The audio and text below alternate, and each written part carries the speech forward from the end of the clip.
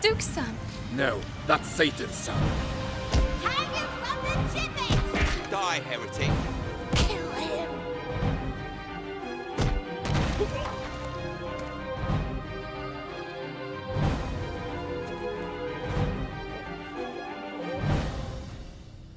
Dwellers of Villa de Fontenegra, behold the power of the Inquisition! No son of Satan will ever escape the wrath of God, not even he who hides in noble garments.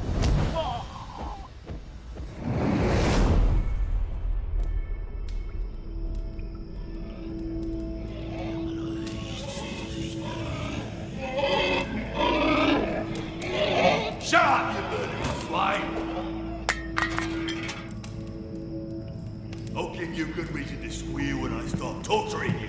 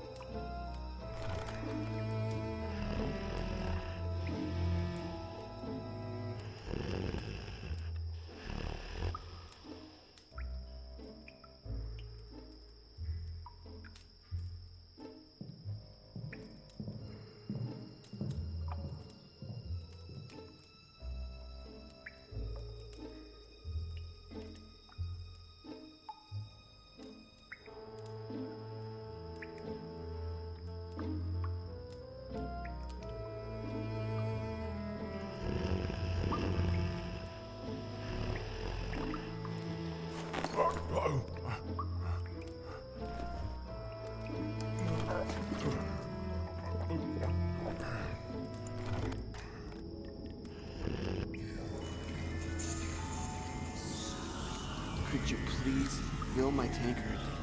I'm dying of thirst. You lie. I know how a man dying at first looks.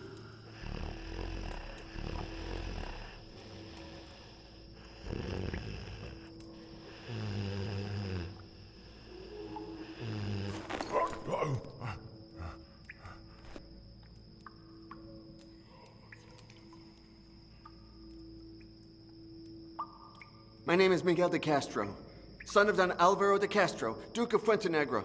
I order you in his name, set me free at once. Now, you're in no position to give orders, Don Miguel.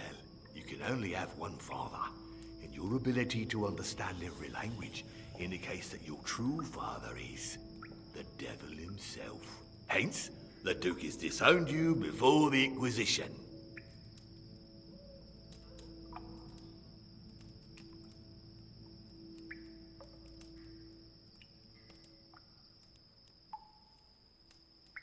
As Satan's son, I can grant you eternal youth, or the love of a woman, even the death of your enemies. Help me escape, and your wish will be granted. Ah, you're too kind, Don Miguel, but your enticements are for naught. Unlike the cretins in his superstitious village, I don't believe in the existence of God, or the devil.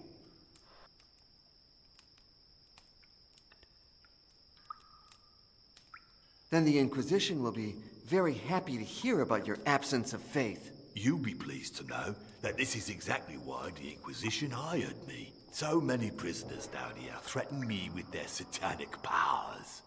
A superstitious man would have fallen prey already.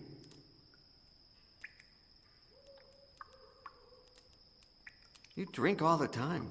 Why aren't you drunk by now? He who has soldiered long enough becomes immune to alcohol. And crab lice, for that matter, Don Miguel. There are things a man does to forget what he did today and face what he'll do tomorrow.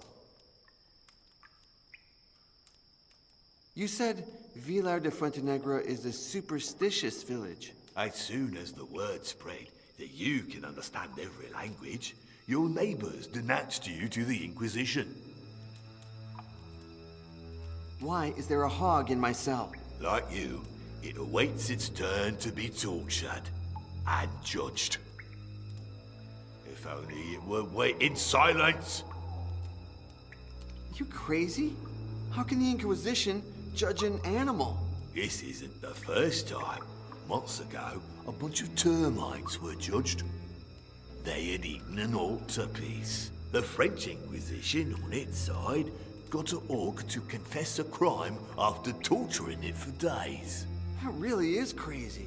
Oh, the Inquisition is a magnificent craze. In any case, once you get to know my methods, you will be sure I can coax a confession out of the most silent of stones. What's my disgusting cell companion accused of? With sacrilege. The monk who took care of it cut himself with a farming tool. The pig smelled the blood, went wild, and ate him. That's murder, not sacrilege. Ah, were it only a murder, it wouldn't be judged by the Inquisition, but by your former father. The monk had just received communion, you see. According to the church, he had Christ's body inside him. So the hog received communion by eating the monk. And as we all know, taking communion without being baptized is a sacrilege. One common of demons. It's total foolishness, but ours is a foolish world.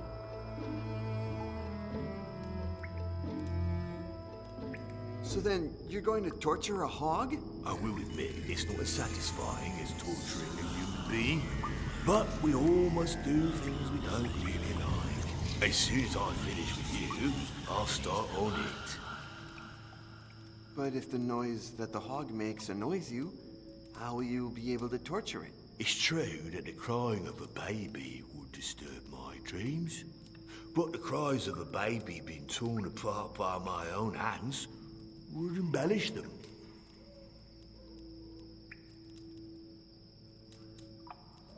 That scar on your face? It's the longest one I've ever seen. A gift from battle from a soldier of that usurper Don Juan of Portugal. He was taken prisoner. I recognized him and tortured him savagely until death. I owe him my current vocation. Are you going to torture me? Yes, I am. They'll ask questions you have no answer for. Like all prisoners, you'll hang on to a vain hope of survival. It'll take you hours to confess. With a little bit of luck, I'll get to use all my instruments on you. How does the boot work? You turn the handle to separate the two boards as much as possible. Then you put the prisoner's ankle between them. That sarcophagus beside the door is an Iron Maiden, right? Yes. You put the prisoner inside and close the door very slowly. Oh, the agony is long and extremely painful. There was oil inside the cauldron in my cell, wasn't there? The usual procedure is to boil the oil and then pour it over the prisoner. I prefer to combine it with metal funnels to fill his orifices. There's a wooden board with holes in my cell. What's it for? It amazes me that you've never seen the stocks before. The Duke, your former father, must have used it on his vassals very often. Right. The head goes in the big opening, your arms or legs in the small ones. Then it's taken to the public square for public scorn. What else can you tell me about the stocks? Well, the stocks is a free torture instrument invented by Sir Richard Stockman. He believes that torture is a common good, a space of possibilities that should be open to the community's creativity. This way, everyone can modify the prisoner's state by forking him or distributing his individuality over him, usually in the shape of fluids, if you take my meaning.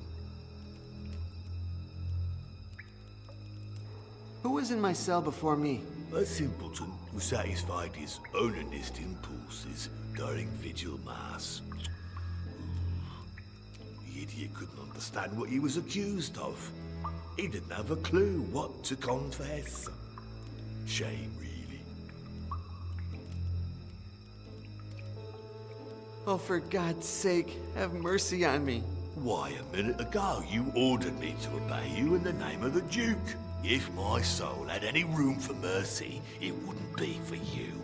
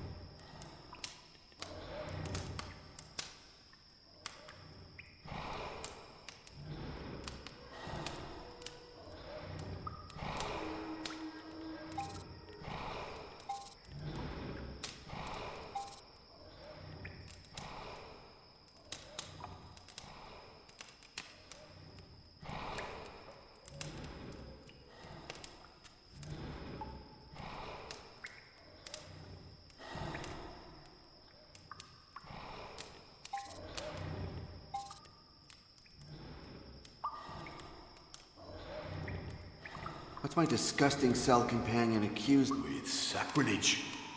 The monk who...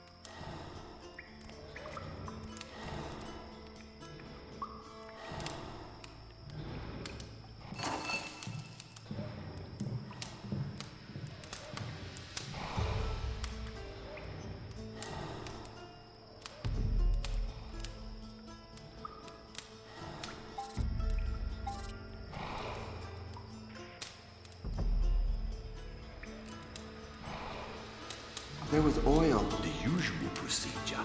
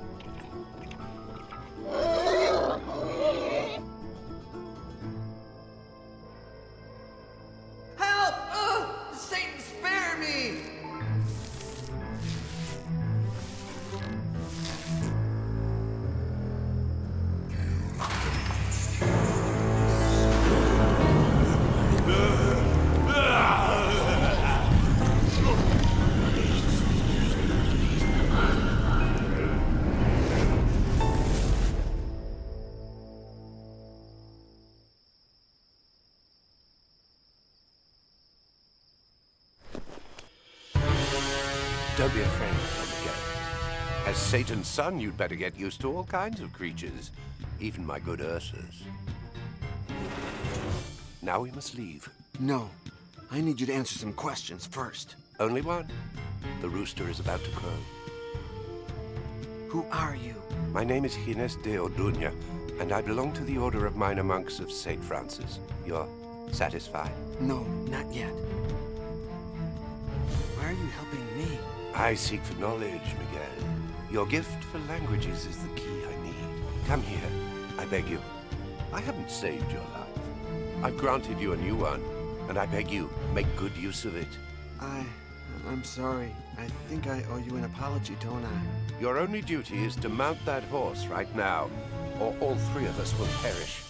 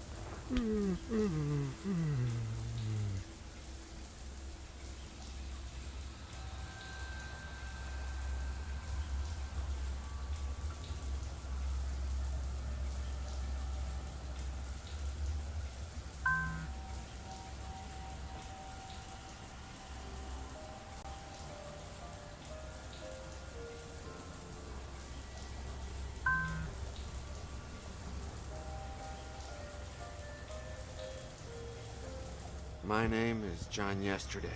Yours too. Look at your left hand. If you have a scar like this one, then you've lost your memory, so let me bring you up to date. You are more than 500 years old. In 1501, the priest Gines de Orduña made you go through an alchemic transmutation, which makes you come back to life again each time you die. But when you resurrect, your body returns to the age and state that it was in when you first died. But you lose your memory. Thus, the email and this video.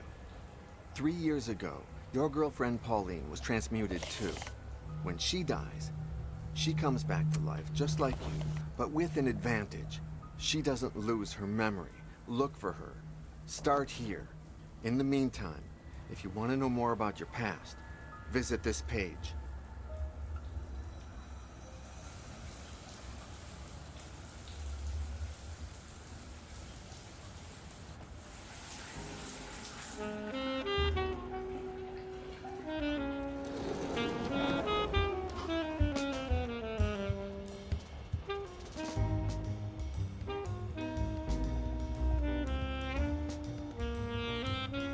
John? Yes. Are you awake? No.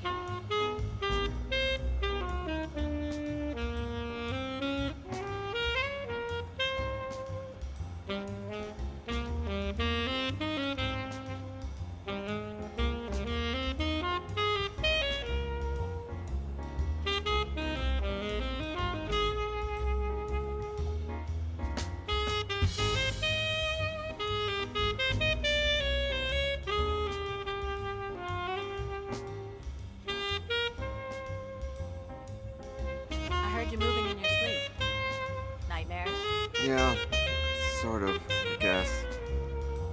Are you sure it was a dream? Honestly, no.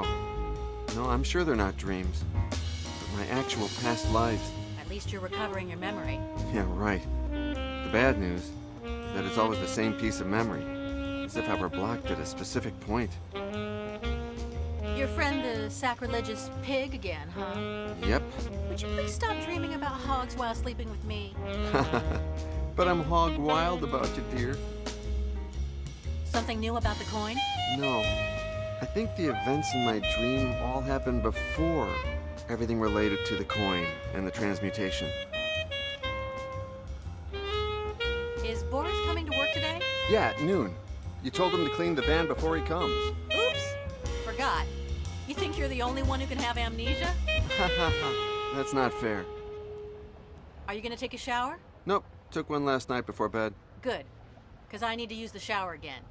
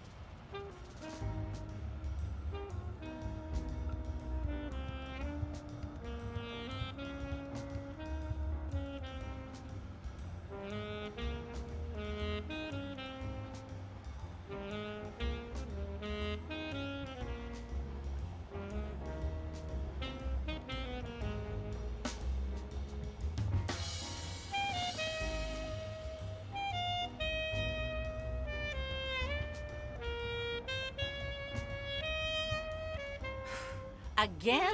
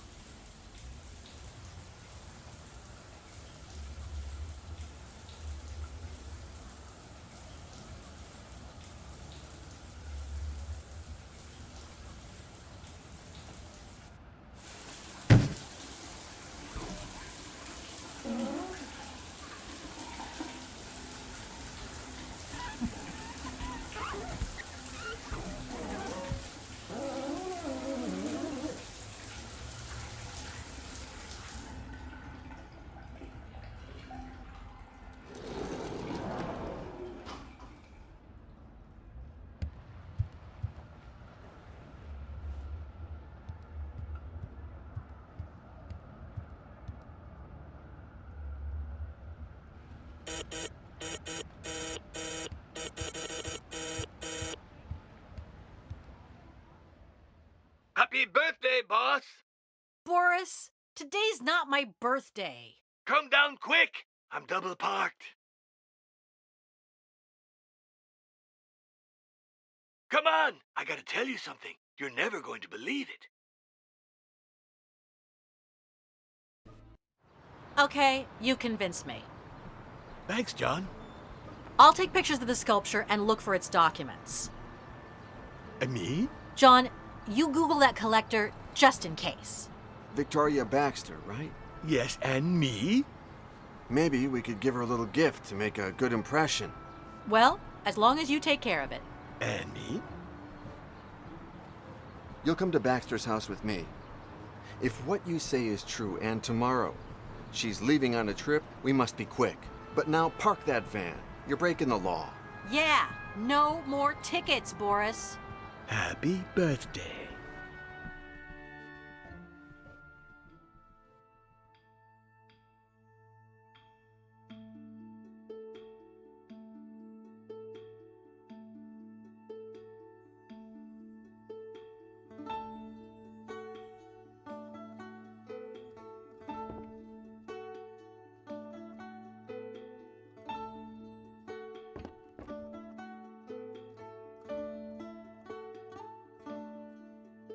Hey, Rat, I need you to find me a painting just like this one. Mediocre or bad quality. Anonymous painter. Painted in the 1880s in the Netherlands. In its original frame. I'll come to Paris personally to pick it up in 2 days. Don't tell John or anybody else, okay, Rat?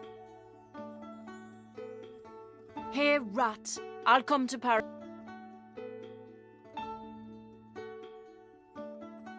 I'll pay you a lot for that painting when I close a deal, but I'll give you a little present in advance. Tomorrow you'll receive a parcel from me, a set of micro cameras with mics, incredibly small.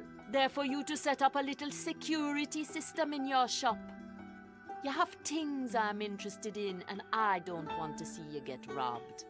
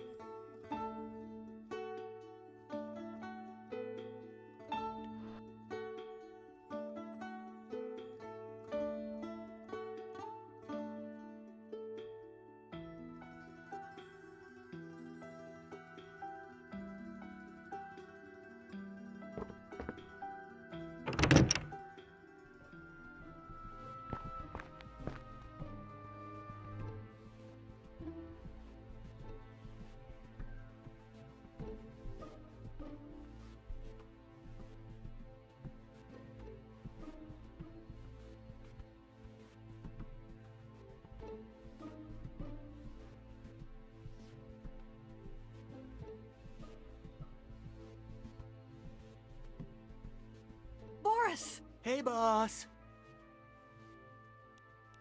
I can't find the nylon hammer. I have it. Why?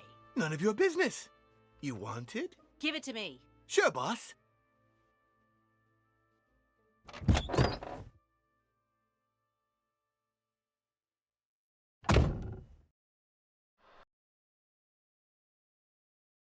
Happy birthday. John told you to park the van. Yes, Are you doing it? that's something I'm debating with him. You'll pay the fine next time, okay? Seems fair, boss. Did you take the van to the repair shop? You told me to go today, but the Baxter thing is more important, isn't it? Yes, but I'll take that as a thanks, Boris. Happy birthday. are you sure you got it right? You sure she's interested in the Neo sculpture? She said she had a soft spot for Japanese carvings, and as far as I know, ours is a marvel, isn't it? Ours? Yours. I want you to stop calling John Choke. Okay. But his name is Choke. Choke. Choke. Choke, choke, choke, choke, choke, choke, choke. Stop it, Boris. Okay. End of argument. Choke.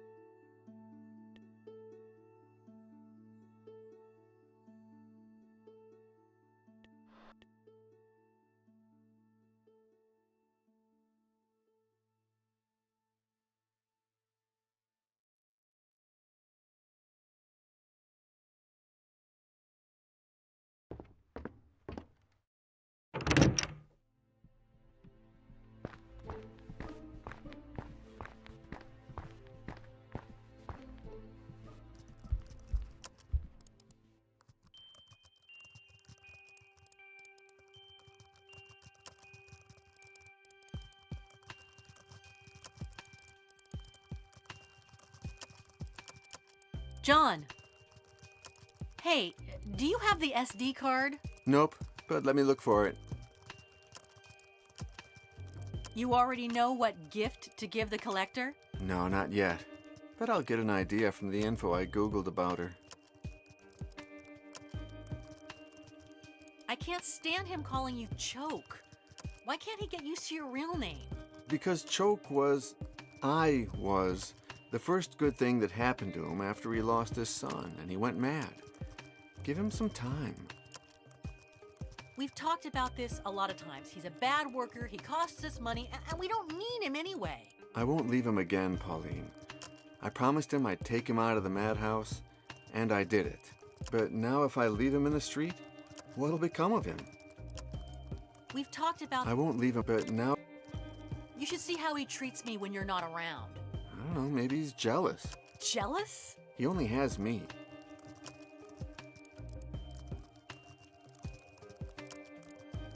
He says, happy birthday, more and more. He's getting worse. I wouldn't say that. I find him more centered.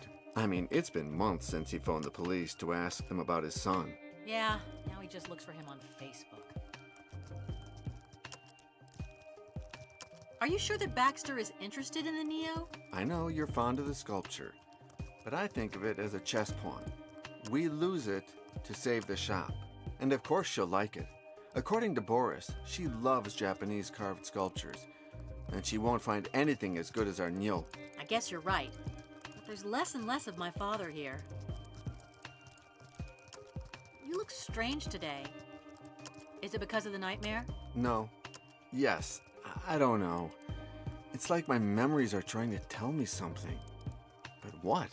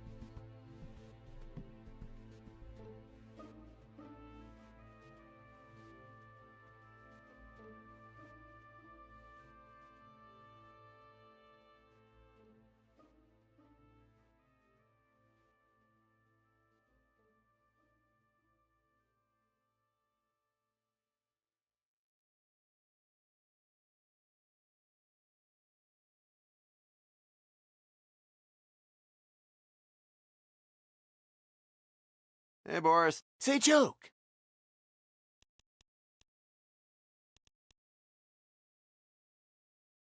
You haven't parked the van yet? Nope. I'm gonna finish up with something first, and I'll get to that in a jiffy. What something? Surfing Facebook. It's important. Did they send you the results from your last checkup? Nope. Did I tell you he hit my knee with a little rubber hammer? It was crazy. My leg went boing, and I laughed my ass off. Now I do it all the time. Boing, boing. You try it. About this TV show. You know, the one where you saw Victoria Baxter? Which TV show was it that Baxter was on today? One with famous people nobody knows. They're having breakfast with journalists who don't know what they're talking about. And no one sees because they're on at a time when everyone's still snoring. Are you sure she said she was looking for a nyo? No. They asked her what she'll do now that she lives in Paris. She said she'd make a sweep of the antique shops in the city in search of Japanese art, which I have a soft spot for, especially for the carvings. Did she happen to mention anything about her love for tobacco? Nope. Wait, yes. When they asked her how she liked her breakfast, she said, "It's even better than the French standards. Happy birthday. Only a good pipe could improve it." Why were they interviewing her in the first place? Because they didn't have anyone else, I guess. But they said she is one of the most important collectors in Europe and wants to start her own little Japanese museum in Paris. How much do you think we can ask Baxter for the sculpture?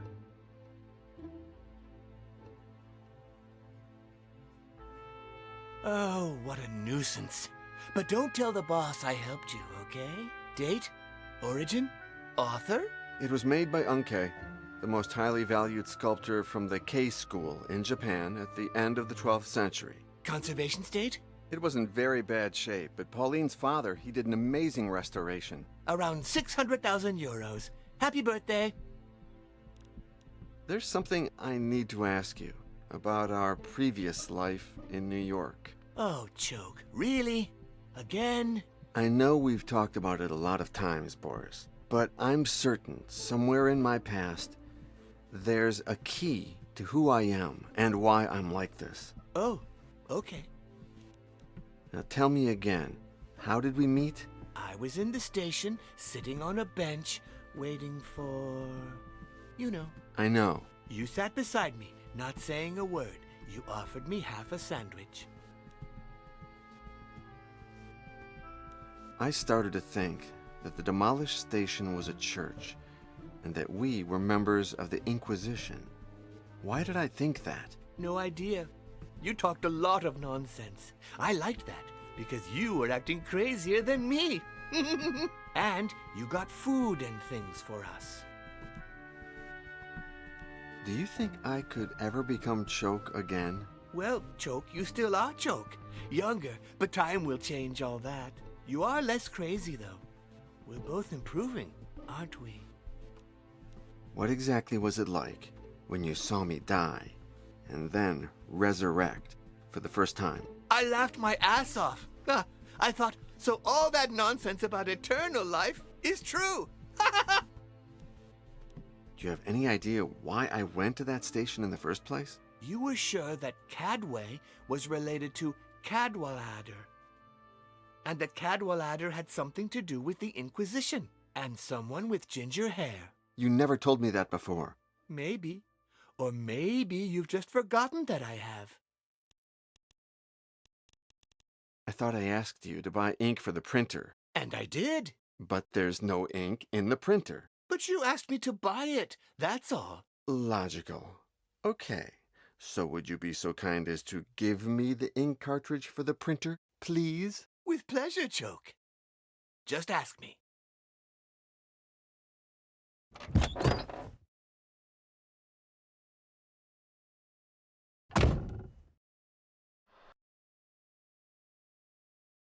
Happy birthday!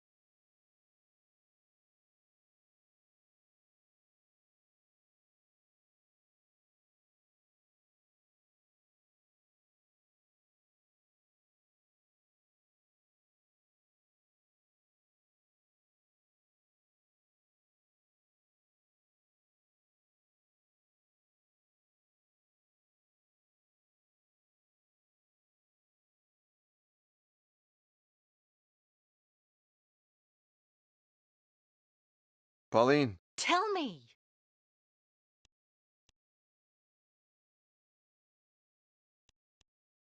I know I met your dad when I was Choke, but I'd love to meet him now again, now that I'm myself. Why's that? I don't know. I just thought that when remembering that your dad hid his diary in the base of the cross. Everything you tell me, everything he did, he was special. Just like you. And complicated. Thanks anyway.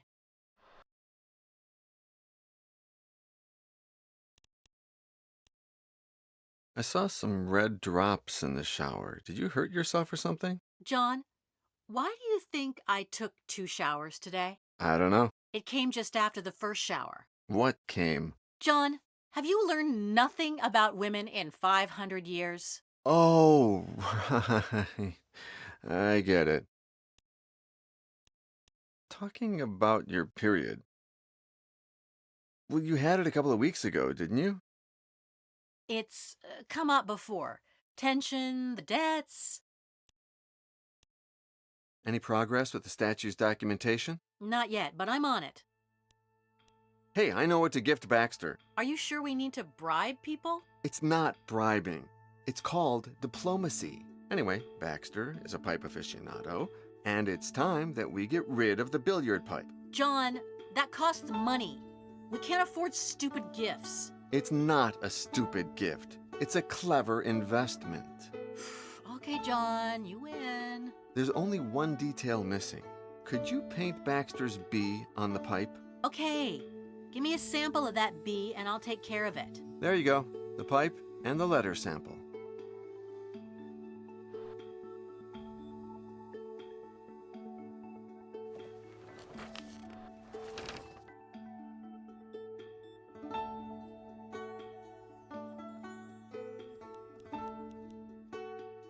An email arrived from the Antiques Association of Paris for the annual party thing. I don't think we can go. Too much work. It's just one night. I mean, it's not like we get invited to a lot of costume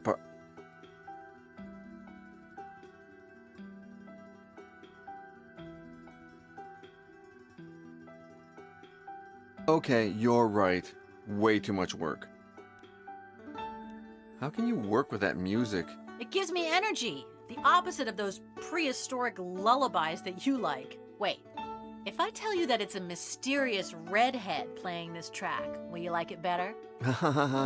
So funny. Here, I guess you'll need this to take the pics.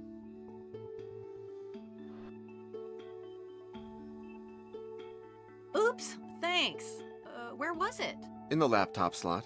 You left it there, I guess. Oh, sure. I emptied it yesterday. Old pics. The ones we took from, that Tibetan mortar. Have you taken the photos of the statue? I'll have them in no time. Don't worry.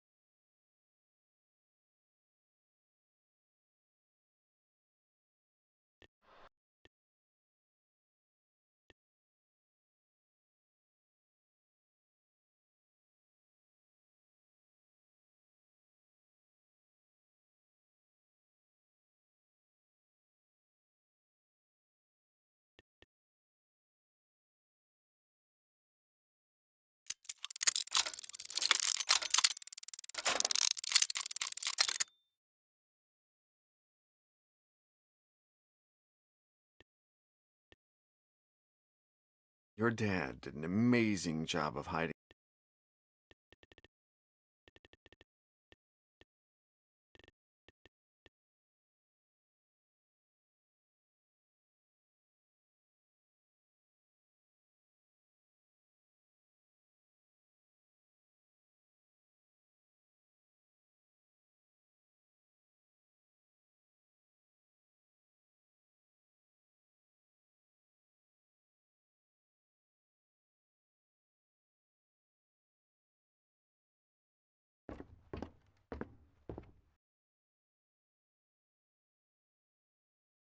The key is to never forget the happiest years of your life. In my case, 72, 77, and 82. The year I became the owner of Le Tout Petit. The year I met your mother. And the year...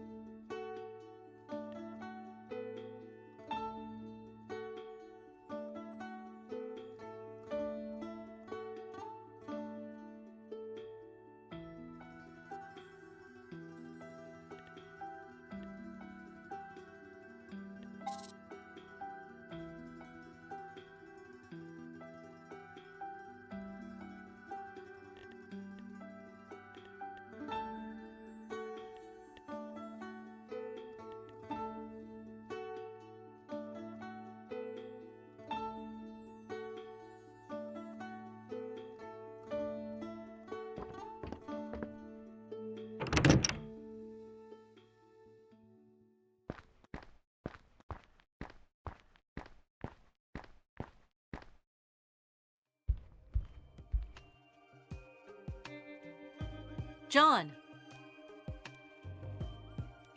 There. I finally found the sculpture documents. Cool.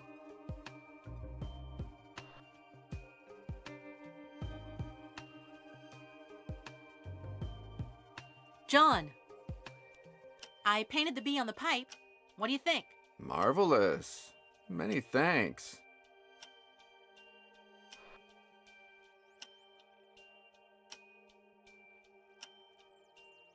John! There you go. I almost filled the card. You wanted to see them before? No need. You don't know how to take a bad picture.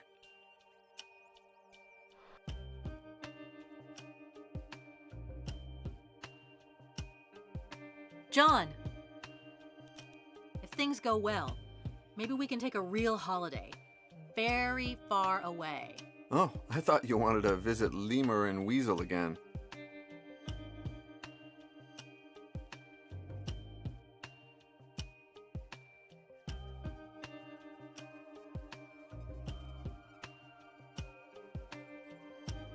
Weasel will come one of these days to get a painting she needs. And to hell with Lemur.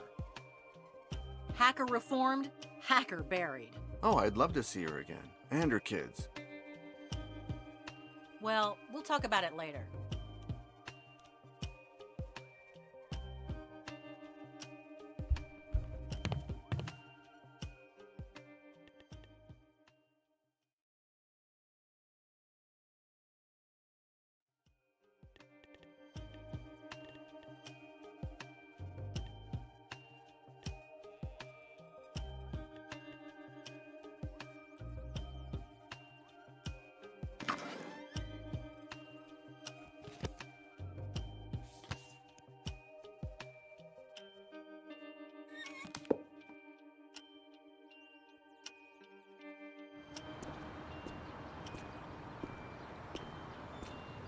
John!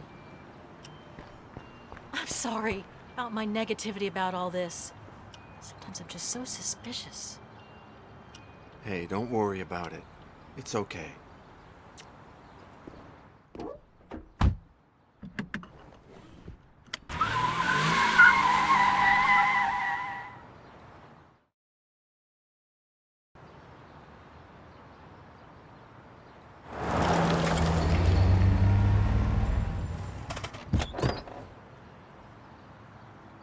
No, you should stay here.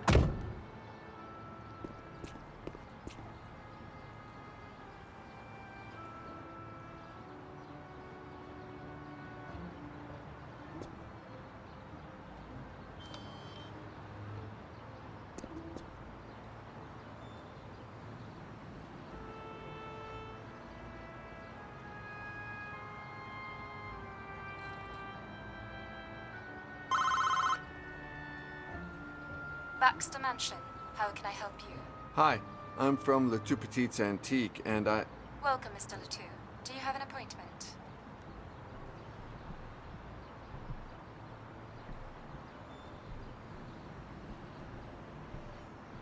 No, but actually... I'm very sorry, Mr. Letou.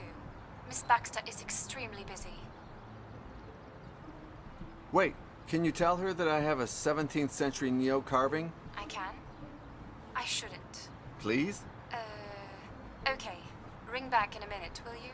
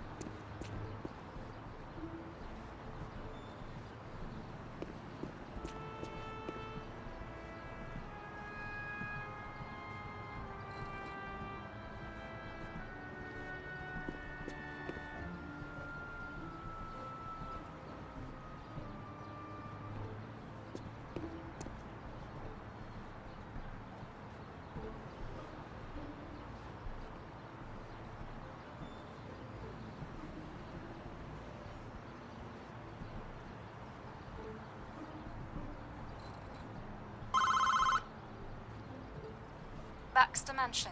How can I help you? I'm the guy who rang before, the Neo guy. Welcome. I'm very sorry, but Victoria Baxter never meets anyone without a proper appointment. However, you have piqued her curiosity.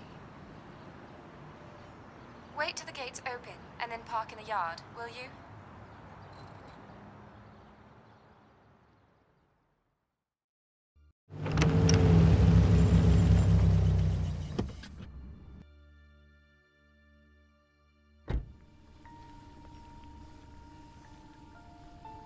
There. Are you sure it's him? Yes. Sure. At last.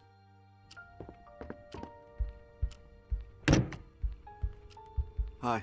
Please, come in. Here's my card. But there's no information on it. Don't worry, it's not activated yet, Mr. John Yesterday. An appropriate name for an antique dealer, isn't it? But I'm a historian too. Even better then! What do you specialize in? Satanism and sectarianism in the Middle Ages. No way! I just received the first copy of a book about a satanic sect in the Middle Ages. I can't show it to you yet, but it will make people talk. The writer is an American who, by the way, you're an American, aren't you? Yes, from New York. Not a bad place to be an antique dealer. The old world has a rich history, but doesn't seem to appreciate it so much. My beloved London, for example, it has lots of history, but it's often regarded more as a duty than a pleasure. You are absolutely right. However, I always ask myself... Sorry, Mr. Yesterday. We're not here to answer your questions, but mine. Why on earth am I wasting my time with you? Shit!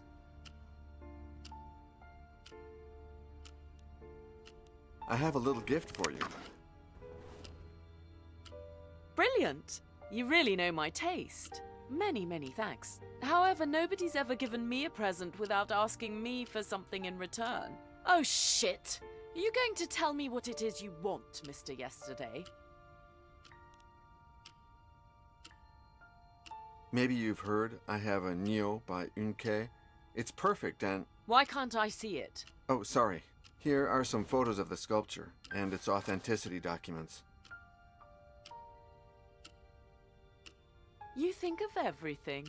I like you. Please make yourself at home while I examine all this. You'll see the room is full of valuable pieces. Feel free to touch. You are, after all, a colleague.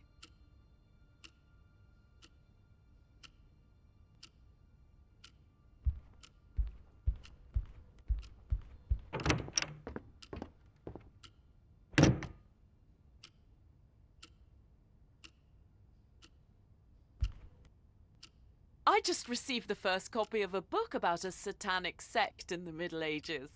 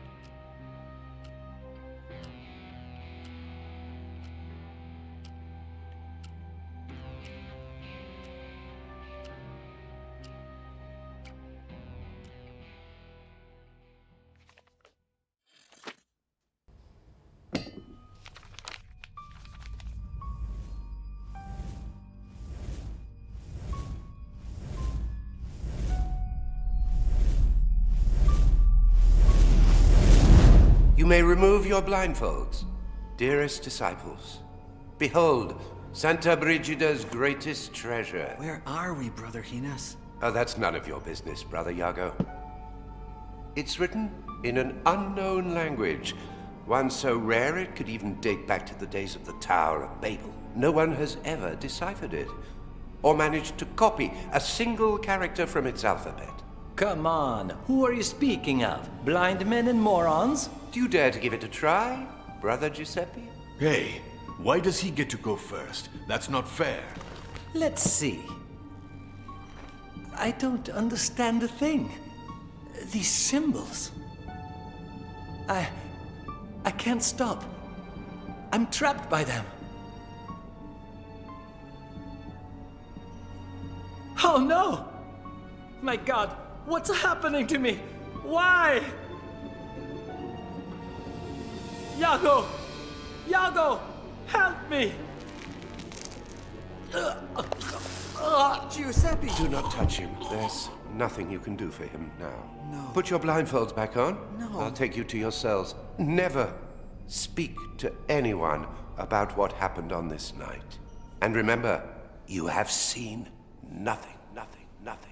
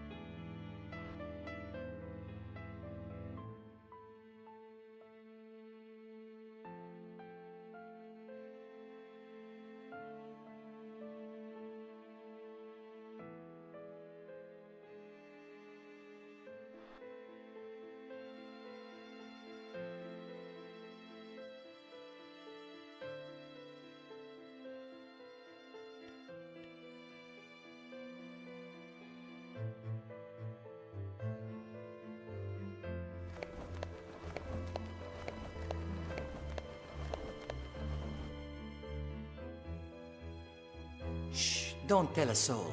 We'll have a good laugh tomorrow. I'm going to make Brother Botillo lose some weight.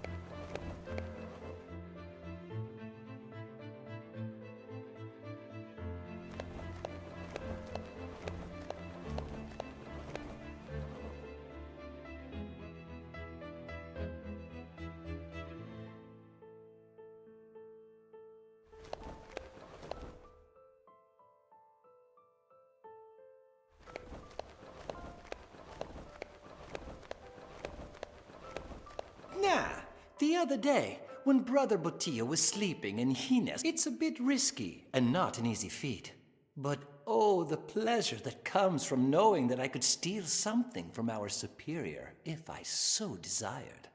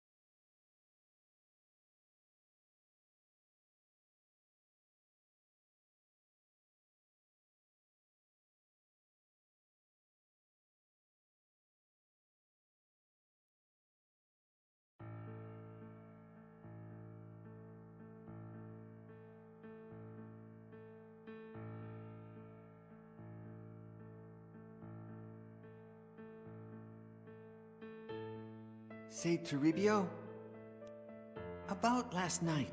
Nothing happened last night. Nothing.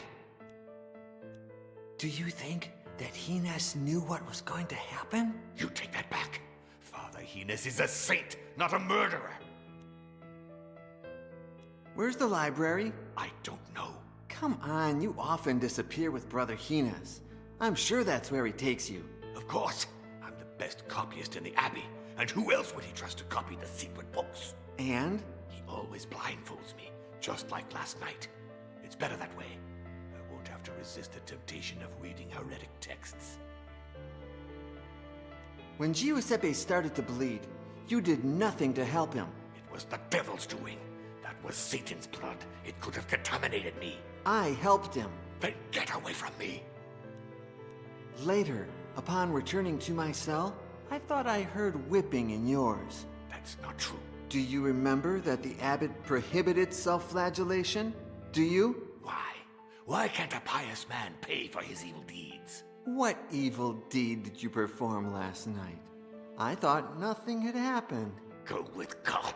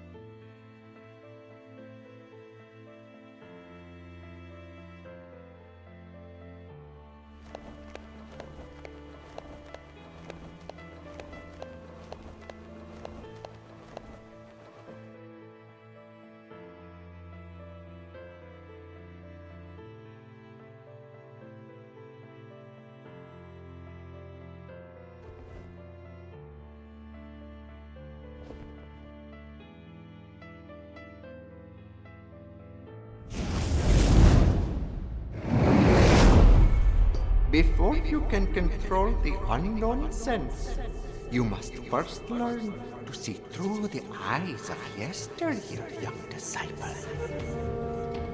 Your mind stores every single detail of everything you've seen. Close your eyes and say goodbye to today. Focus, breathe, then open them anew. And yesterday is here again.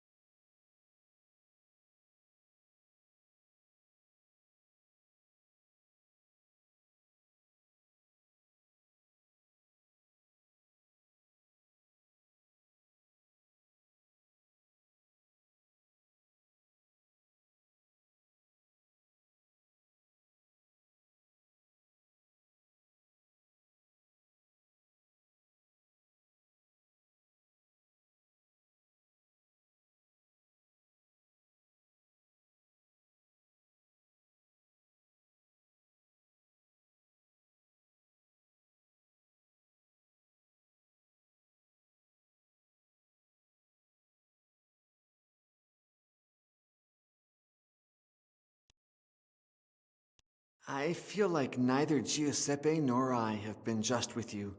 For that, I apologize. I knew you would come to your senses as soon as that Italian devil lost his grip on you. Dead dogs don't bite. I respect you, in spite of it all. It's not easy to observe the rule of St. Francis these days. And why don't you observe it as well? Science, logic, and history bid me otherwise. You disgust me. You're a clueless, tattletale, brown nose who doesn't understand what he copies. And it's not just the books. It's the rule of St. Francis and all of that meaningless nonsense you observants constantly repeat. I'd rather be a brown nose than end up covered in shit, Brother Iago. And that's exactly how you'll end up.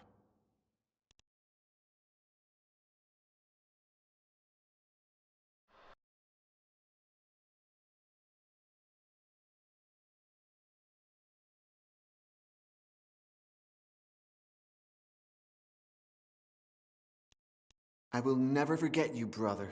Bottilo sure won't forget me. At least not until you find out why Father Gines calls him so much.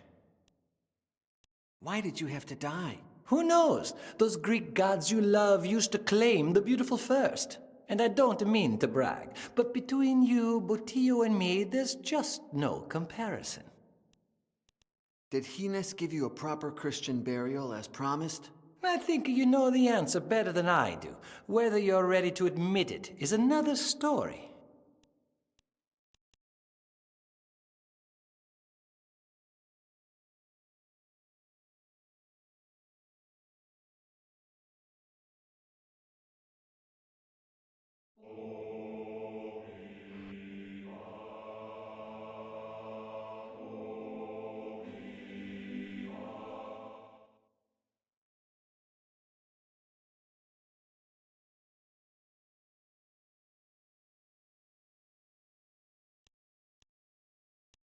Not only do you understand languages, you're also aided by demons like that painted old man that sometimes appears before you.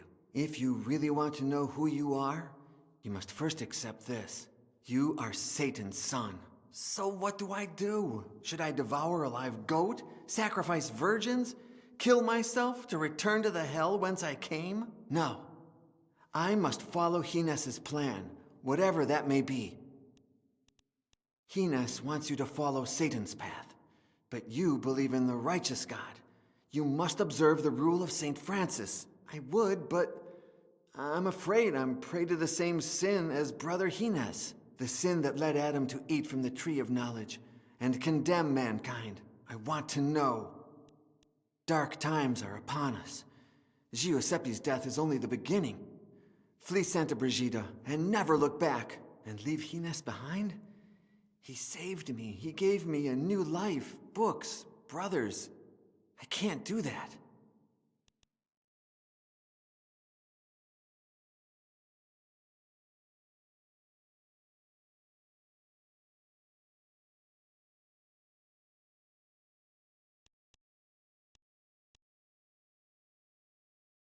You said you appreciate me for my talent with languages. What will happen the day I'm no longer useful? Have you ever seen me do someone harm? Don't fret. Although, you are the devil's son. How could you ever cease to be useful? You knew that Giuseppe would die upon reading the book, didn't you? All I had were suspicions, the same as you.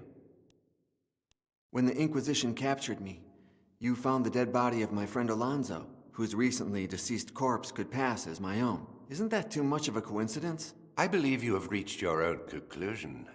But remember what I always tell you. Chance does not exist. It is Satan's hand. And sometimes it uses our own to achieve its goals.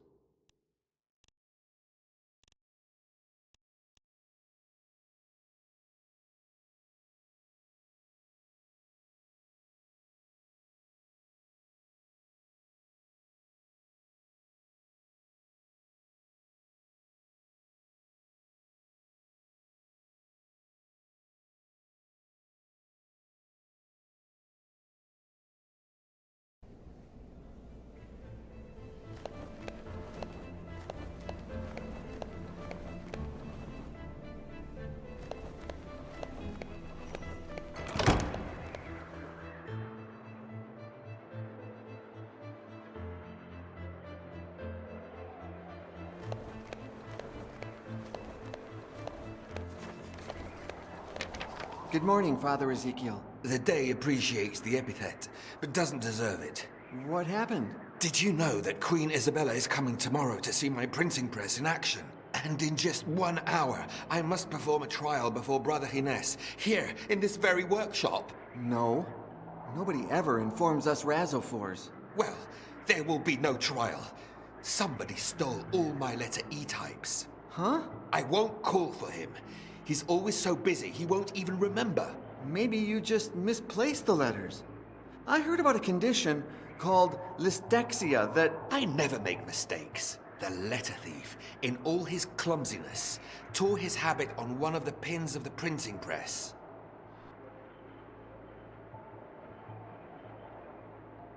You said they stole all letters except one, right? Yes. One was stuck in the mold and I haven't had the time to pull it out. Here, in case it helps you find the rest.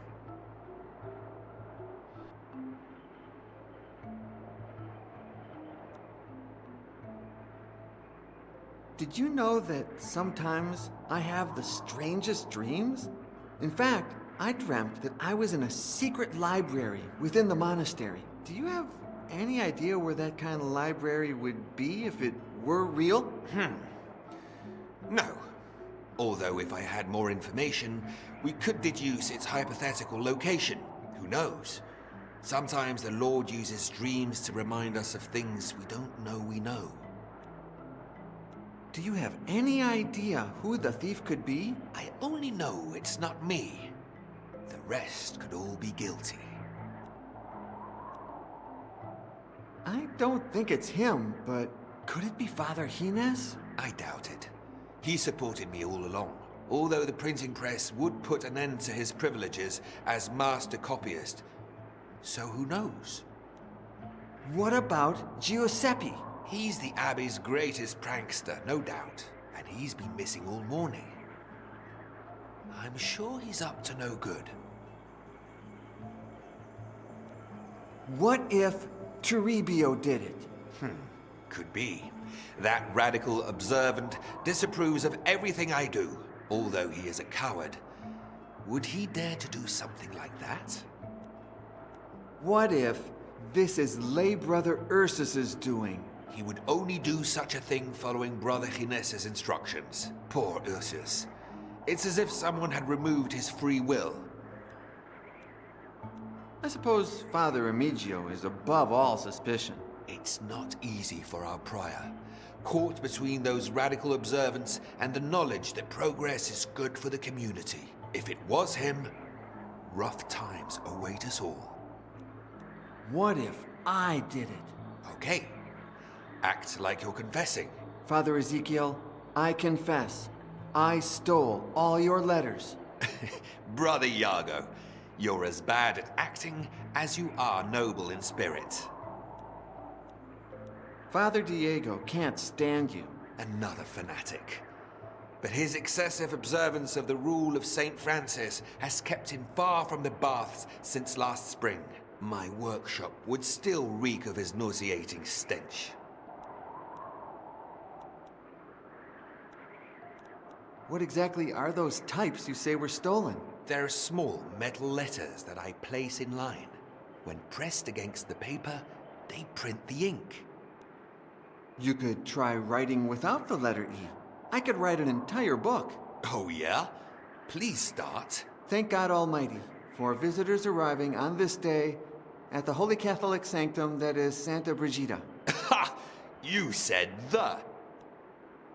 How did you get Her Majesty to visit the Abbey? Ever since my friend Johannes invented it, the printing press has enchanted nobles and commoners alike, and the Queen is no exception. Being aware of this fact, and after receiving approval from our abbot, I sent her a missive stating that Santa Brigida housed the first printing press in Spain. Now I wish I'd never had the nerve.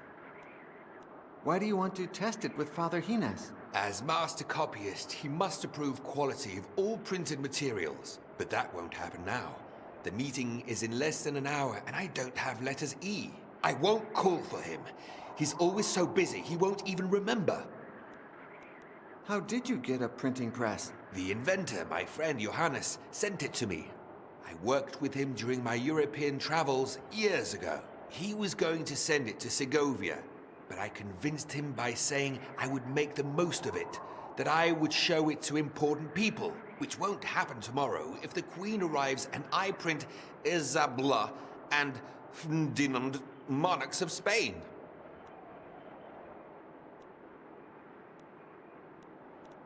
Do you oppose those who practice a strict observance of the rule of St. Francis? Not at all.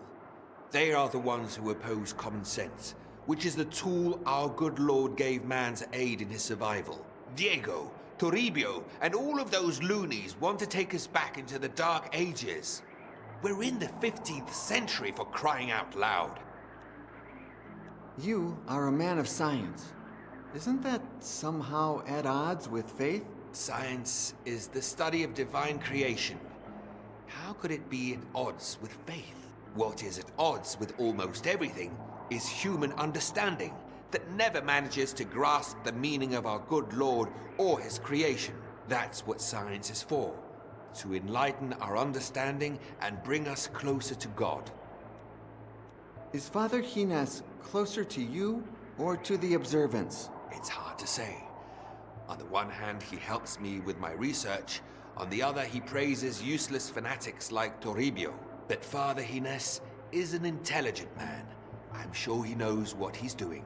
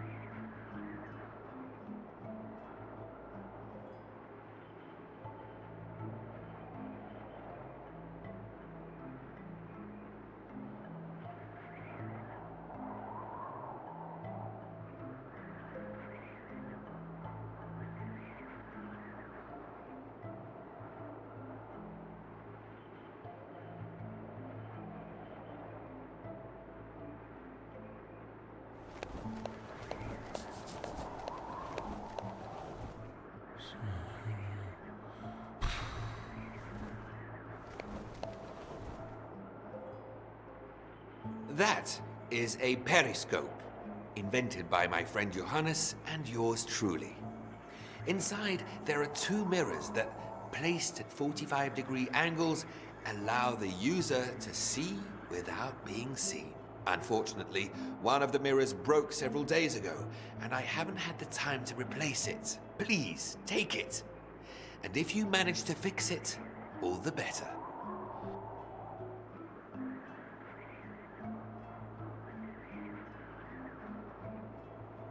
Don't touch any of that. I beg you.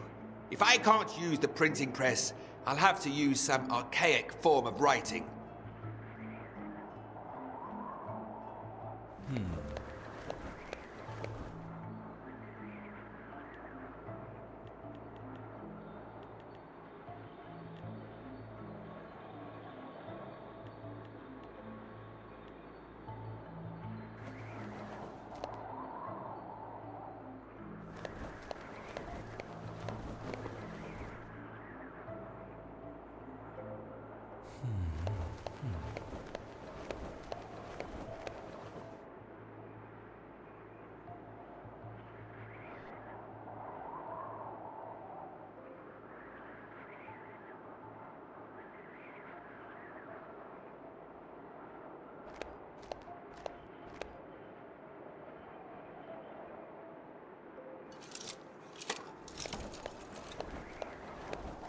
Don't you dare bring that down, Brother Iago.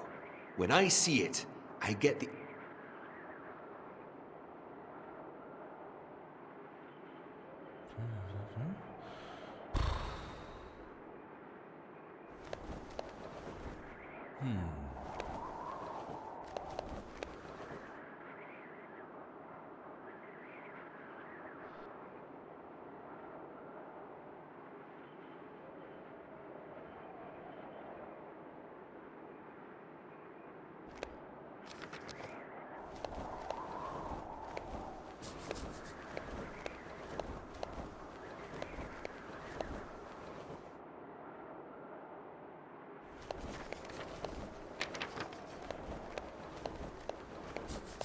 A beauty, isn't she?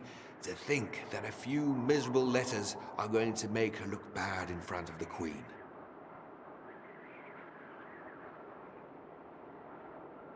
A metal plate, previously inked after hitting it with leather balls.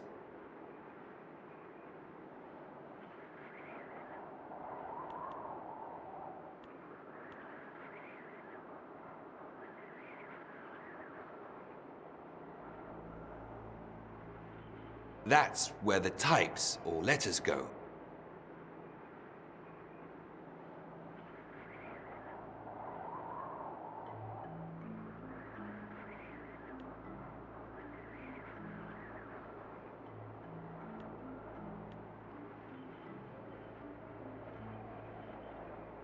That's where you put the paper you want to print on.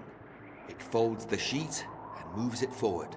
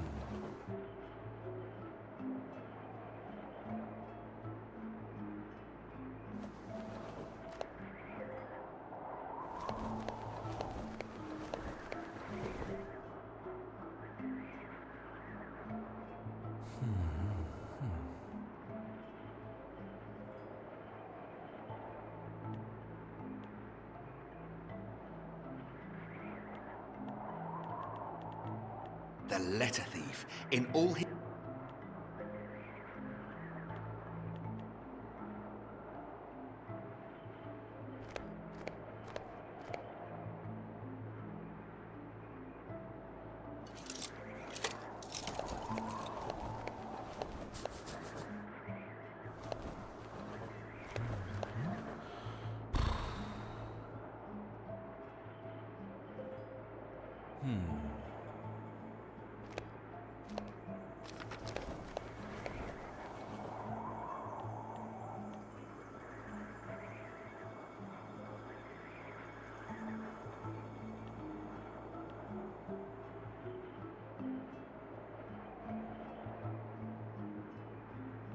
If I'm not mistaken, it must be in the east wing of the abbey.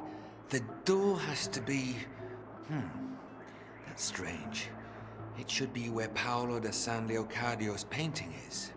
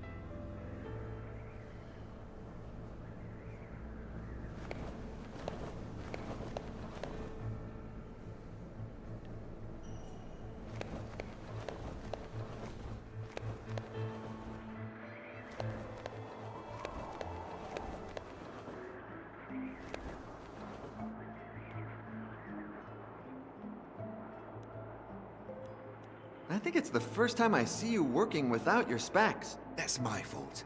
When I saw that the letters E were missing, I searched the entire workshop. I was so nervous that I accidentally tossed them out the window.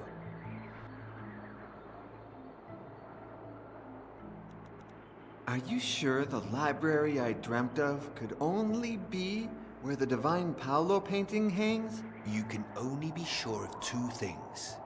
Our good Lord is foolproof, and he created me in his own image and likeness. All other creations are capable of erring.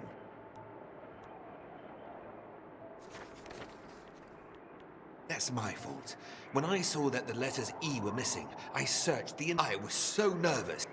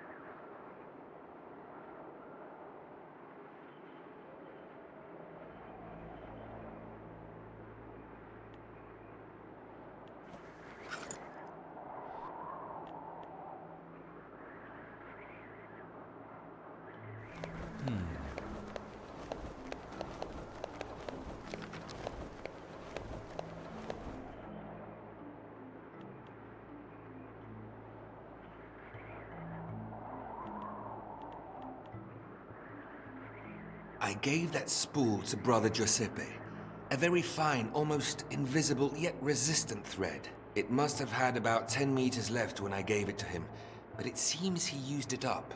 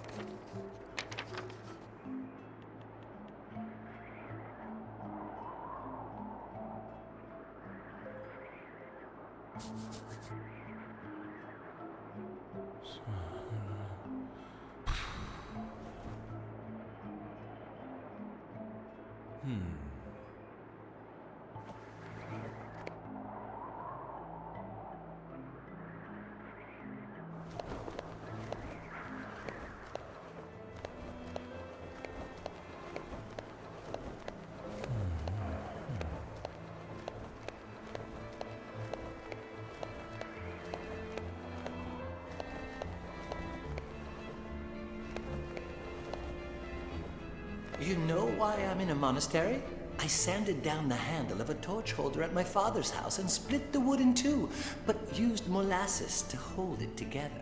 When one of father's concubines put a torch in it, the torch holder broke, and the torch fell onto her. She survived, but never again did father wish to lie with her.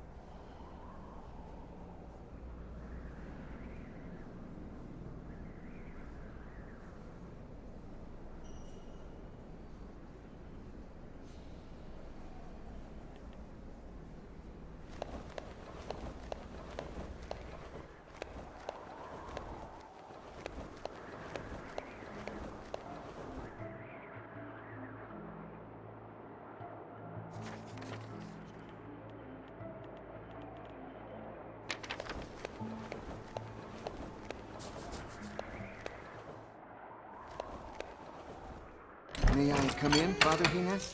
My door is always open to you, Brother Iago.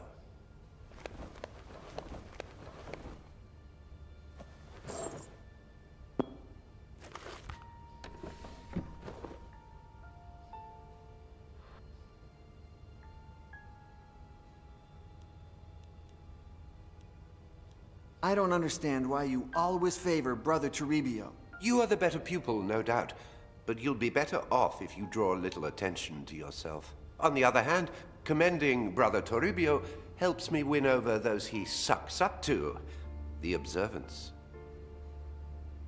What do you think of Father Ezekiel? He stands up to the observants and understands the world through reason.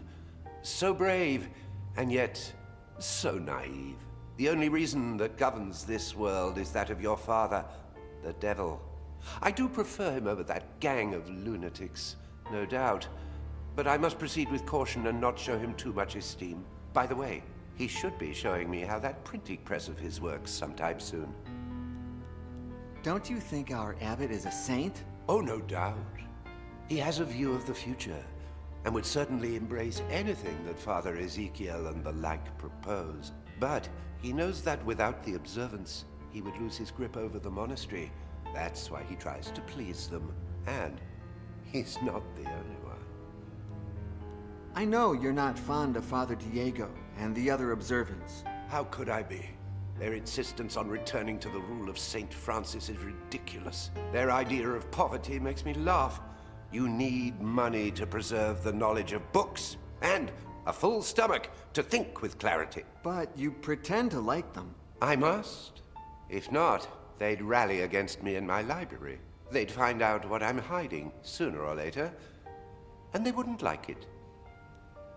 What makes you so attached to Ursus? His gratitude, just as yours, bonds me to you.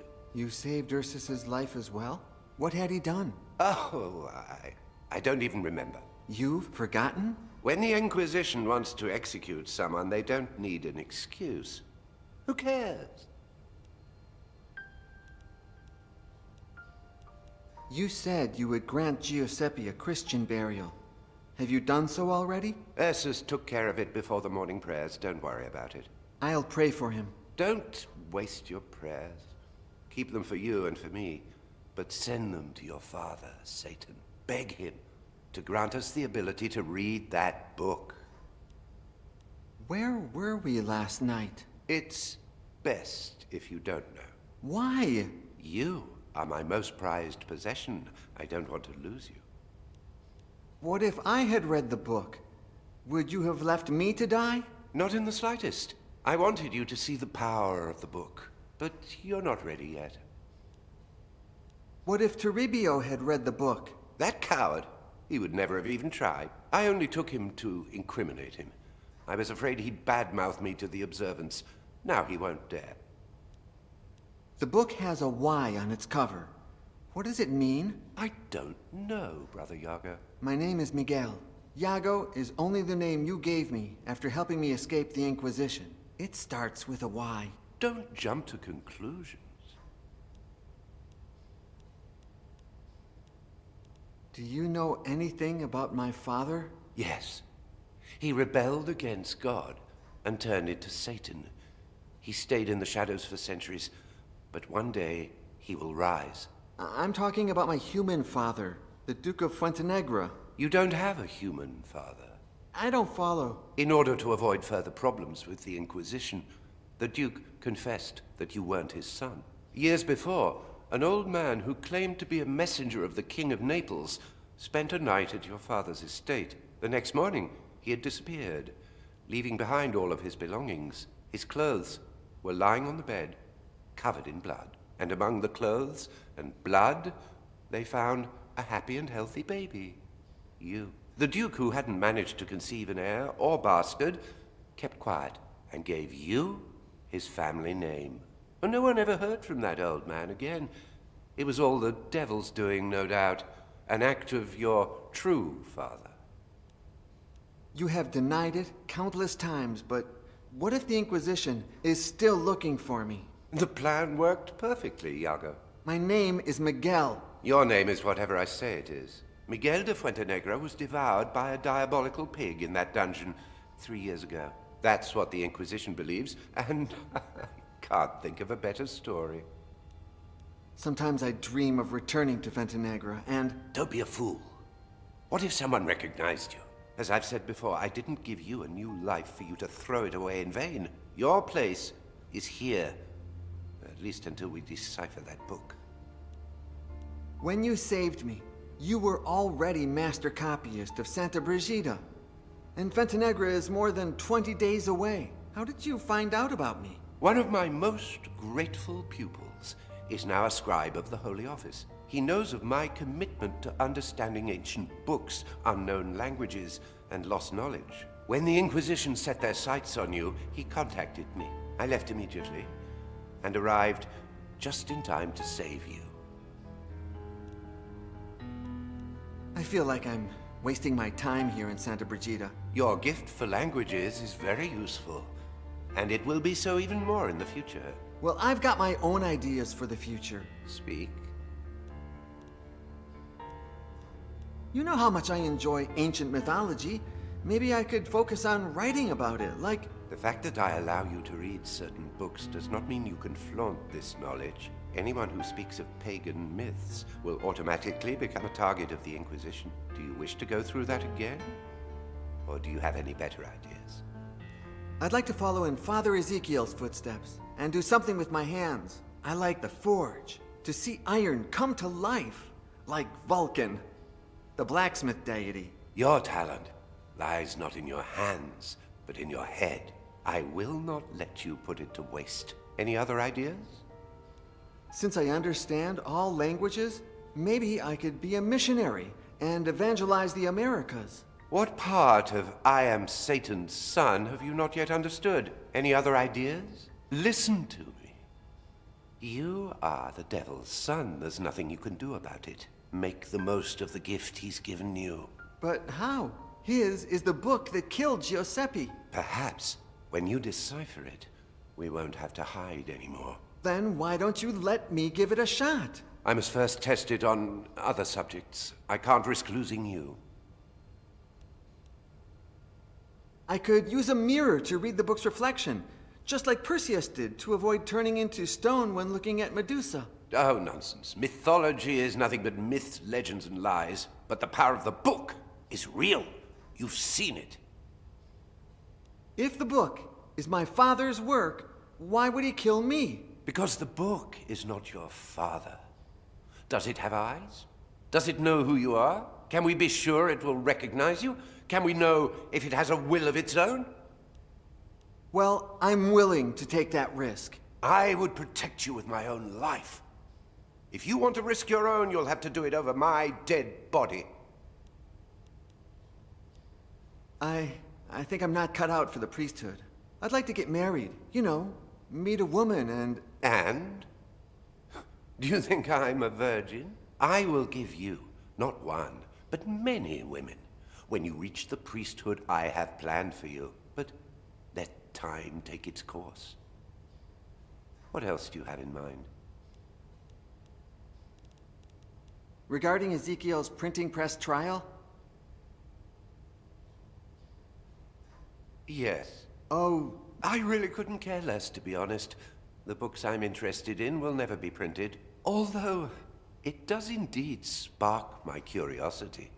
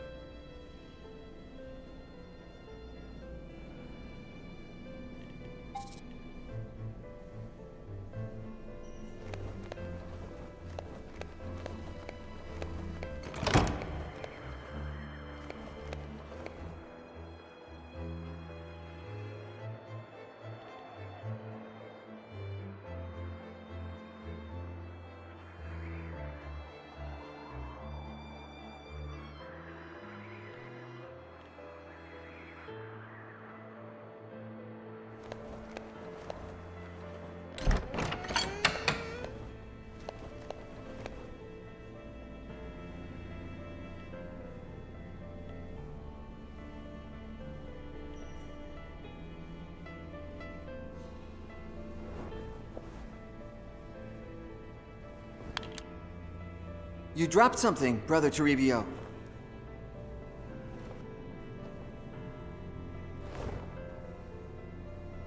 Mind your own business, Brother Iago.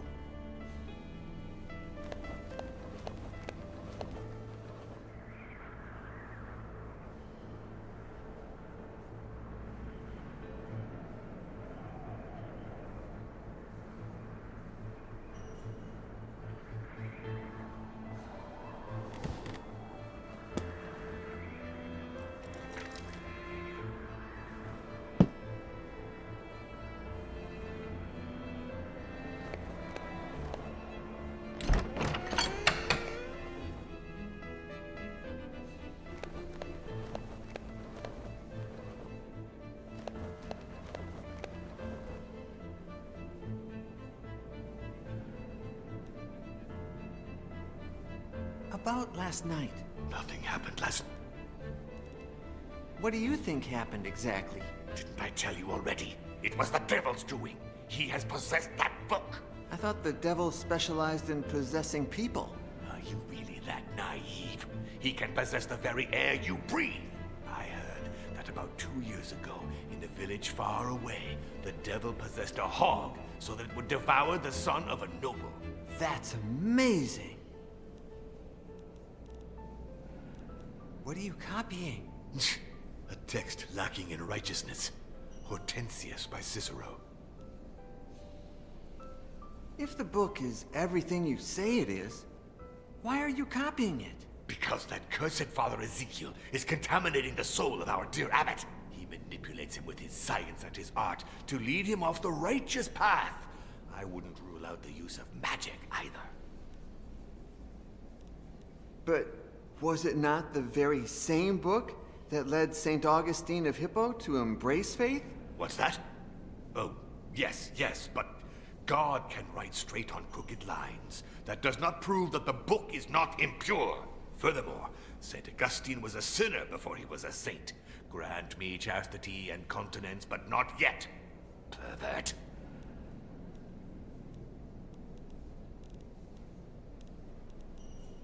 I've seen you staring at the painting of the gates of hell a few times. Do you like it? No, it terrifies me. Every time I sin, I go to it and repeat to myself, you will burn in hell, Toribio. You deserve eternal punishment, you corrupt, perverted pig. Burn, Toribio, burn! Me? I'm interested in the same thing you are. Each time you sin, I say, you will burn in hell, you corrupt, perverted pig. Burn, Botillo, burn! Giuseppe's demon lives in you. Say one more atrocity and I'll tell the abbot! I've seen you staring at the... No, you will burn to... No, I just admire your taste in art. If Turbio likes it, it must be good, I tell myself. Oh. Yes, true. You must be thrilled, now that Giuseppe is dead. No one will ever call you Botillo again. Shh! Remember, we know nothing.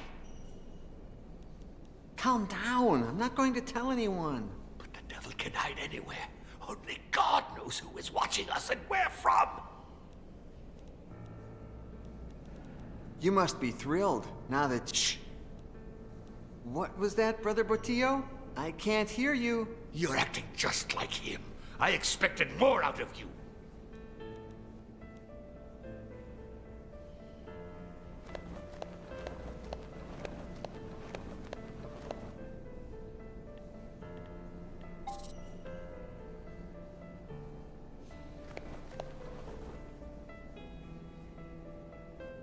Shh, don't tell a soul.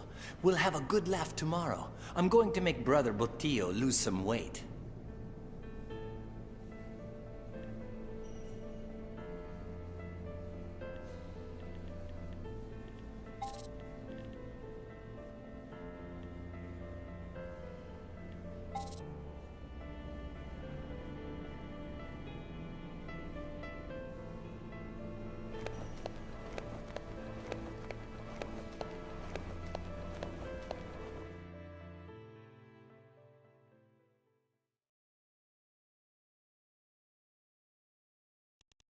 What did you do with the thread that Brother Ezekiel gave you? Who knows? It's me we're talking about, so probably nothing good.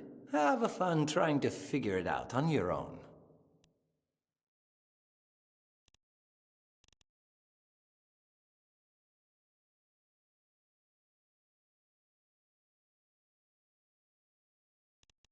What did you do with the thread? Who knows? It's me we're talking about. Have a fun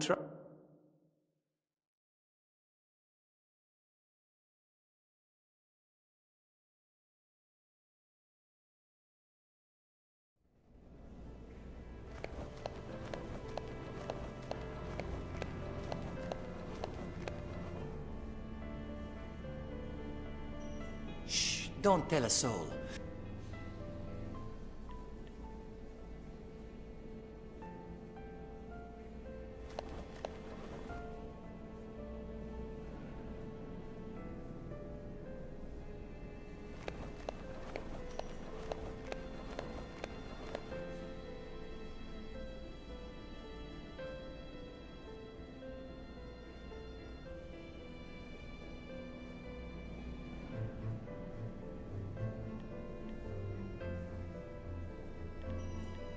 I gave that spool to Brother Giuseppe.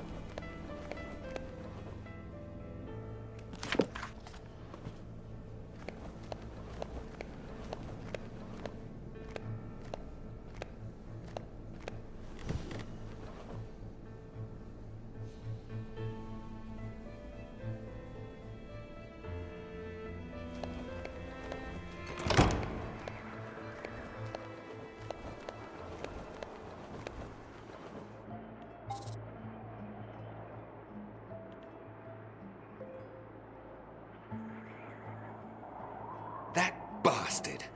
Call Father Gines immediately, and have Botillo come as well. I won't denounce him. The look on his face will be a greater prize.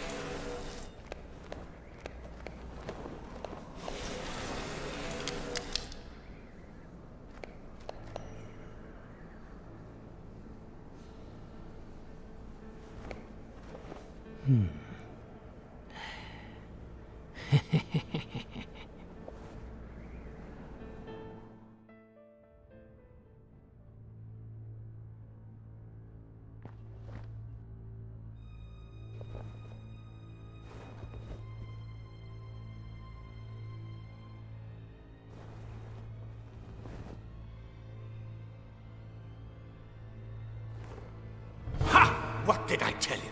Brother Iago, this room is forbidden. How did you find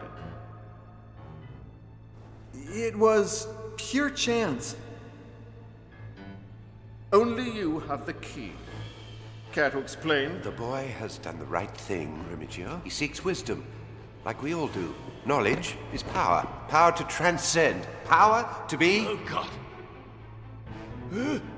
What's happening? I can't stop reading. Oh, God. I can't see. I'm blind. Where is your justice, my lord? I'm sorry. Shut up. Your recklessness has separated us from the book. Father Remigio has called the Vatican Courier so that the book is taken to the Holy See. Before... Yes! Before they take it away, we must find it and steal it. Before you came, I read part of the book, and I understood it. It's about... You won't believe this. A transmutational ritual that turns men into something different. Immortal beings. Look, this odd coin is the key. I knew I wasn't wrong about you. Get ready. We leave at dawn. What? Follow me, son of Satan. Together, we shall defeat death.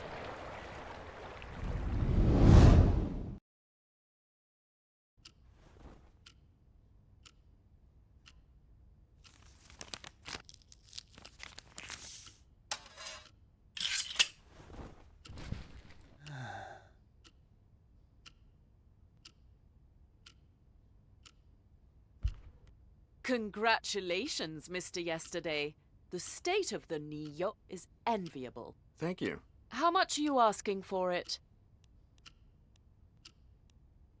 600,000 euros. It's true you act just like a Parisian. I'd love to say yes right now, but I never decide on the spot. Antiques require time. Let's do this. I have your card. I'll call you. Tomorrow I leave on a trip, so it may take me a couple of days to get back to you. Shit! Now leave me. You've made me lose too much time already.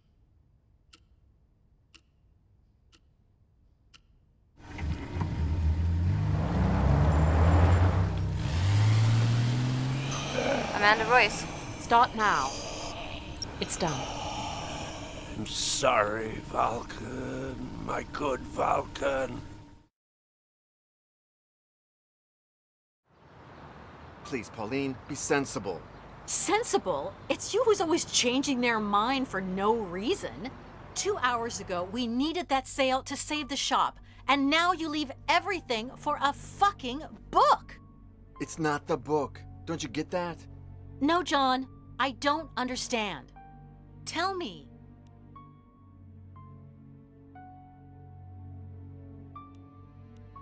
Why suddenly are the Neo and Baxter no longer important? Baxter says it'll take her a few days to give us an answer. I'll be back before that. What if Baxter comes back before you and she contacts me? If I'm late, you'll have to take care of her yourself. I can't be everywhere. I'm sorry.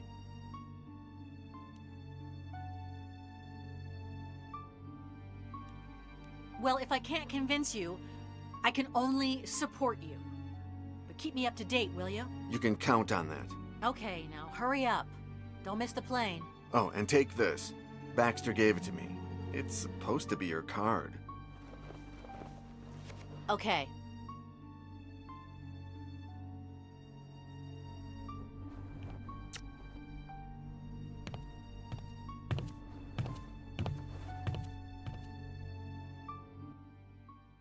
What if I offer you 200? I told you I can't. 300. It's just a tiny change of seat. I'm sorry, but... 400. I'm terribly alone, and he'll be more comfortable here. Please, don't insist. 500. My last offer. I'll see what I can do.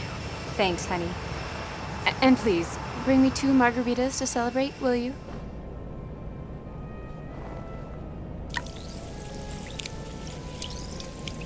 There, sir.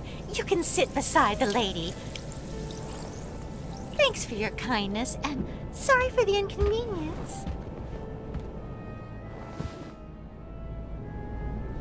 Hi, Hi. My name is John Yesterday. Amanda Royce. Fancy a margarita? I hate flying, and I asked for 2 drinks to put me to sleep as quickly as possible. But since I have you as company, maybe I don't need these.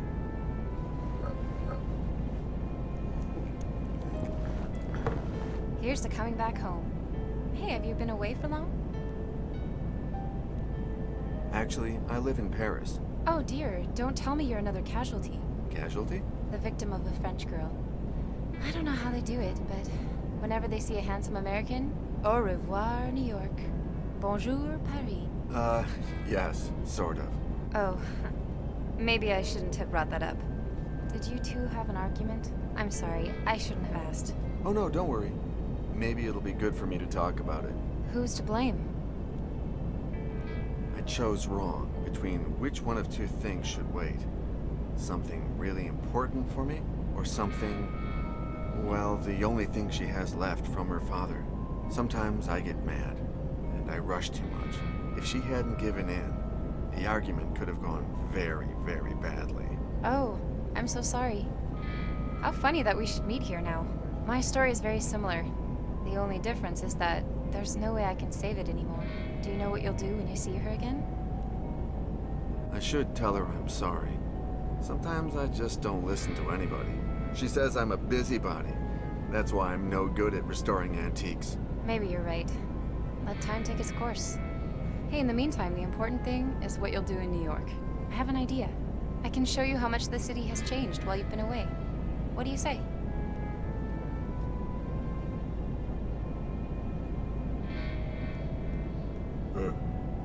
Thanks, but I have very little time. That's a shame. In any case, take my card. You never know. Oh, thanks. I think mine are in the... Are you okay? Oh, it's been a really...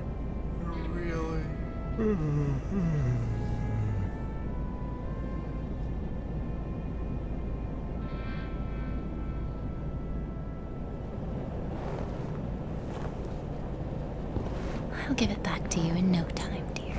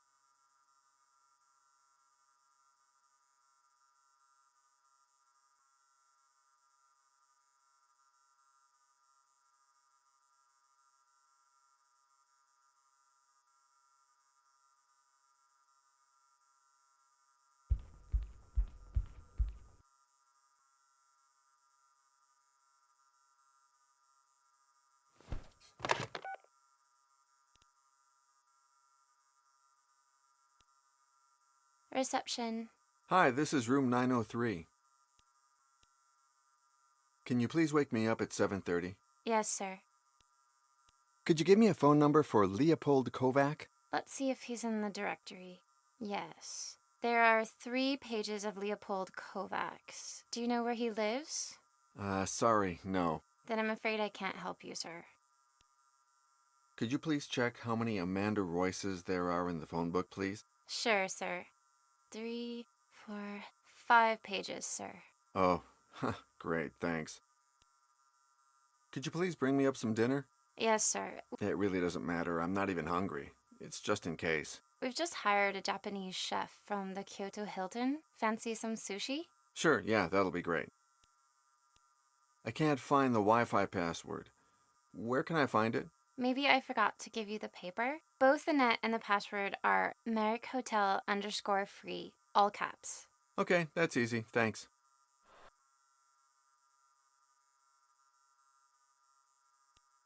I just want to thank you for everything you did for me. That's very kind. But to be honest, more than a thank you, I'd like a tip like the one you gave the waiter.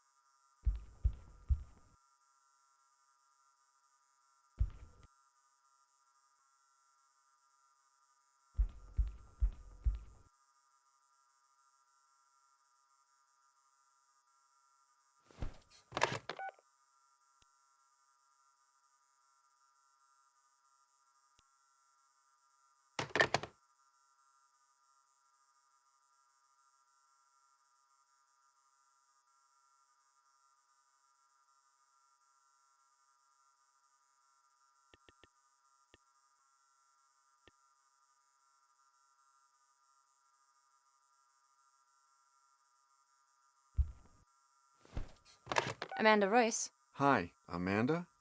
It's me, John, from the plane. John, I was wondering if I'd see you again. What's up?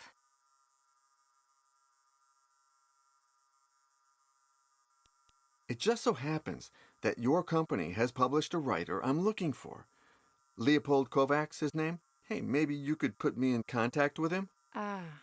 That way I could meet him, and after settling our business affairs, I could spend the rest of the day visiting New York with you. Good idea. I'm glad you changed your mind. Let me check out the Kovac thing. I'll tell you more tomorrow.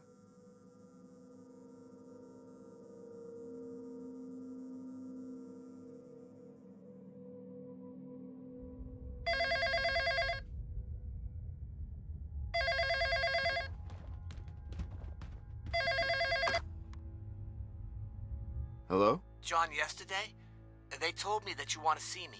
My name is Leopold Kovac. When can you come? Right now. Okay, write my address down.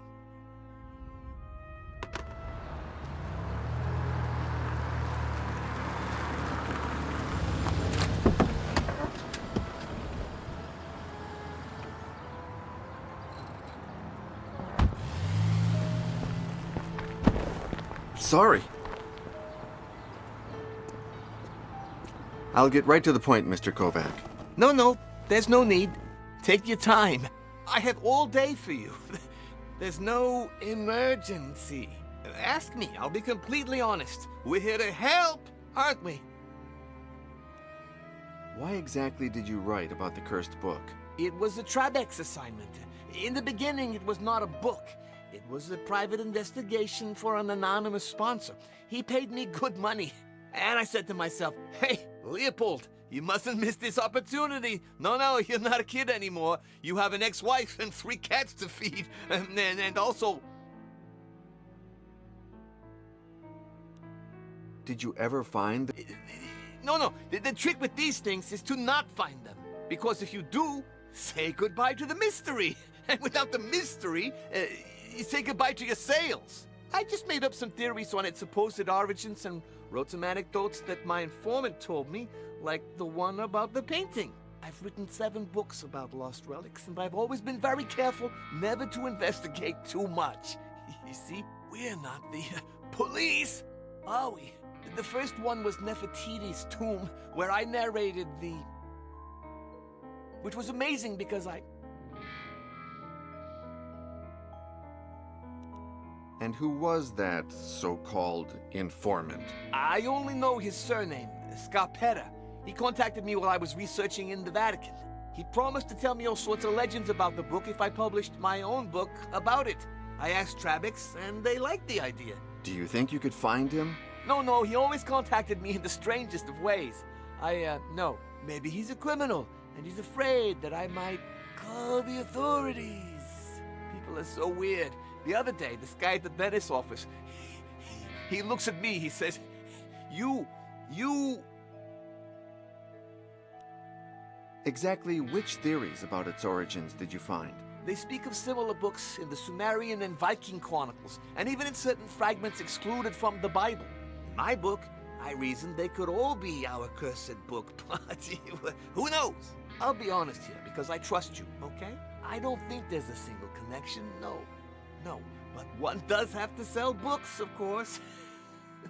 I did something similar in Forge of the Grail, my 3rd book.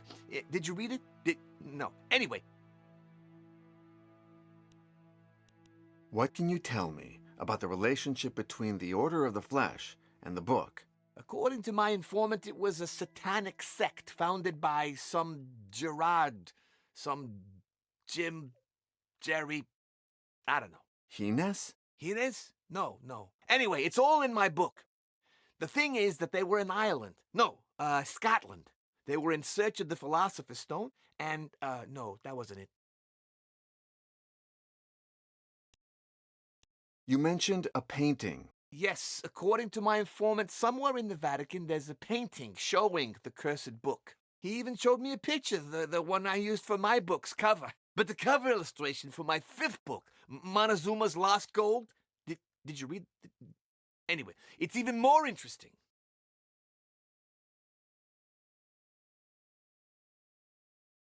I really should be... No!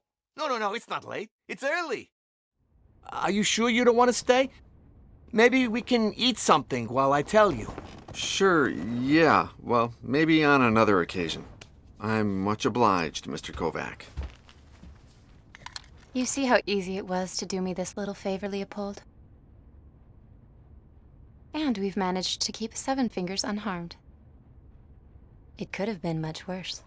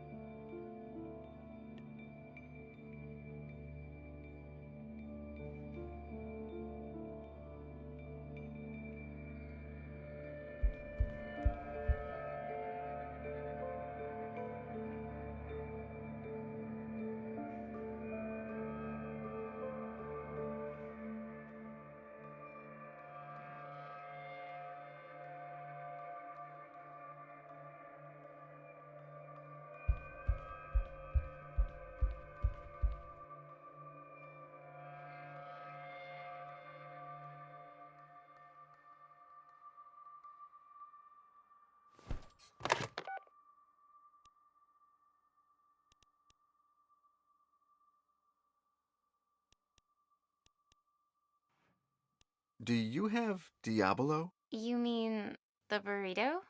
Burrito Diablo? Yes, I guess. Can you please have one sent to my room? Of course, sir. Will you please wake me tomorrow at 8 a.m.? Of course. Lots of work? No, actually, I don't even know what I'm gonna do tomorrow.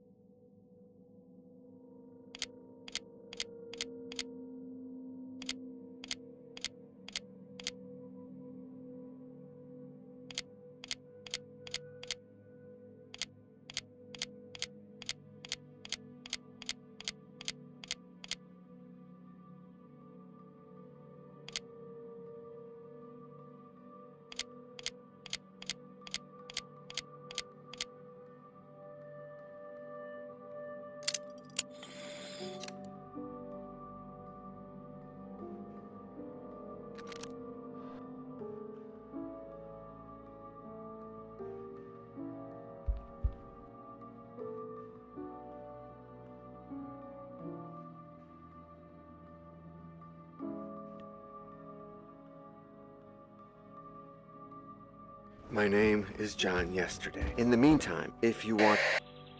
Wie modus im Morgen verdagre, war, liege vorandig. Wies de honske at wieder, dit neue tigested, so va overdet.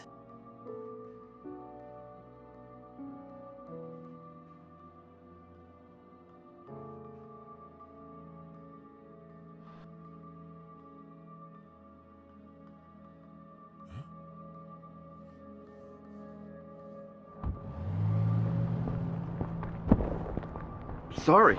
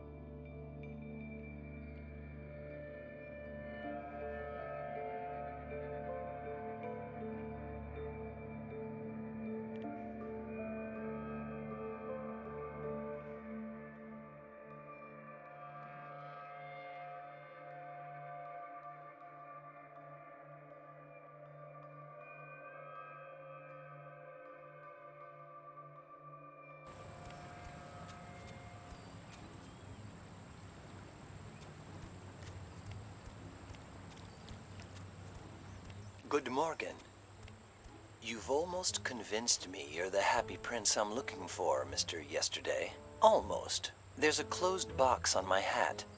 Do not touch it. Do not damage it. Open it, and you'll open your own past and future. What's in the box? Something that you, if you are you, gave to the founder of my order, and that came down to me through the generations. I won't tell you anything more. I want to see the surprised look on your face. Can I open it like I want? No, you must open it as it's supposed to be opened. So I must find the key. Possibly. This is absurd. Why don't you just give me what you want to give me? Because, as I already told you, I'm not really sure that you are you. I don't even know if you are the one I'm looking for. I can't trust you. Well, what if I just take it away? I'm aiming at you from a treetop 100 meters away from here. Dying is a disgusting experience, as you may know. Are you Scarpetta? I thought you were a man of culture. I'm Hans Christian Andersen, renowned Danish writer. Very funny. Kovacs said you had something to do with the Vatican. That's not completely true. Maybe in the past, but we'll talk about it when you open the box. Why did you help Kovac in his investigation? I did it in exchange for obtaining a certain symbol on the cover of the book. A symbol that's proven quite useful in luring you. Your Danish sounds like Italian, like your surname. Oh, and you certainly remember how Danish was pronounced in Hans Christian Andersen's days. Where I came from doesn't matter. Aren't you going to help me? What's the point of making up a game to put someone to the test if you then tell him what he's supposed to do? I can't see a microphone or a loudspeaker, but you hear me and I hear you. They're like the Emperor's new clothes. They're there, but nobody can see them. At least, not until you open the box. But then you'll be too busy with my surprise.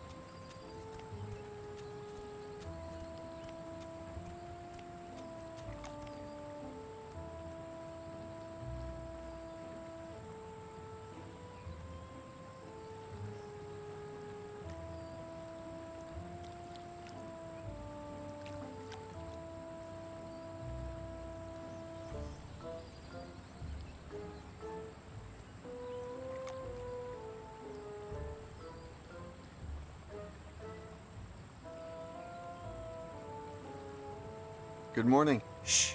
Good. What are you looking at? Look, bird. This hour more good. Bark no noise. Me search more good. Can I borrow those for a moment? No, I sorry. No can. What's the name of that bird? Not no name your language. In mine is Grumusha. That's Serbian. It means warbler. That. Lawrence's warbler. You know Serbian and birdology. No, well, maybe, but from a long time ago. I have a weird memory.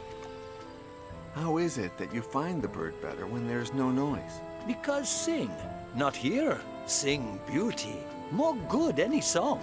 But sing rebounds. I know not tree. So you like birds? All animal. One time, small animal sacrifice for me. I shame for people many time. Never shame for animal.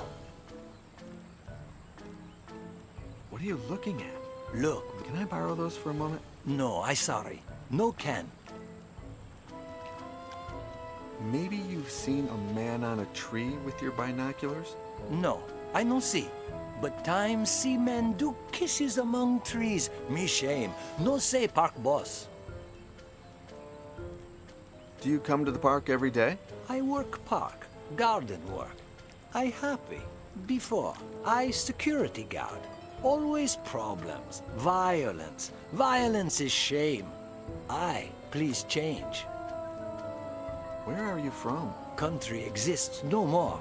Me run. All lose. Why did you escape from your country? War. Friends, they killed. No stand fear and fled. But no shame. Life more important. How many years ago did you leave your country? 23 years ago. But I no learn American. Speak little to people. Do you want to go back to your country? Nothing of me there. Only bad memory. Memory like sea. If away, splashes. If close, you sink. What are you looking? Look, bird. This... Can I borrow those? No, I...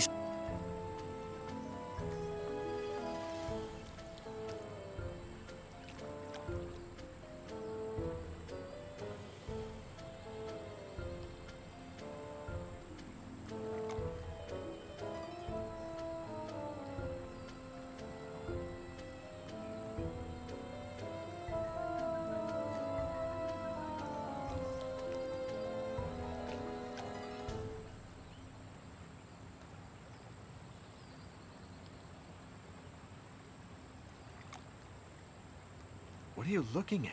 Look, bird. Can I borrow them? No, I...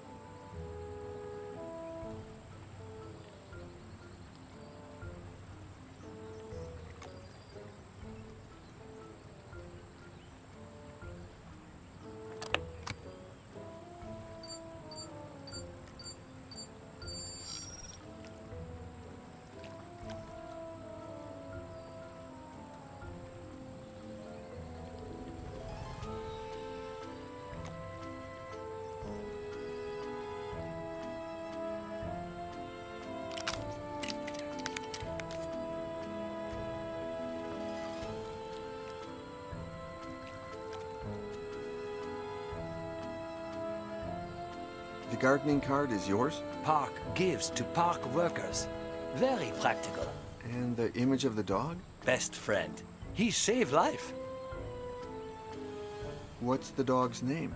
Spinel, like dog of Emir, Costa Rica. Cinema director of my country. It's a spaniel, isn't it? You know dogology? Where's your dog now? Up there, dog heaven. He died day before I go to America.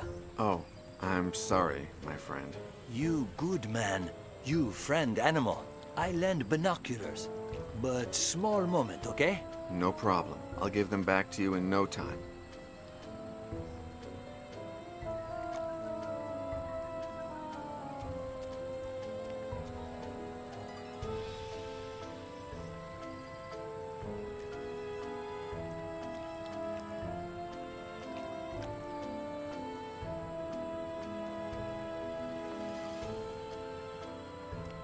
Quick, binocular give. I hear birds sing. There you go. Many thanks for the binoculars. Okay, tell me if you want more time.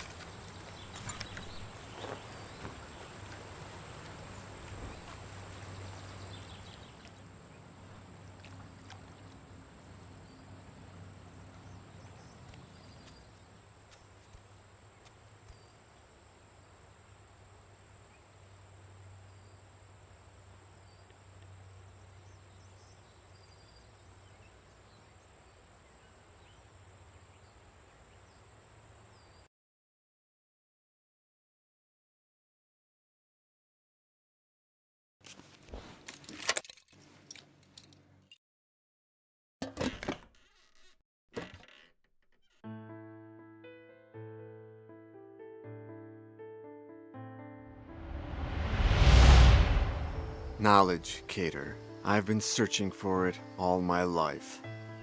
Why do I speak and understand every language? Am I really the devil's son? Is that the only thing that worries you?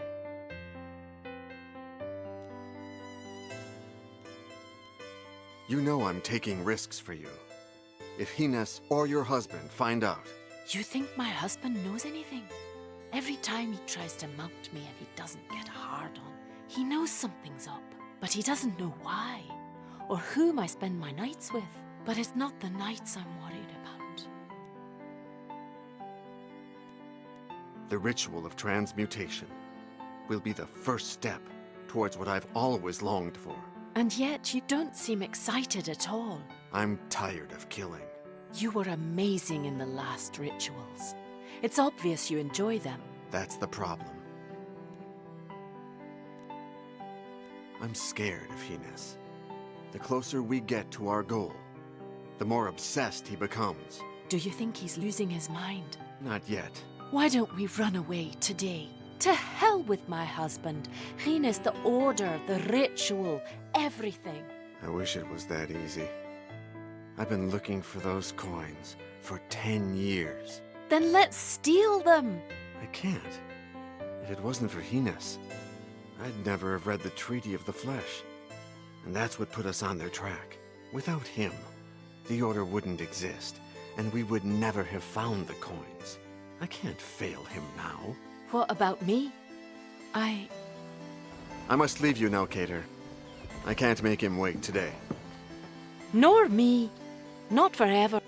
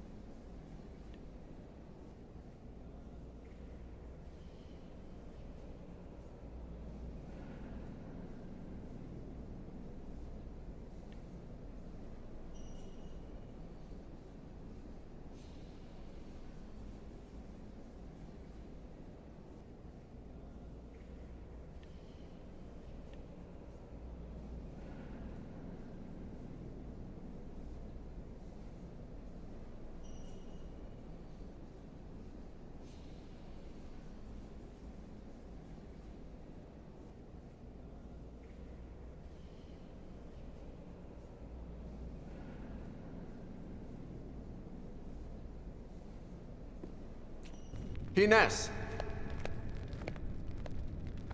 My good Vulcan. About time you showed up. Come here. Good Ursus and I have something to show you. I hope Ursus hasn't beaten him too much. The last victim was in such a state that I couldn't even torture him. Oh, don't worry.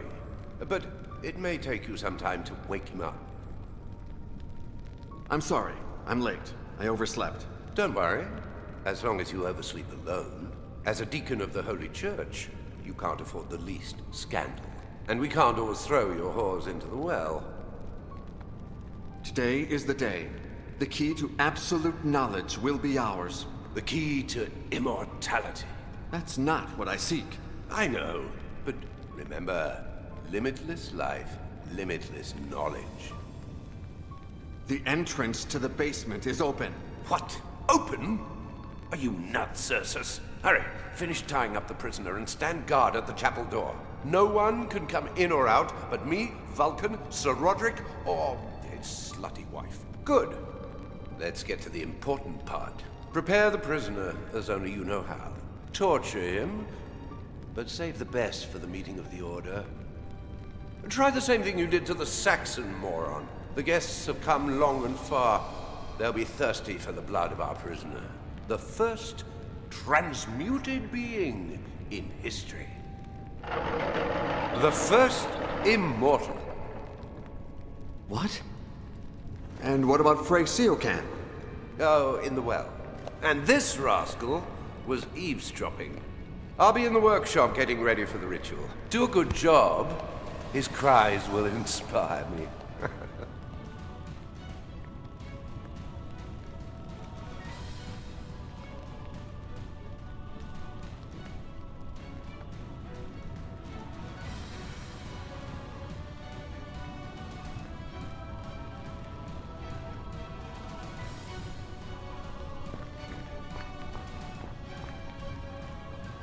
You turn the handle to separate the two boards as much as possible.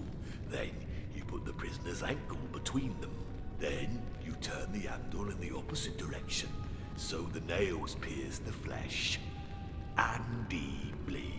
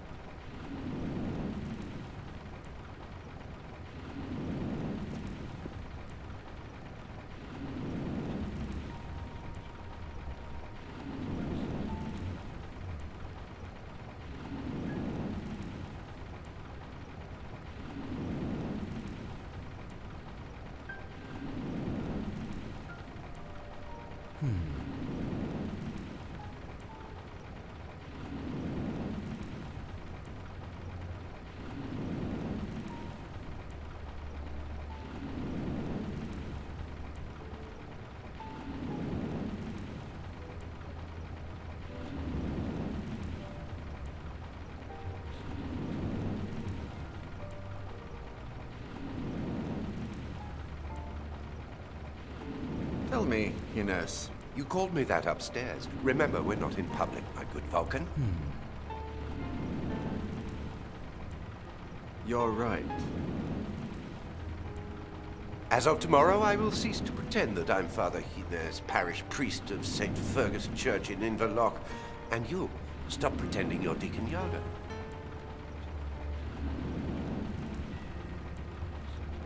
I'll never understand why he can be so loyal to you while he still believes in the Christian God. And remember, I saved his life. Some people value such a thing. Maybe we don't need Ursus to mount guard at the church door. I close the door, take the key, and problem solved.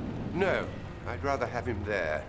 Just in case Sir Roderick comes. I mean, Lord Behemoth. I'd like to clarify something about the kid. The kid is not easy to torture. I mean, I've never tortured such a tiny body. Hope I don't make a mistake. Oh, I trust your skill, Vulcan. The kid is taking the place that Seokan deserved for finding the coins. He was one of ours, but we can't just get a random kid and make him immortal. He'll be too powerful. Tell me something I don't know. He'll be tied until we prove the potion has worked and has no secondary effects. Then we'll throw him in the well, where he'll enjoy immortality without becoming a nuisance. We said we would not use servants of Sir Roderick as victims. The kid was eavesdropping, Vulcan. What will happen when the mother starts looking for him? Oh, you're right. Oh well, luckily we're in no shortage of poison. I feel weird torturing a kid. Maybe we can find another volunteer.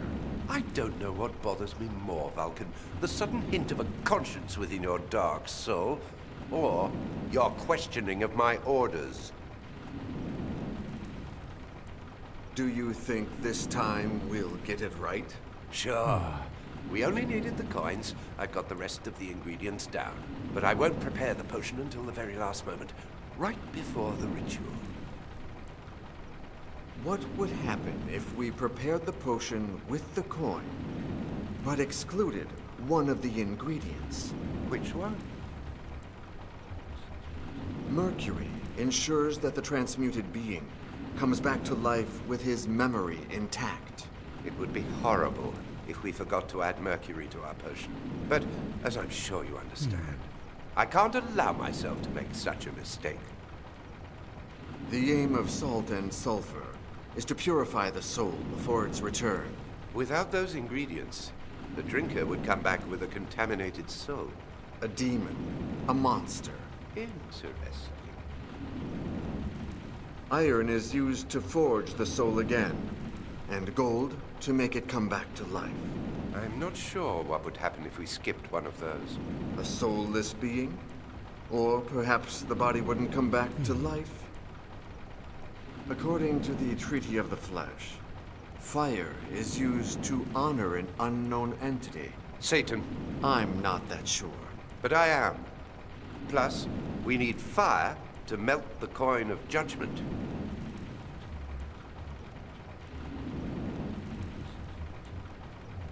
Do you really think they're from the devil? Without a doubt. You've seen the pentagrams on one of the sides. The same symbols have been used with different meanings by different cultures. And don't you think that Satan, Prince of the Cosmos, wouldn't claim the symbol that identifies him? I don't doubt his power, but... Don't argue, Vulcan. It's just that, since Brother Seokan found the coins in an old Viking boat, maybe that should be our new destination. Maybe there we can find the civilization that wrote the Treaty of the Flesh. Tomorrow, my good Vulcan, we'll be immortal. we won't need the book anymore. But how much more knowledge can be hidden in there? Oh, is there any higher knowledge than the one that allows you to reign over death? According to what I read in the Treaty of the Flesh, 2 people can drink from a potion created with 1 coin. Tell me something I don't know. The kid will drink first. Who will drink second? When we're sure it works, I'll drink. Then we'll prepare more potion with the second coin. You, my faithful helper, will drink from it. Then Sir Roderick. Sir Roderick? Why him? Without him, we wouldn't have this church falcon. Nor an alibi. Nor anything else. He deserves it.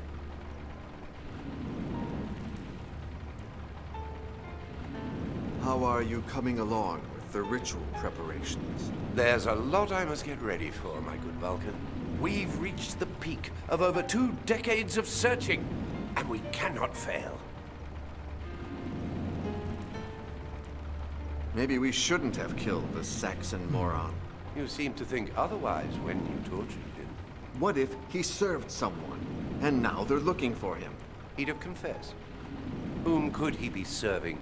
The Inquisition. Bah! If the Inquisition knew of our existence, they'd come with a small army instead of infiltrating a moron among our members. It's very strange that our Spanish friend hasn't arrived yet. He's always the first one. We'll never be thankful enough to him. It's a shame we must kill him tomorrow. What? We'll be immortal, Vulcan. We won't need anybody's money anymore. The Order of the Flesh will die tomorrow. I don't trust Sir Roderick. I do.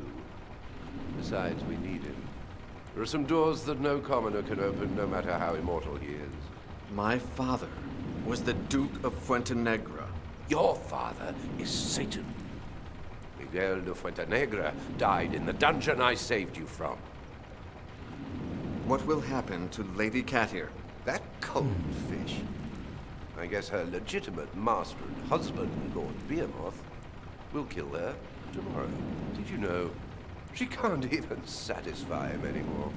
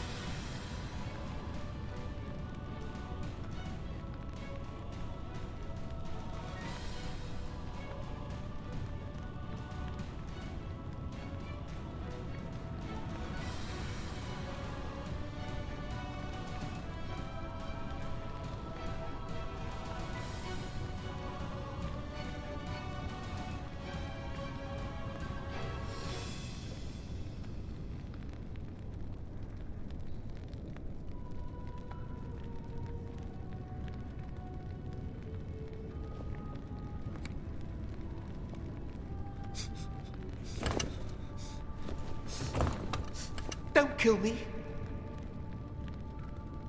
I won't hurt you. Calm down. No, please. Shh. Listen to me. I am here to save you, but I need you to calm down. I wasn't spying. Think of your mother. She'll be looking for you. What? My mother? Now that you've calmed down, answer my questions, and I'll do whatever is in my hands to save you. No. Save my mother. She is not in danger.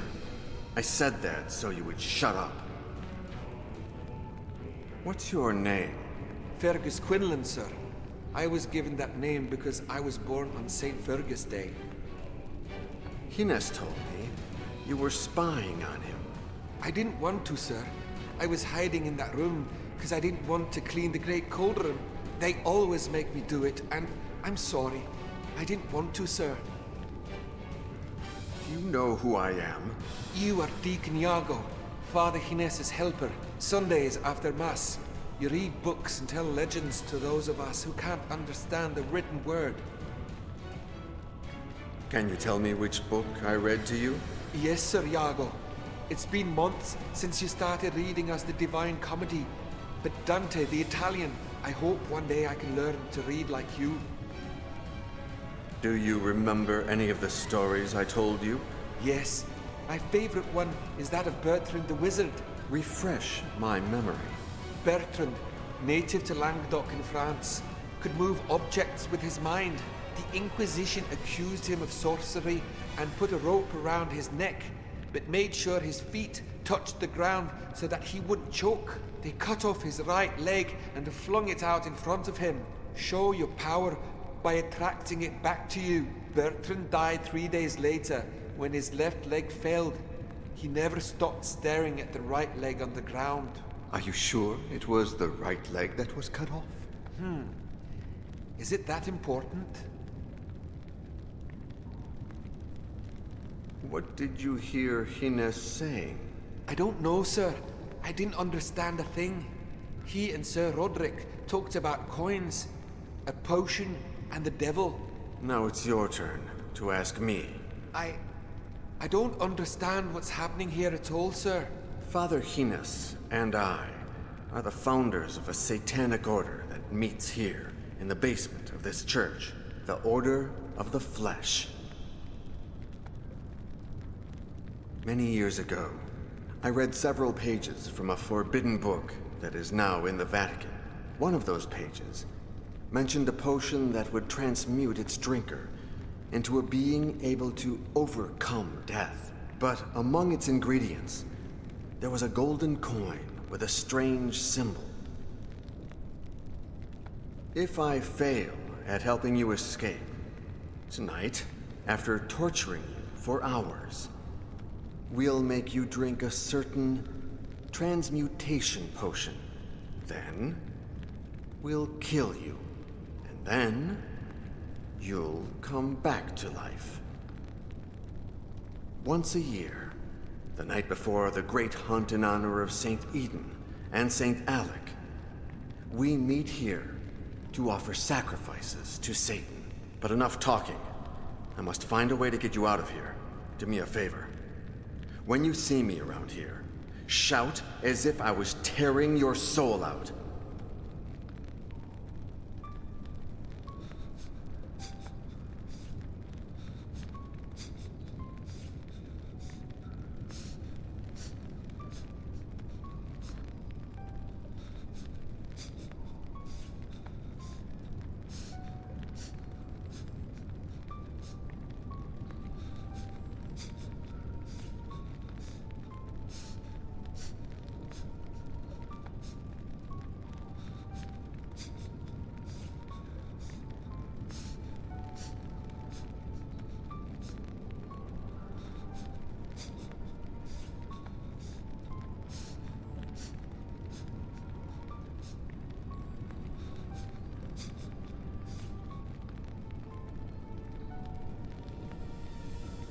No, please.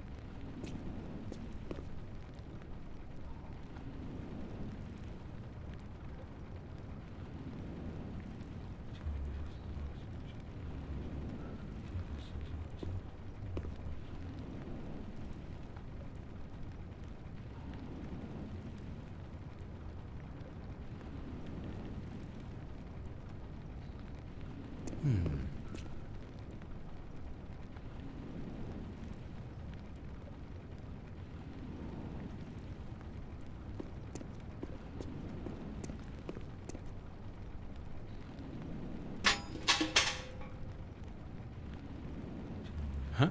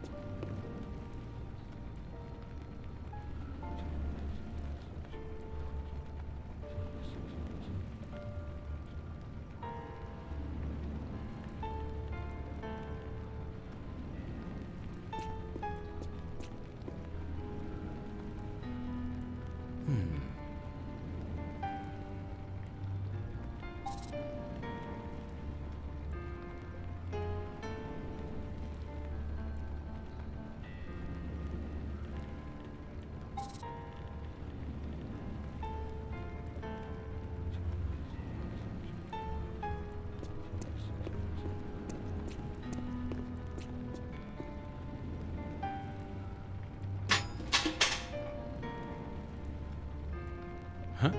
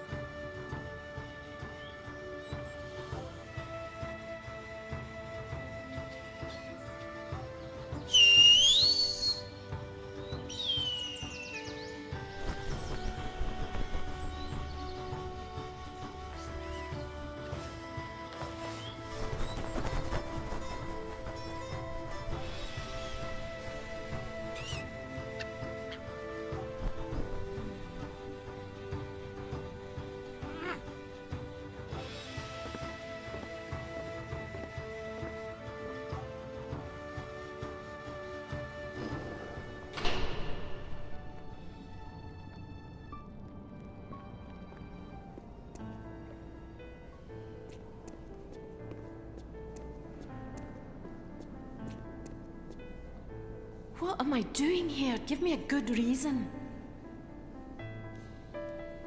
Before, when I left your room, it was a bit rough. Just like you were in the note.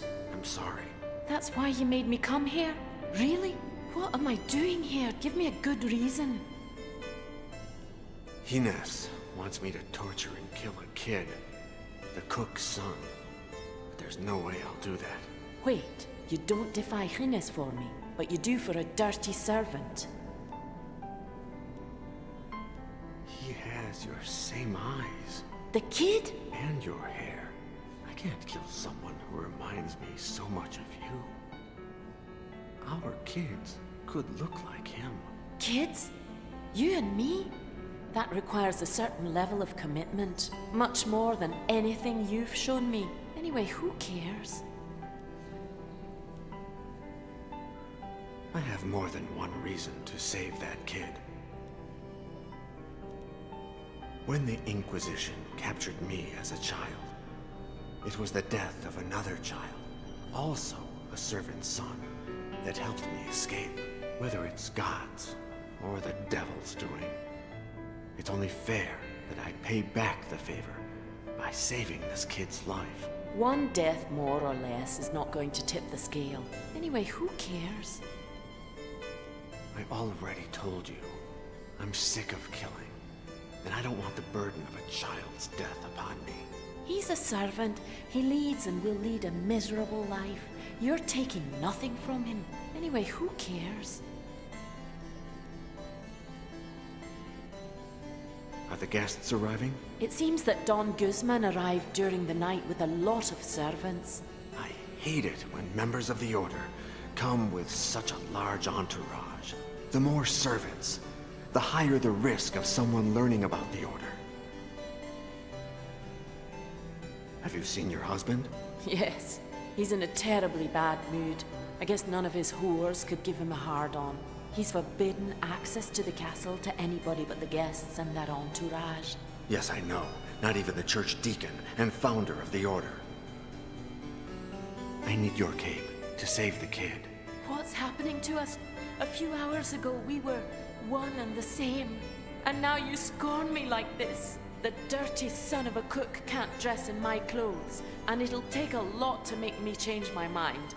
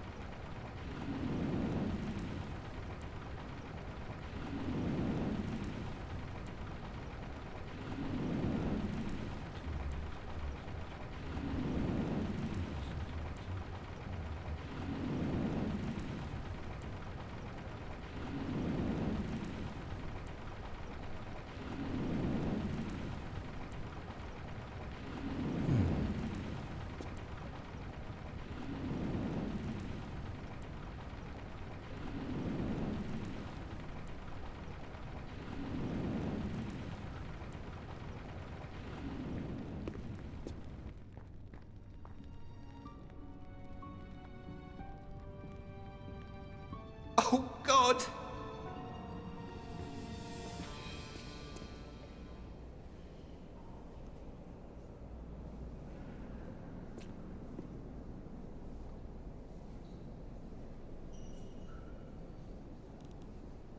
What I'm giving you is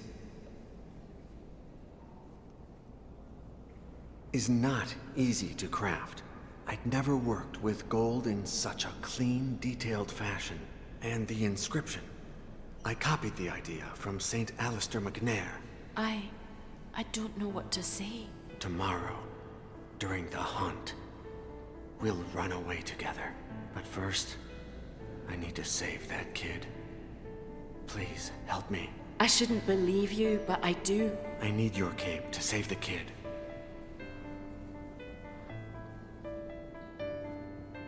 Hide in one of those confessionals. Once the kid escapes, I'll tell Hines I killed him accidentally. He'll tell Ursus to search for a new victim, and you'll be able to return to the castle.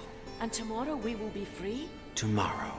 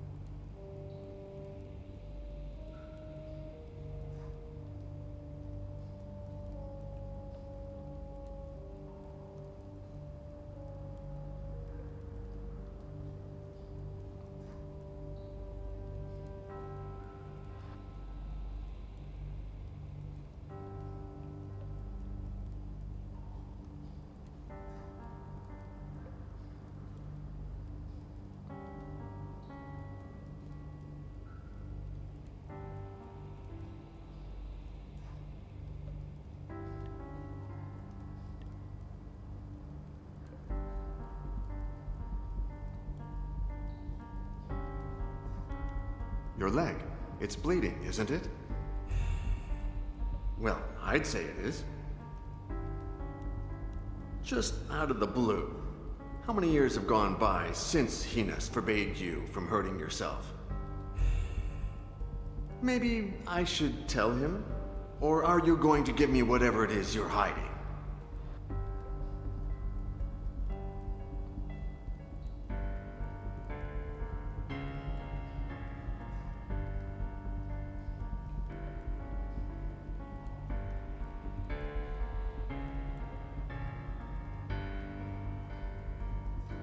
I made that metal glove for you. I'll take that as a maybe not. Would you happen to have another torture instrument on your other leg? What a shame. But please let me know if you find one on any of your other members. That kid just doesn't know how to give in to torture. If he carries on like this, I don't know what I'm capable of.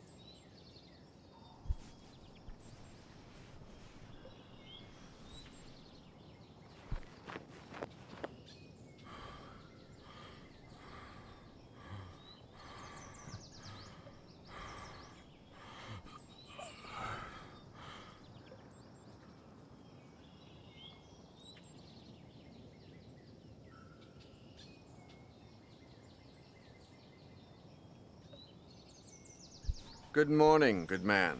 At your service, sir.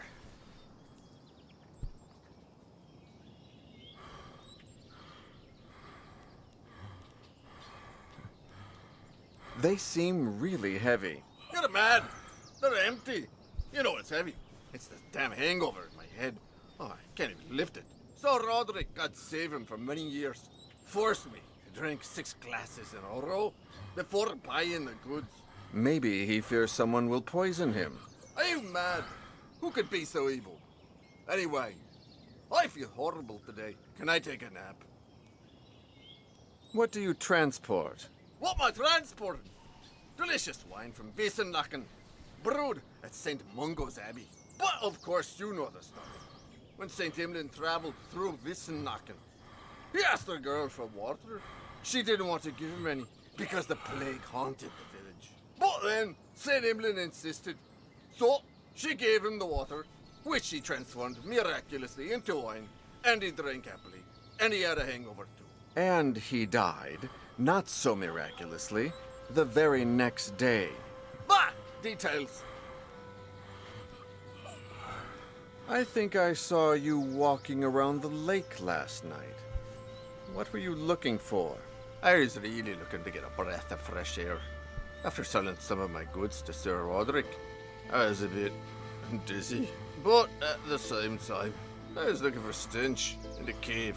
The so-called dizziness went away, but I fell asleep on a rock. A lovely night, out in the open. If it was winter, I'd be dead. I feel like shit today. Will you stay tomorrow for the hunt? I'd love to. I'm a devotee of St. Eden and St. Alec. Plus, I heard that noblemen from all across Europe are coming. But as soon as I get all these barrels in the cart, I'm going to go back to St. Mungo. Could you lend me those strips? I'm afraid not. I need them to tie the barrels. I'm lost without them. They were blessed at St. Alistair McNair's church, the saint of commitment and eternal bonds. He found the corpse of his betrothed 40 years after she died, thanks to the ring he'd given her, with the inscription, "From Alistair, with love." I know. An inspiring character.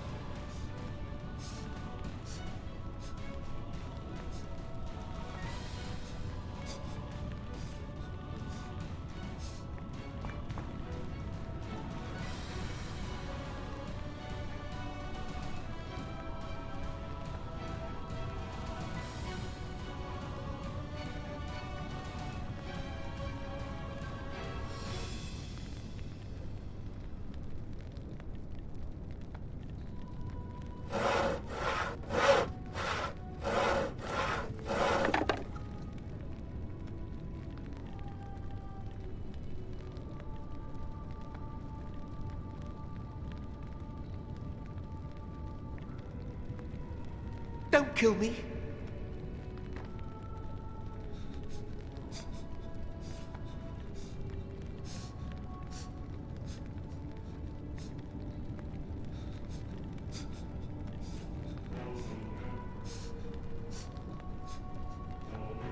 This can't be happening.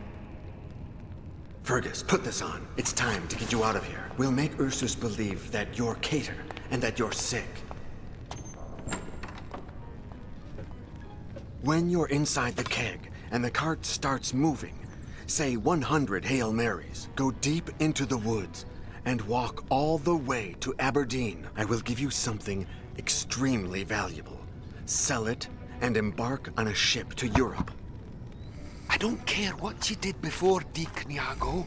You're a good man. Don't be stupid. Come with me. We'll go to the Vatican and convince the Pope to burn that cursed book. No. I must finish something, and make sure they don't follow you. But when the bastard fell, he grabbed my medallion and took it with him deep into the well. I'm sorry, my good Vulcan. I'm so sorry. I'll forge a new one. Don't worry. No, I'm sorry for you. Sus!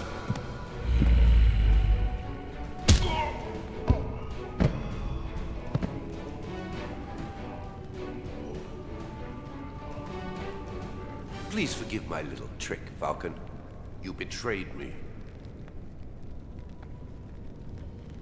I didn't mean to betray you.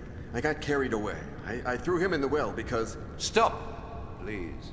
Maybe you'll be glad to know that I didn't play fair myself. You were growing too distant. I had to see just how much. And you didn't pass the test. Your fling with Lady Katia, your disdain for our benefactor, Sir Roderick, your arrogance, and now, your betrayal. You must become my faithful disciple once more. Please, don't hurt me. I'll do whatever you ask me to. Oh, I won't punish you. In fact, I'm going to reward you. You will. You'll take the child's place in the ritual. You will drink the transmutation potion, die, and be reborn beside me. And you know why, don't you?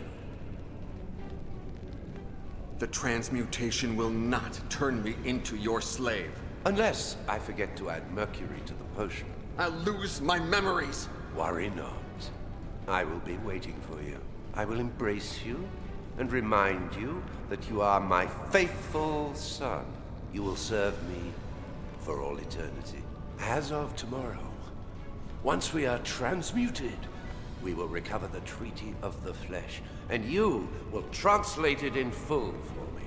I am certain that it hides even more powerful secrets. The world will be ours.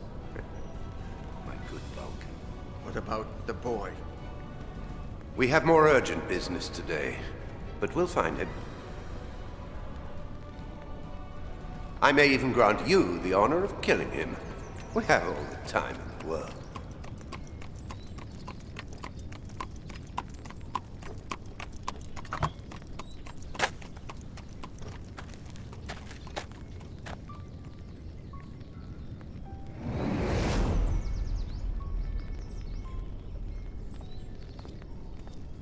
Deacon Iago? Huh? Who are you? Allow me to reintroduce myself. I am Gabriele Scarpetta, last remaining guardian of the Order of Iago. I'd never heard of the Order of Iago before. It's a secret reserved for the custodians of the treaty, Fergus Quinlan's successors. Another name that should ring a bell. It's amazing that Fergus made it that far. Our founder must have been a man of formidable spirit. A servant who fled and then managed to convince a pope and to protect the treaty until dying of old age in the Vatican.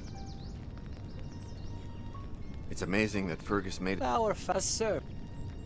The order was established in 1534 by mandate of the pope. And the first custodian of the Treaty of the Flesh was Fergus Quinlan himself. To what extent is it secret? Pope Clement VII himself decided that no other pope should ever know of its existence. The poor souls have enough as it is, as I'm sure the current pope could tell you.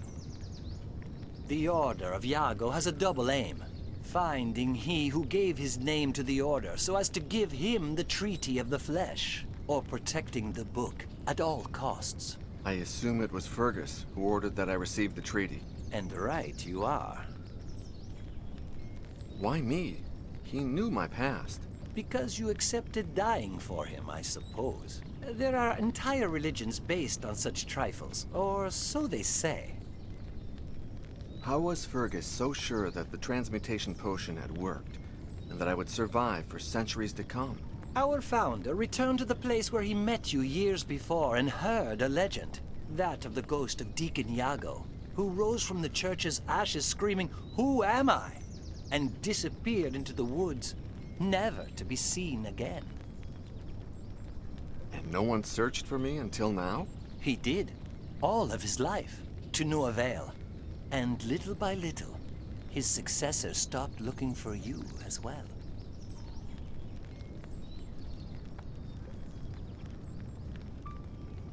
Kovacs said that you were his, I don't know, informant? He told me that you'd given him information for his book. The bare minimum to convince him of placing the Treaty of the Flesh on the cover of his book. I had to lure you somehow. He said that you had contacted him in the Vatican. As did all my predecessors every time someone asked about the Treaty of the Flesh. It didn't take me long to realize it couldn't be you, although it did turn out to be very useful in finding you. You seem very sure of my identity. Of course. Your phone call, the evidence, the portrait. Everything leads me to you. You bugged Kovacs' telephone, and that's how you found me. True. And the next morning, I tried to do the same with your cell phone. Theft is easy first thing in the morning. People are asleep and unsuspecting. But, to my surprise, I soon realized that someone had beat me to it. Your SIM card had been cloned. I wouldn't turn it on if I were you. Otherwise, whoever did this will know your location.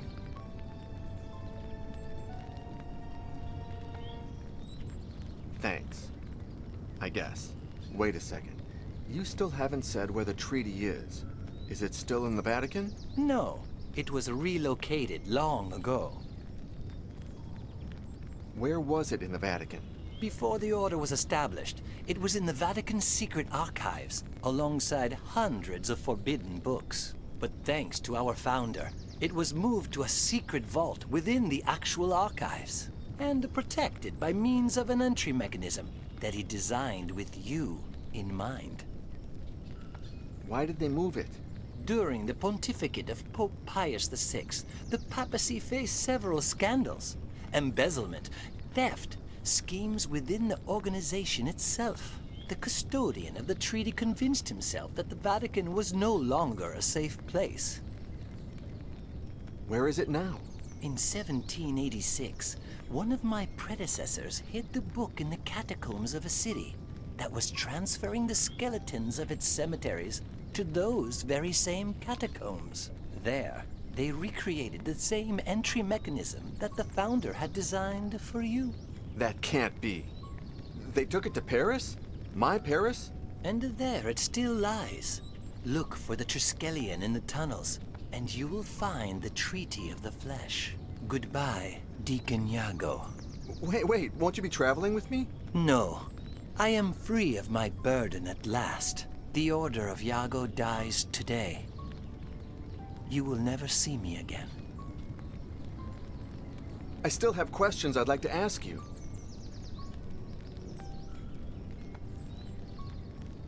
You seem very sure of my... Of course. You left a portrait of me under a bench. When did you have it made? In 1537, but it wasn't me. At that same time, Michelangelo was painting the Last Judgment on the Sistine Chapel. Our founder convinced him of sketching a facial composite with every detail he remembered of you. But what about those tests in the hotel room? And here? One can never be sure enough. I've tested your intelligence, your perseverance, your talent for languages, even your humanity. You, empathy for me, my friend dog die. Thank you for everything, Scarpetta. I will find the book and dedicate my life to protecting its secret. I don't doubt it. Then why don't you look happy about it? Don't you realize that your life gains meaning and that my life loses it? May God be with you, Deacon Iago. It has been an honor to meet you.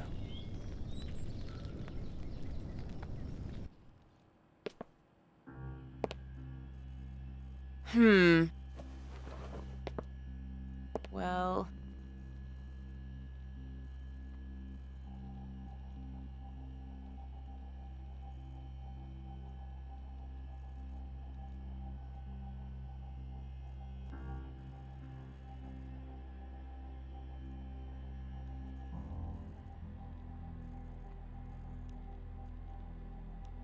It's one of a kind. Say one more word and there's no deal. I'm leaving in 4 hours and I don't have time to waste. Shit!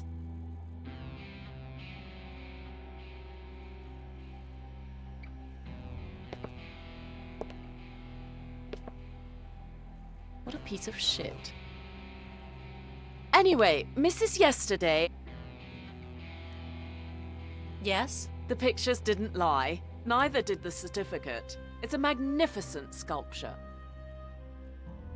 Now let's talk about the price. Your husband was very clear. He asked for 400,000 euros. More than what it's worth. 100,000 euros, that's my offer. And not a cent more of your continental currency. I don't care what my husband said. 600,000 euros or no deal. 500,000 euros. Sold.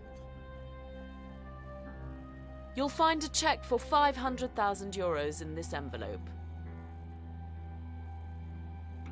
And don't give me that look. I've been haggling for years. I'll send my men to pick up the piece this afternoon. I gave a card to your husband. I'll activate it to show the phone number if he needs to call. It's been a pleasure meeting you, Mrs. Yesterday. We should meet someday when I'm back in Paris. We have so much in common.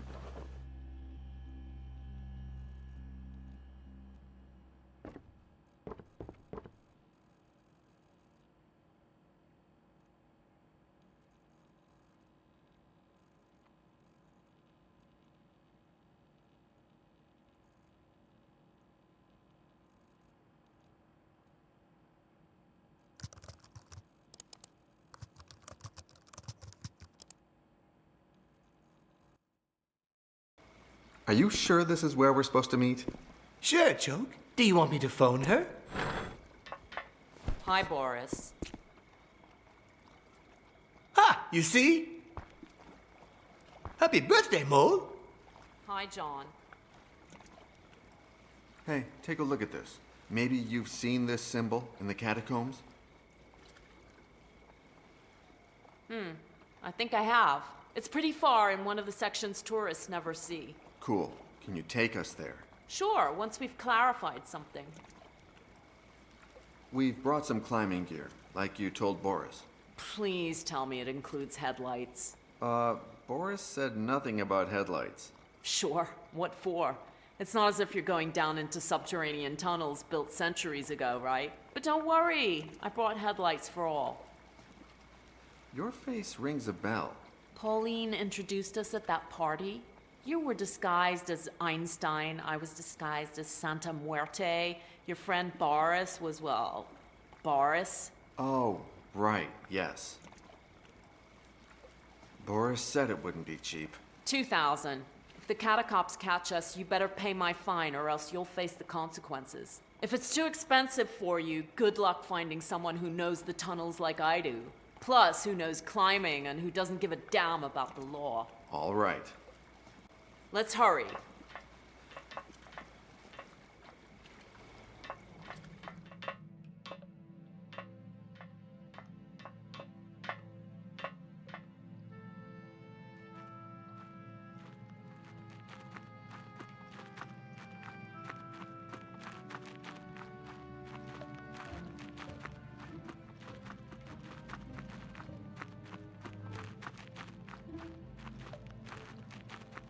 It's at the end of that gallery. I'll stand guard here. If the catacombs come, I'll lure them away while you escape down this tunnel. If you need me, point here with this.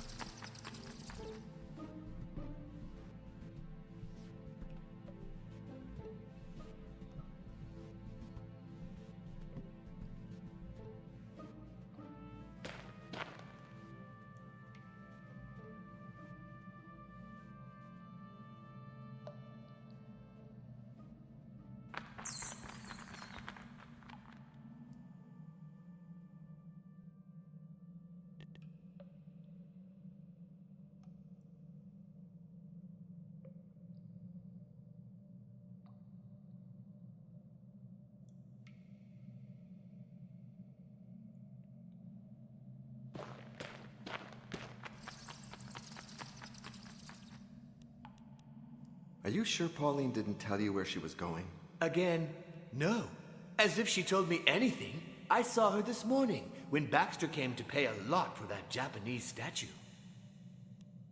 I'm certain that we have to cross that fence, but I just can't find the way. Can you help me? Sure, Joke. In a jiffy. Just gotta finish something first. You're staring at that skull. It's my grandpa. I'm asking him if he knows where my Danny is. You don't need to ask that skull. I can tell you what happened. Everybody can.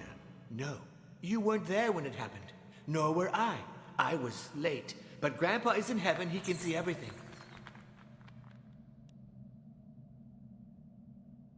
So your grandpa is talking to you? Not right now. He's going to ask some other dead guys, just in case someone was there when Cadway collapsed. I sure hope he finds someone who can tell him where Danny is. Dude, they moved the skeletons here in the 18th century, and they were already old. He can't be your grandfather. Then he's my super mega great grandpa. Who cares? Thanks for arranging. As soon as you said catacombs, she came to my mind. But not just my mind. Ever since I saw her at that party, she affects another part of me too. Happy birthday. But now I'm too busy to think with that other place.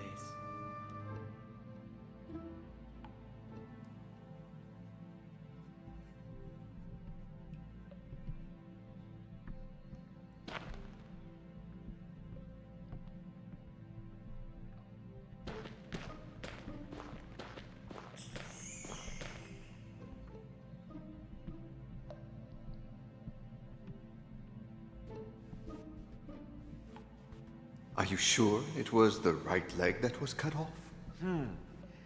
Is it that important?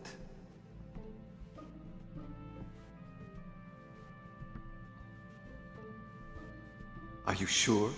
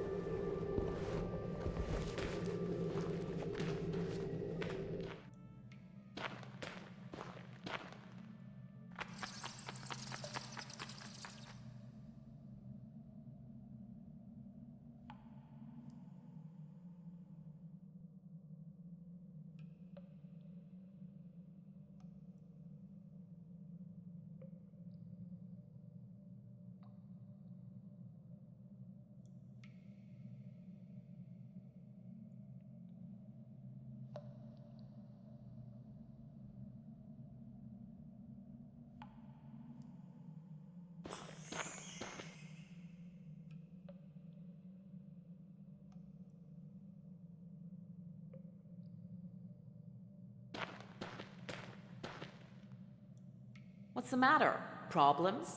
Yeah, maybe. What I'm looking for may be beyond the fence. Do you know how to open it? Nope. I tried once, but who cares? I know you don't talk a lot to Pauline, but has she told you anything these past few days? Pauline? To me? Oh, come on. We weren't close at all in the old days, and it's rained a lot since then. Moreover, the group gave me the cold shoulder when I joined the catacumbas, but Pauline had already left before that. You didn't even raise an eyebrow when Boris said happy birthday. I've been putting him off ever since I gave him my number at that party. Fucking alcohol, I was smashed. Man, he's really nuts. Today he called about work, so I didn't give him hell.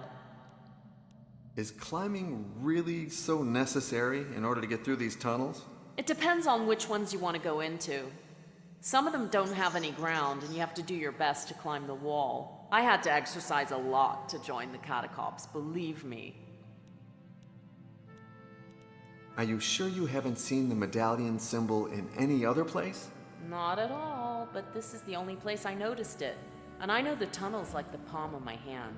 Okay, the catacombs will be patrolling the area you're searching in a little more than 1 hour, if they haven't changed their route.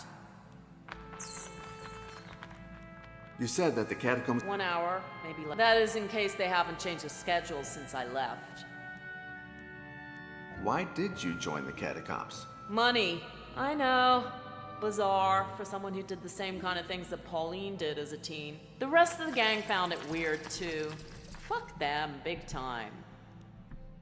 Boris told me they kicked you out of the catacombs. Yeah, some things never change, like me. What did change was the nose of the cop who messed with me. Boris told me that you work as a tourist guide here in the catacombs. Always answering the same stupid questions. So the skeletons weren't here originally? Stupid question number 1. They brought them here between 1786 and 1788 because some Paris cemeteries were overcrowded. Parisians love to die beyond their means.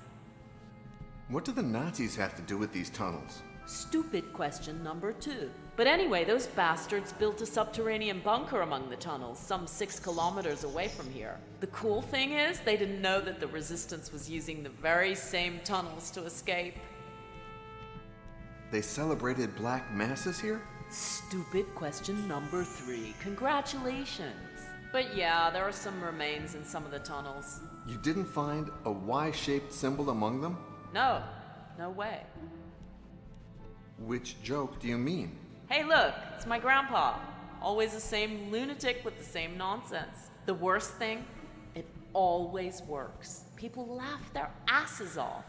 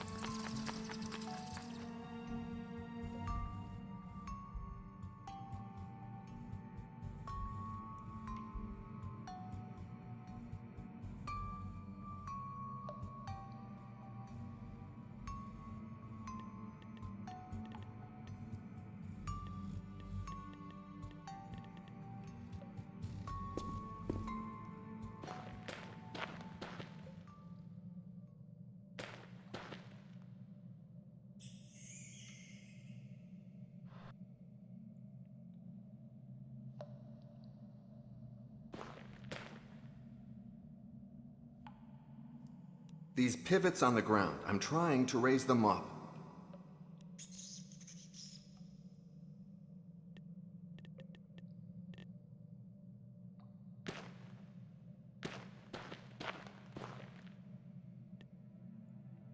I open the fence, but to progress any further, we'd have to walk over a broken walkway and a well. Maybe you could pass a rope through the rings, then I could cross safer. I lit the well. It's about 15 meters deep. I can, but I won't. I never cross over an abyss if I don't know what's below. Find another solution, or just give it up.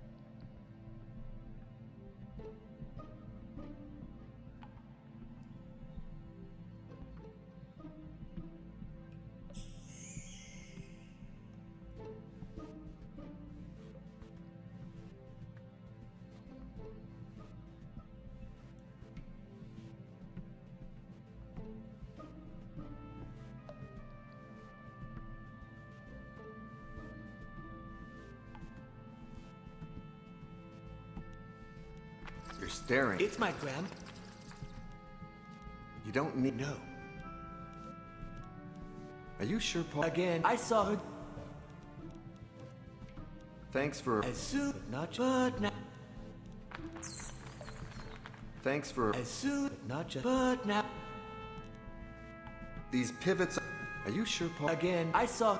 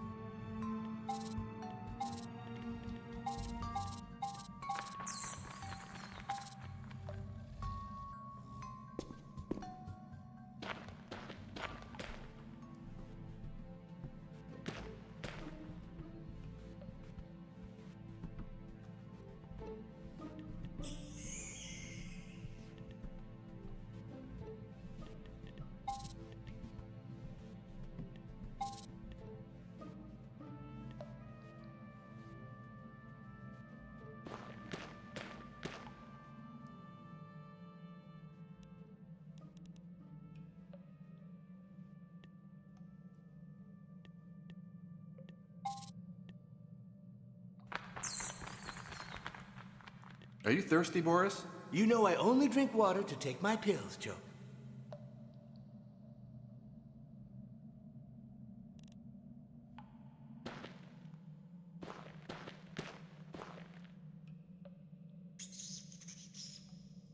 I lit the well. It's about 50... Okay, let's hurry.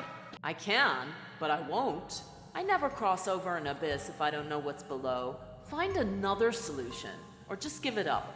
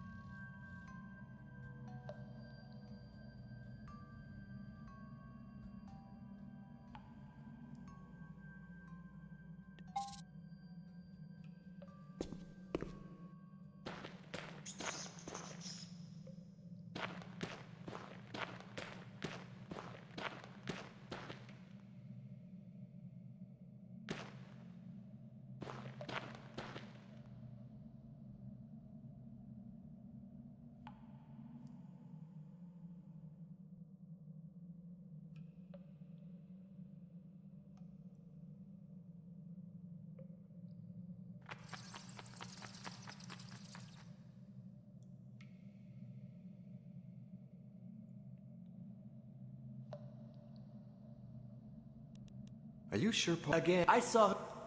You're staring. It's my grand... So... Not right. I sure hope... Dude, they... Then he... You don't No. These pivots...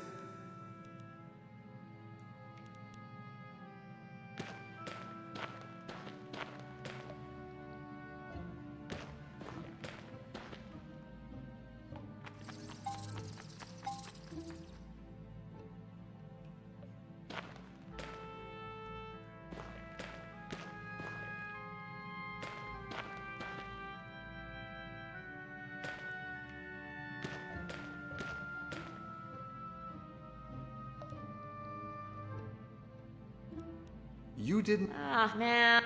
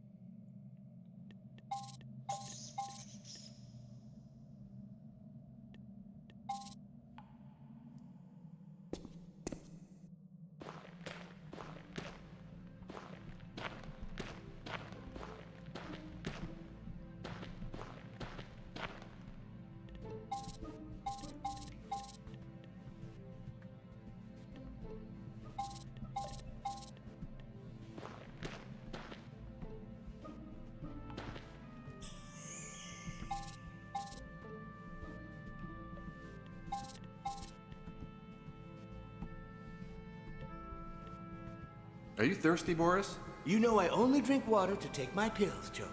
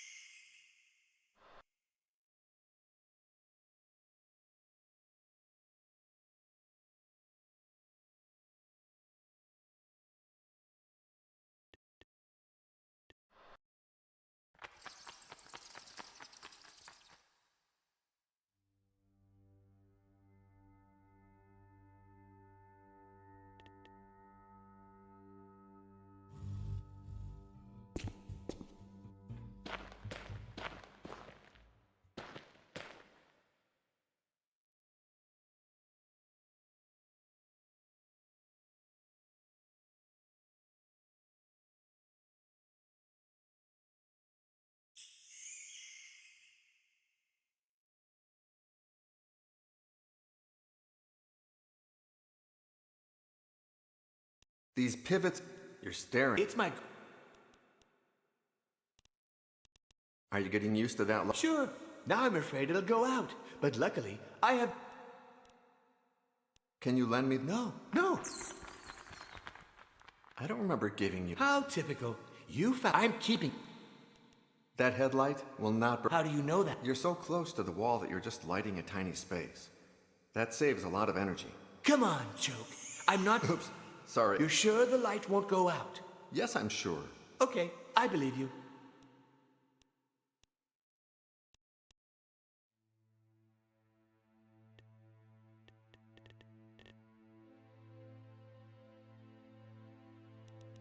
Are you getting used? Sure. Now I'm afraid. Can you lend? Okay.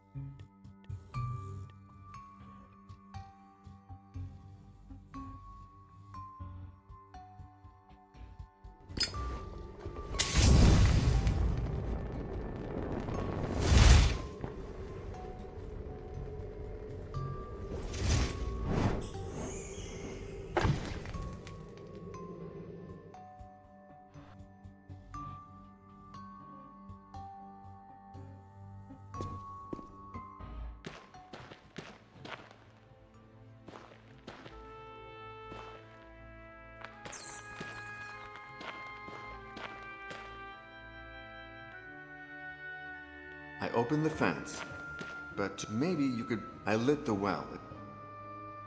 Well, it seems you're on the right path. Let's go.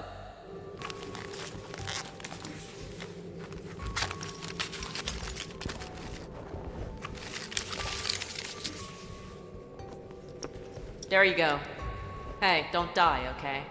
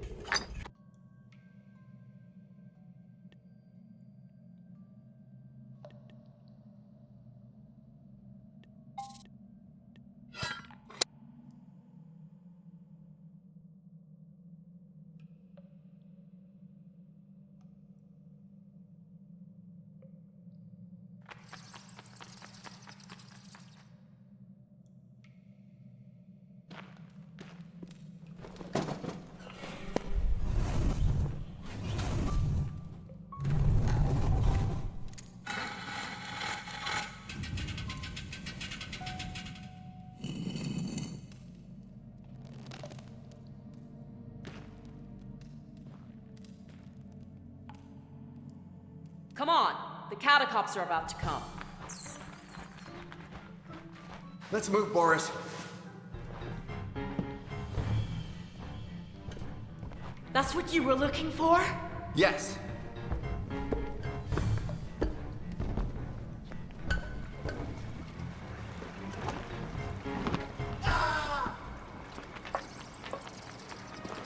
Hi, dear. Amanda? You? I lost track of you in New York, but thanks to your friend Sel, I was able to track you down. Now, you'll let us tie you up, you'll get on the boat, and if you try anything, he dies. Is that okay?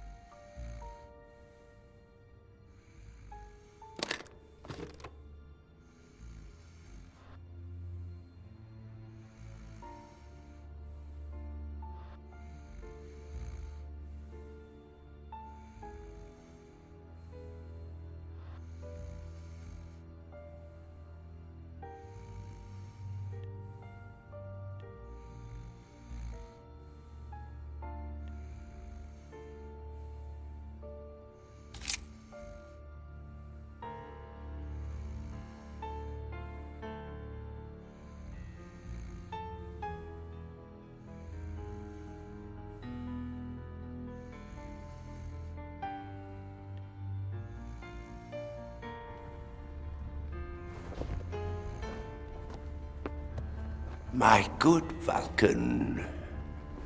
No. You can't be.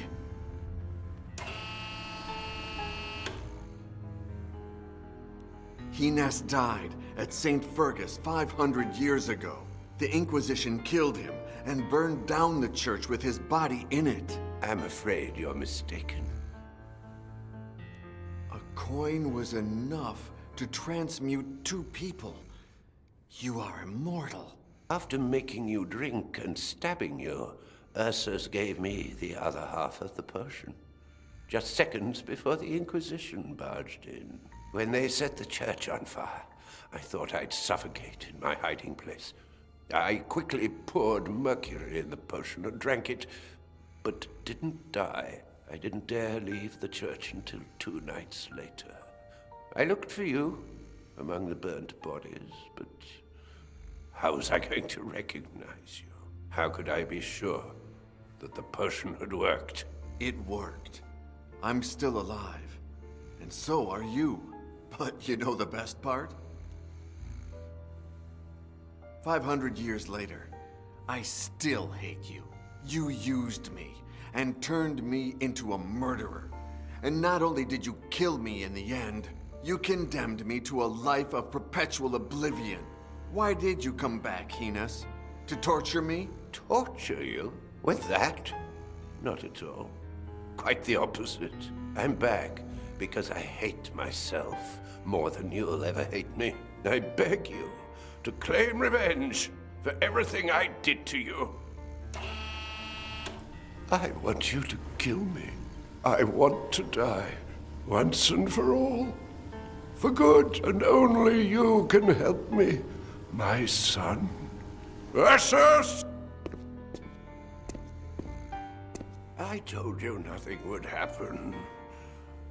Please, follow me outside. Take the wine set and blow out the candles. Our host will arrive at dusk. In the meantime, will you think about my request? Please.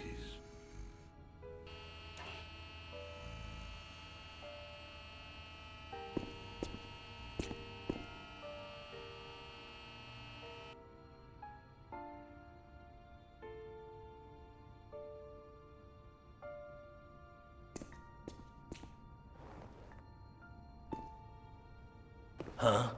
Where's the other guy?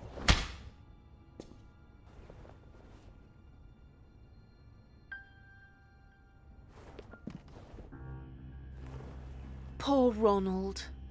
Goodbye, my dear gardener. You had wonderful green fingers. He cried blood when he started reading it, just like you said he would. Hi, honey. Mr. Yesterday!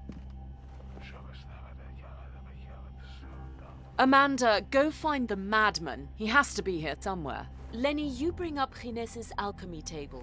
And get this shit out of here. Well, well, well. Why the long face? So I suppose you're hunting down immortals all over the world? Now that you mention it, I feel honored. 100% of the world's immortal population is in my house this very instant. But don't get me wrong. Your old friend is here of his own accord. What did you do to Boris? What did we do? What did you do? Lenny just told me he disappeared. Don't try to fool me. Where is he? Ginés, is there anything you didn't tell me about Vulcan? Does he have any powers we might not know of? I hope not, little Vic.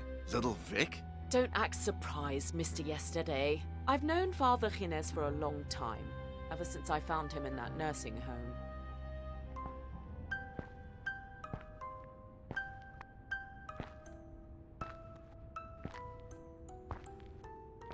Oh, I can't stand children crying. Get out of here. You're rude, sir. When a child cries, someone should console them. Satan, take me now. You won't leave until I ask you what happened, will you? My granddad is sick. There's a little man in his head that steals his words. Oh, that's a shame. You can't live without words. I ran away from home because I haven't seen my granddad in 6 months. Ah, well. I didn't even get to meet mine. He's been dead for 600 years. They told me my granddad's here, but I can't find him. I entered the first nursing home I found. I guess it never occurred to me that there could be more than one, nor that my grandfather was in the most expensive one in London. A lady at the door told me to wait here. We'll wait. And let's hope we don't have to wait too long. Sir, my name is Victoria Baxter, but my friends call me Vic. I haven't had a name for a long time. Or friends, for that matter. But you can call me Ginés.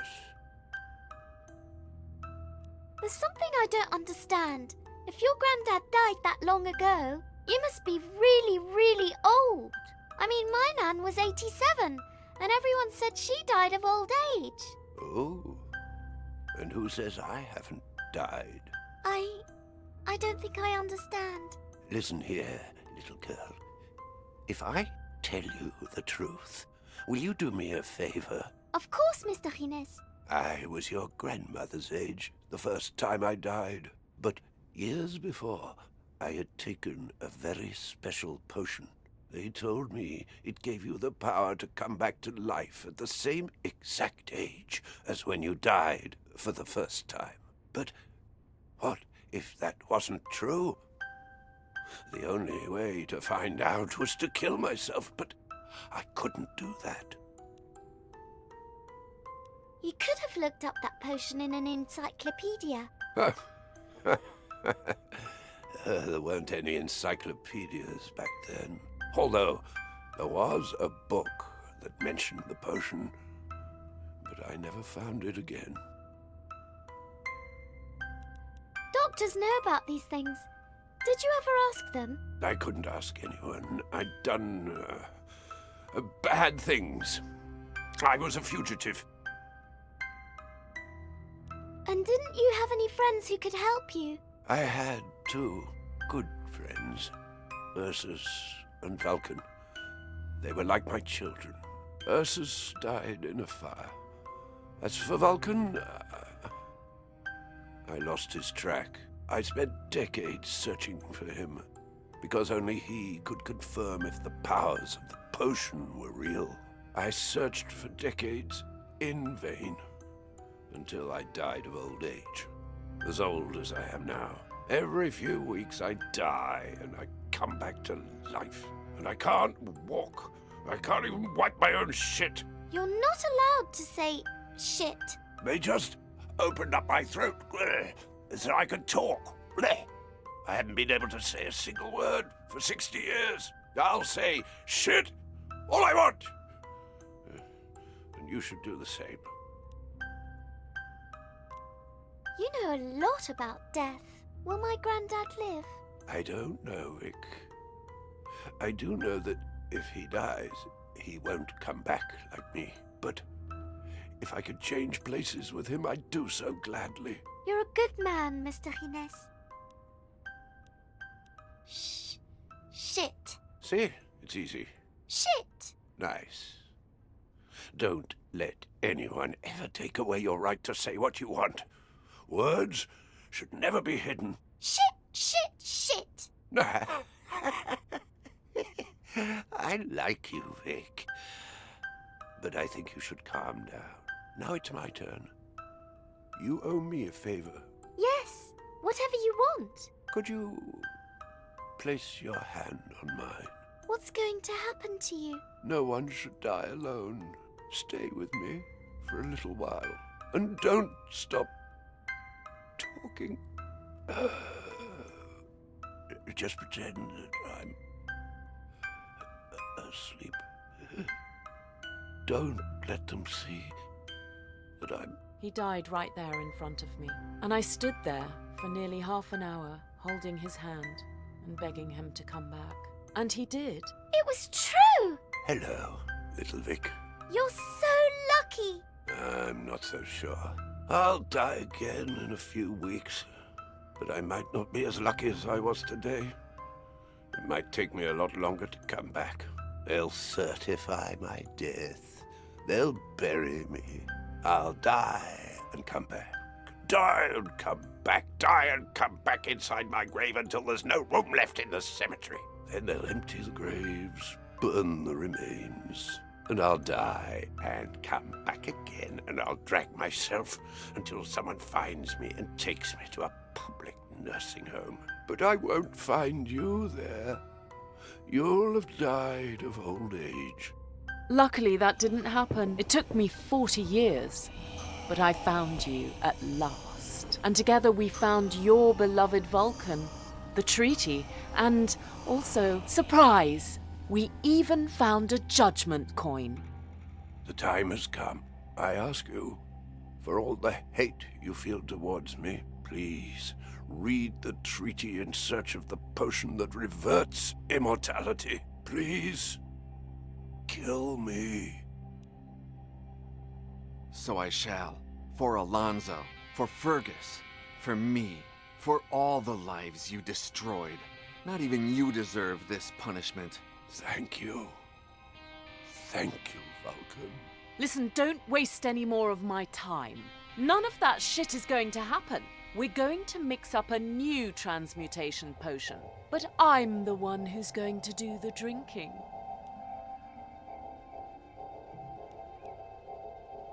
You only need 1 coin to make enough potion for 2. One for you, and one for me. No, I can't trust you. What if you trick me? Or if something goes wrong? I need to make sure it works before I drink it. But as you can imagine, I have to test it on someone who has never been transmuted. Let's see if Lenny finds the madman. You'll have an immortal friend. What else could you ask for? Miss Baxter, the madman is nowhere to be found. But I did find this. Pauline! Oh! Forget the madman. Here's an even better offer. Wouldn't you just love an immortal girlfriend?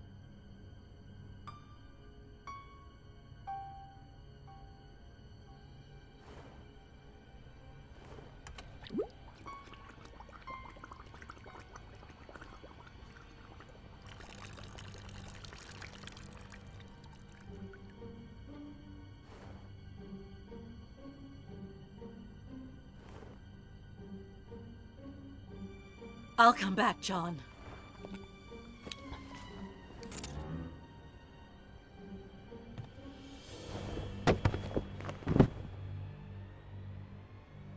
It takes Gines a while to come back. What about her?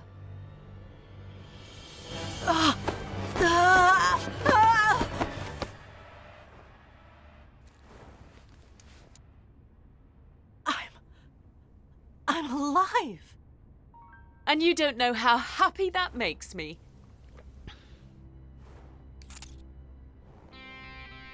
Amanda, keep an eye on them. I promise that when we find another coin, you'll be... Shit.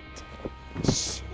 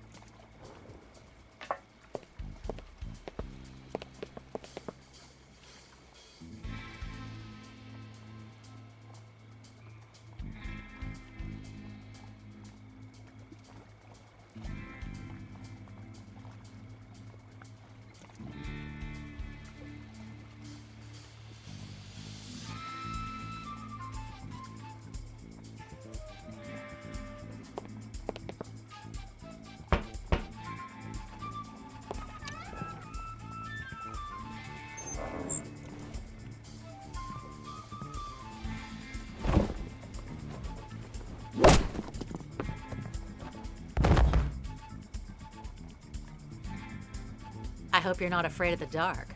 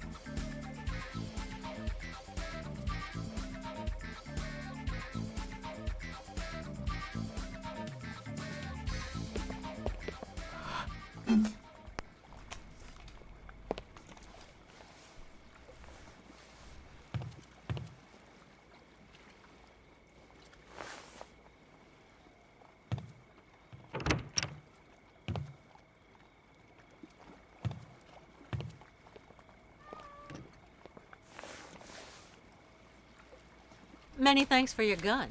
I'm in serious need of a real one.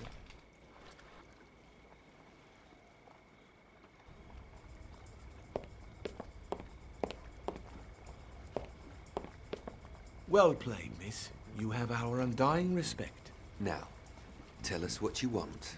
Untie us, and we'll kill you. Respectfully. Marcus, are you stupid? No. As you know, my IQ is 21 points higher than yours. I was negotiating with the miss here. She tricked us big time, so she's not stupid either, which means your negotiation is not going to fool her. I believe the point here is that our logical movement implies redirecting our bad start with the miss toward a relationship based in honesty. Holy crap. I'm all for honesty, but she starts. Thanks, Julius. First and paramount, we're here for something related to a certain post-impressionist from Zundert. Would you please be so kind to tell us where the lady of the house is? What for, if she just told you herself? Make yourself comfortable, guys.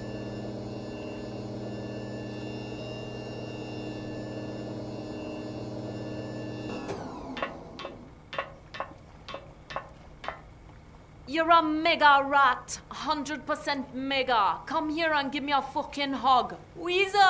Ho ho! Tell me it's not you who took those two idiots down. You didn't see it? You used to have cameras. I still have them, but I was taking a nap. I was so bored I just woke up now. What? I suppose you saw the two guys with guns up there? Are they freaking you out? I remember I gave you a contact to buy a gun. Weasel? Okay. They are art collecting specialists. They manage conflictual situations in unpeaceful ways. I should have given them something related to the canvas I asked you to bring here. I should have, but I didn't. They're not from here. Who do they work for? For my client. Someone whose name I don't know, of course. Probably they don't either. They're alive after all. You agreed to meet here? Who do you think I am, Rat? We'd agreed to meet in a small airport on the outskirts of Hilversum, about 15 miles from here. It seems they were coming in a private aeroplane. I don't know how they found me, but who cares now? Were you already down here when they came? Yeah, there was a macho plumber fixing the boat's pipes. I came here not to puke in his face. These two sons of bitches scared the shit out of him. Ha! He ran out of here like crazy. How long since they arrived? No idea. I just had breakfast. Early evening, I guess. I brought what you asked me for. An original by an unknown painter with the canvas and frame from the Netherlands. Would you just tell me what you want it for? In brief, I'm going to paint a new Van Gogh using your canvas and its pigments. I'll use a new forging system. 100% mega. Now I just need a subject. You want the canvas and frame from 1880 so your forgery passes the dating tests, don't you? That's it. You'll scratch the paint from the canvas and mix it again to paint the forgery with it. Is that right? 100% correct. You've gentrified, Rat, but you still remember the business basics. I got you there, huh? It's Mega Rat, an AI that stores data from paintings of all given artists in any given period in the world entirely. Brush strokes, texture, shape, color, composition, absolutely everything.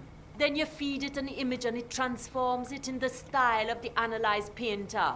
Finally, a simple robotic arm does the rest. And do they fall for it? Do you remember that new Tintoretto they found 1.5 years ago? No way. No? How do you think I bought this boat?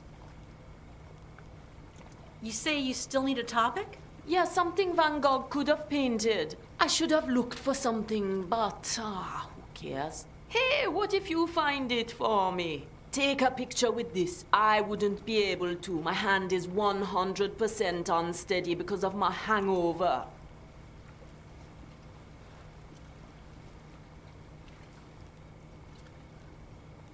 In the hidden folder on my private server, there's a subfolder with a 3D model of an ancient coin. You need to 3D print it in gold. 100% no. I just saved you from those jerks. I can't print gold. Do you know how much one of those printers costs? But I can print it in ABS filaments and then coat it in gold.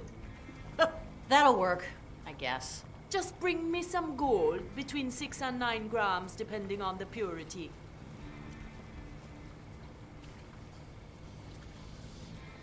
I still haven't taken a single photo you can use for the Van Gogh. And instead of doing what you're supposed to, you came to update me on nothing. How intelligent you are. You were supposed to come to Paris 2 days ago. What happened?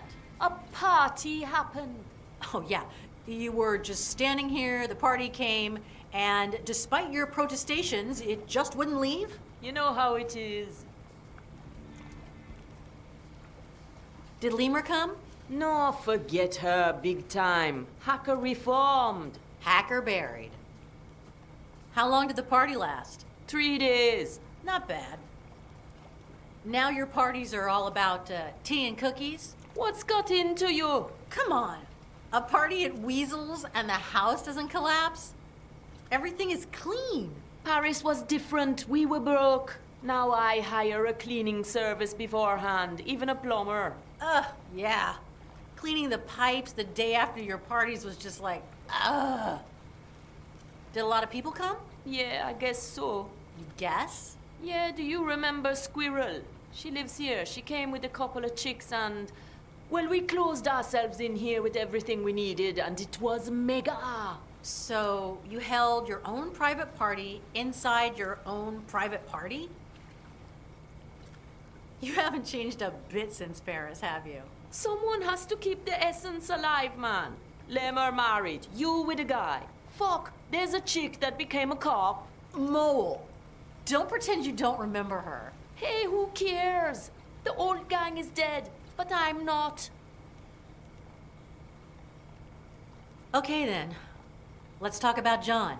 Oh, kids, why did I ever mention it? No, that's not the problem. Well, yes, we have some differences there, but nothing serious. The problem is that when I try to protect him, he goes crazy.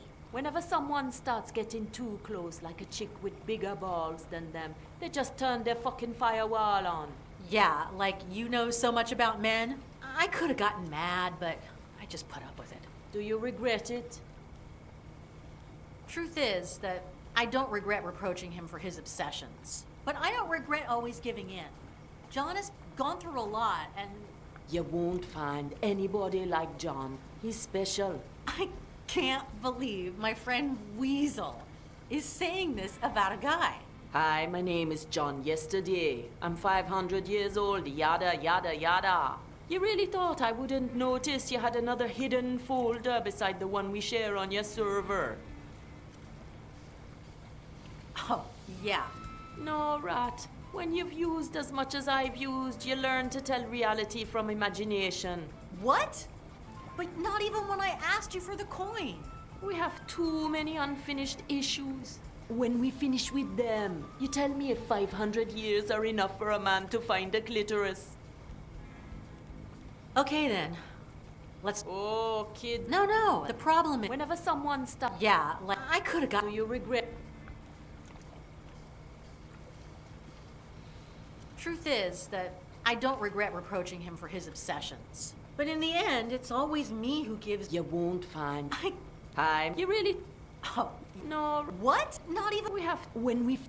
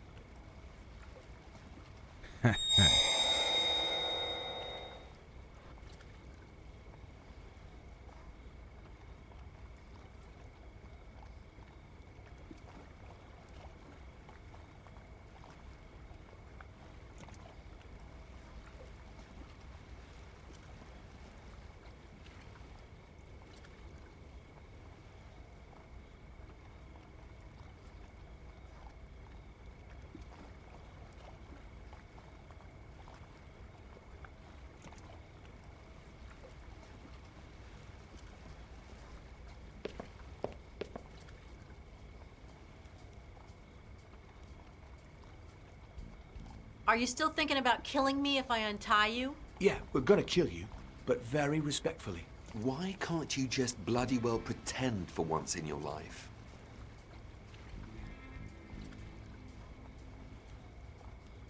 I know you came here for a Van Gogh. Fake Van Gogh, mind you. Who cares? The thing is that only Weasel can give it to you.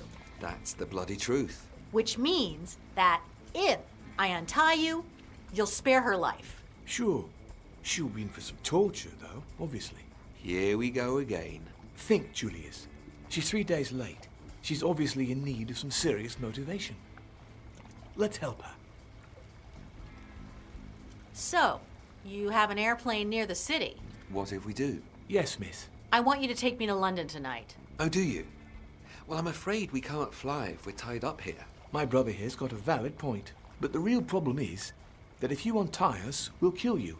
So, even if we fly you there afterwards, well, I assume you'd rather visit London as a living being. Am I right there, miss? Yeah, basically. One moment, Marcus. She wants something. Let's assume we help you. What will you give us in return?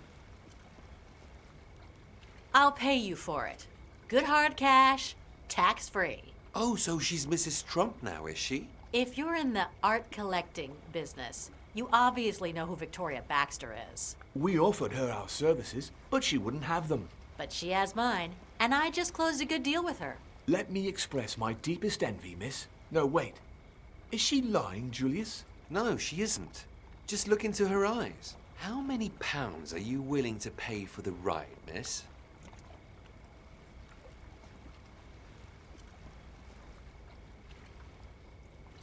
What about 5,000 pounds? What about 10 times more? Okay, but take 1/4 off. Only if we add a percentage that makes me forget the awe in my face and the other affronts. Let's say 25%? Good. But did I say tax-free? I didn't mean it. We'll apply French taxes, of course, because that's where I come from. Fair is fair. Then we're set for, I'm gonna need a calculator. Oh, no you won't. Marcus? £36,858.97. Seriously? Is it too much? Okay, gentlemen. We have a... Wait. This has been way too easy, miss. You must be really desperate. And that's... well, that's kind of scary. You must tell us why you're so desperate to get to London, or there's no deal. You know Coleridge's? Like the palm of our hand, miss. That's just not true. I never studied the palm of my hand by heart, nor yours. I need to get in there. End of story. Oh, I see. And I guess you already have the key to Coleridge's door. We've been trying to get in there for months. The alarm system is just a work of genius. Not a problem. Let's say that Weasel is not the only tech-savvy girl on this boat. Julius, this could be a new beginning for us. Yeah. Well, fuck Mr. Dickhead. We could establish ourselves on our own. Okay, let's say I believe you. If you manage to get all 3 of us in there, then your plane tickets are on the house. You don't? Then you pay us. Marcus? £36,858.97. Okay, gentlemen. We've got a deal. When my friend Weasel gives you the Van Gogh, and when she's safe, I'll untie you, and we'll be off.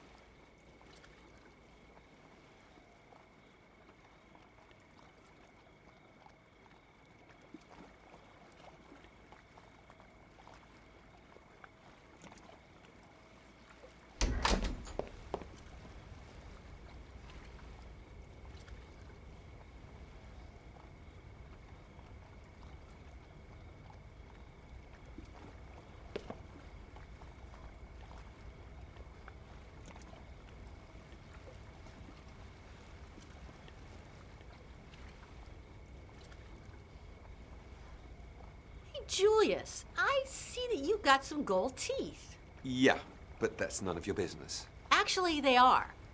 I need them ever so badly. No way, Jose. You don't want to do that, miss. He screamed when they removed the real ones. He screamed when they put the golden ones in. He'll surely scream if you remove them now. But don't worry, Julius. I won't use the word chicken on you. Hey, you know what? They're all yours. Go on, remove them.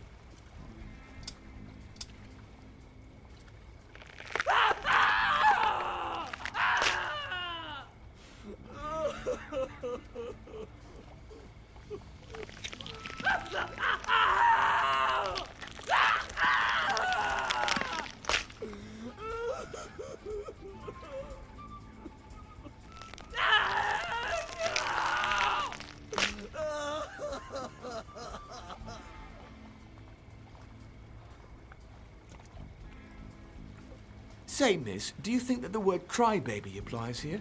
Fuck you, Marcus. You know I can't do that, Julius.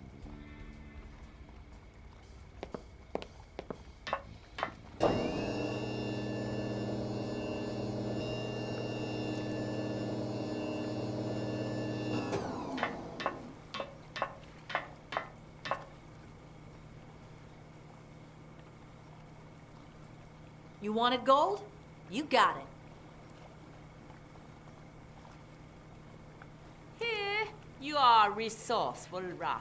Now you go chat with your pals up there before you get bored here. I'll need about 4 hours to get this done. Good thing I solved the plane thing with Julius and Marcus, because I'm not going to be on time for the flight to London.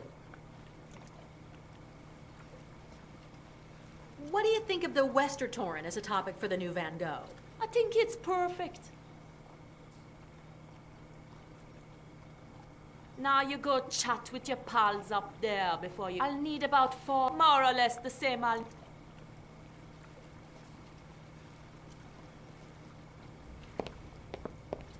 Guys, are you ready to leave for London? Finally! Here's what we're gonna do. Please let me tell it, miss. I'm good at these things. You will untie us and give us the false Van Gogh. Arrangement closed. We will walk for 6 minutes to the closest taxi stand, where we'll wait between 7 and 9 minutes. We'll take off as soon as we get to the aerodrome, and you'll sleep instantly. You'll wake up when we land at Elstree Aerodrome on the outskirts of London. We will get our car back, drive to our flat, and prepare our plan to sneak into Coleridge's. We will get in by the side alley. Miss, you'll have 45 seconds to disable the building's alarm network. I dare say you'll do it in 43. Once we're inside, Julius will say, The piece you're looking for must be in room 12B. But I'll disagree. You're wrong, brother. It's in 8A. I'll be right as always, and when I remind Julius of that fact, he will say, Why do you always say what I'm going to say before I can say it? And I'll answer because I'm good at recognizing patterns, and you only have a few of them. And you will say, Shh! Will you shut up and stand guard? You will extract a coin from an antique piece, then replace it with another coin, and we will run for our lives. Julius will want to celebrate, but you'll say goodbye very quickly, and you'll return to Paris to meet up with your boyfriend and probably have sex with him. But I'm not 100% sure all that is going to happen.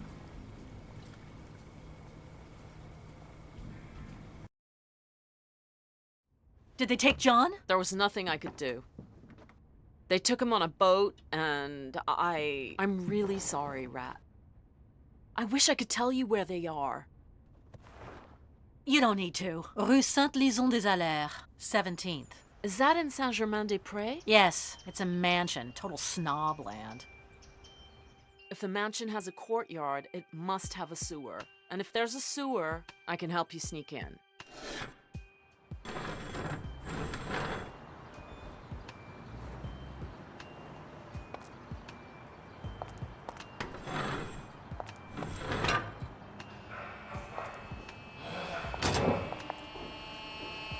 Baxter won't be back for a while. I hate waiting.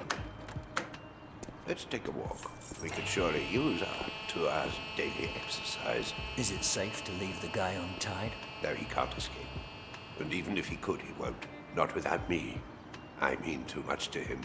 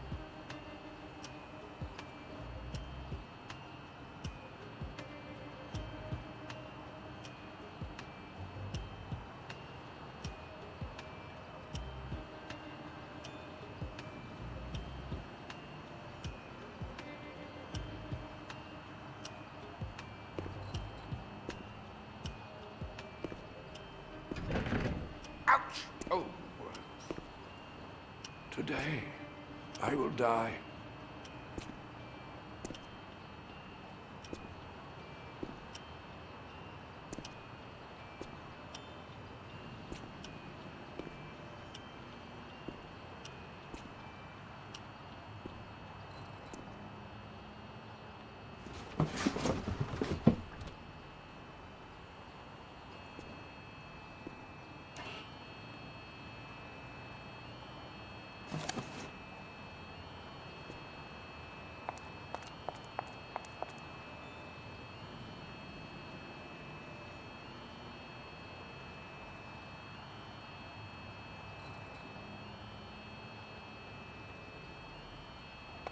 Maybe we should start prepping the piano hall for that thing they want to do with John yesterday. Not yet.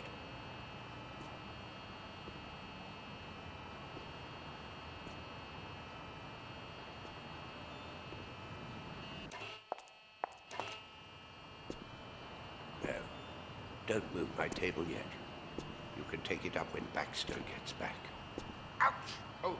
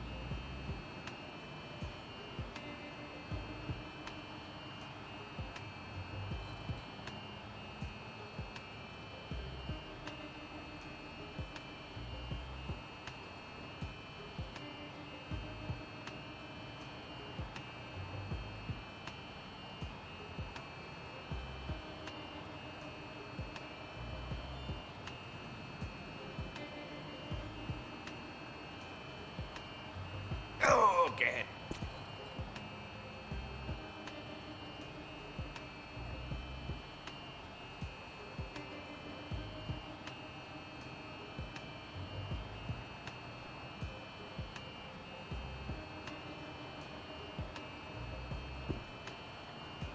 Today, I will...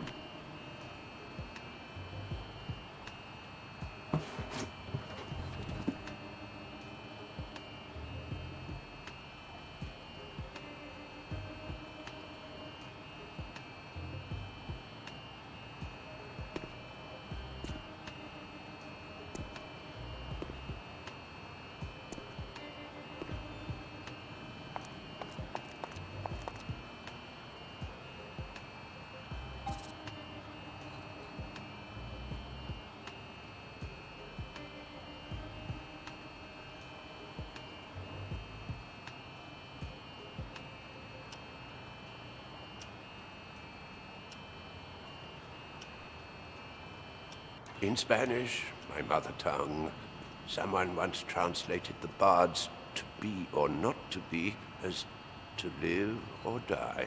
Well, that's about right, isn't it? Oh, how wrong you are.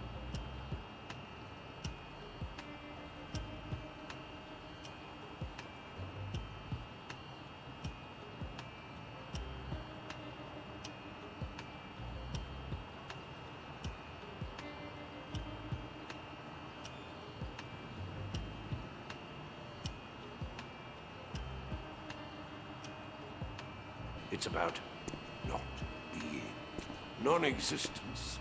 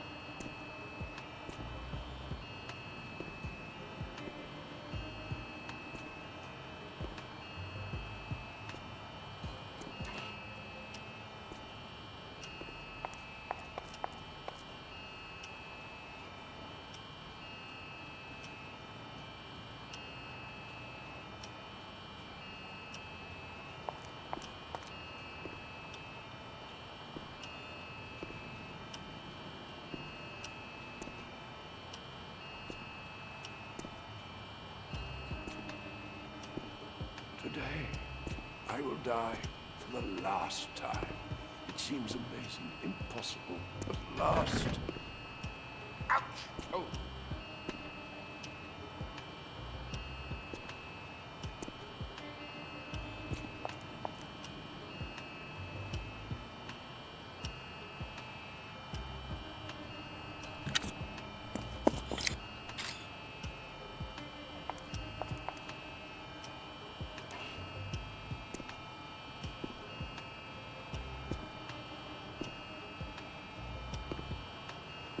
Oh, oh, damn floor. This. Let's change sides.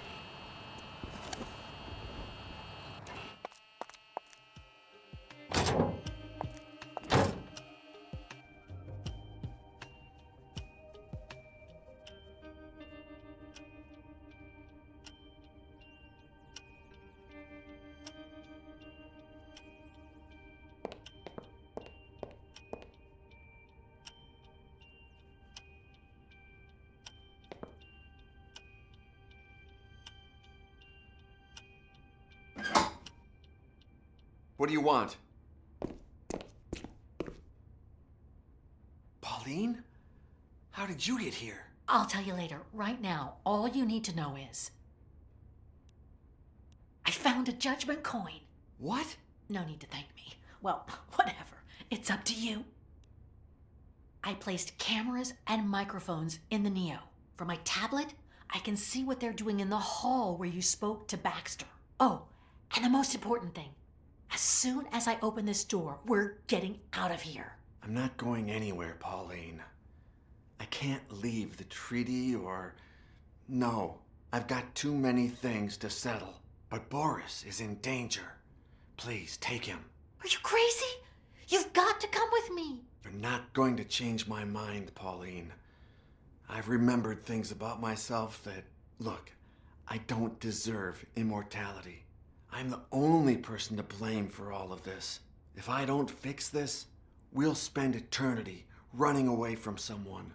Please, just do as I say. Save Boris, and I'll take care of the rest.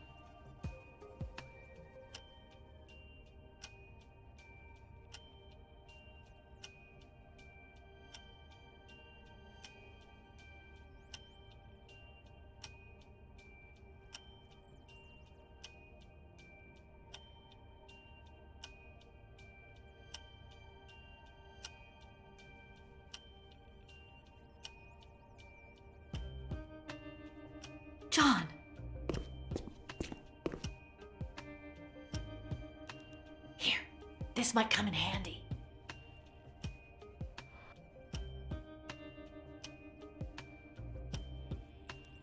How can I convince you to come with me? Didn't you want to have kids? To hell with Baxter and Gines. I'm sick and tired of the past. Let's look to the future.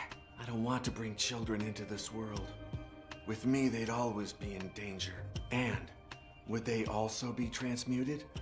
Or would we have to watch them die of old age? Pauline, I'm coming to realize that no immortal can lead a full life. I'm recording everything that's going on in the hall where the Neo is. If I see the footage, I'm sure I'll find something to incriminate both Baxter and Gines. We'd only have to edit it and send it to the police. Baxter is a millionaire. She'd find a way to go scot-free. You say you've done terrible things. I know you, Mr. Boring. They can't be all that bad. Remember what I was like when I was Choke? That's nothing. I've killed, tortured, tricked, betrayed. I don't deserve to live, let alone live forever. That wasn't you. I'm never myself. That's the problem. I figured out how to escape, and Mole is waiting underground to guide us through the tunnels. Then what? We live underground so that they can never find us?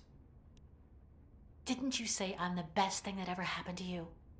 Then come with me. The best things aren't always the most decisive. Sometimes the worst matters most, precisely because they get in the way of the best.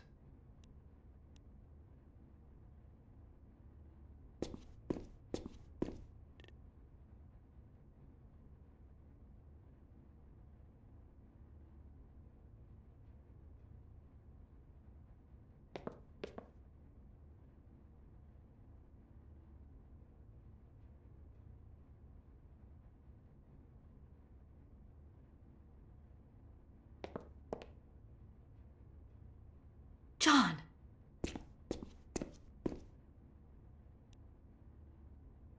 You need a 4-digit code to open the door. Since it's Gines' lab, maybe the password is a date that's important to him. When did you find that cursed book? It was a few years after arriving at Santa Brigida.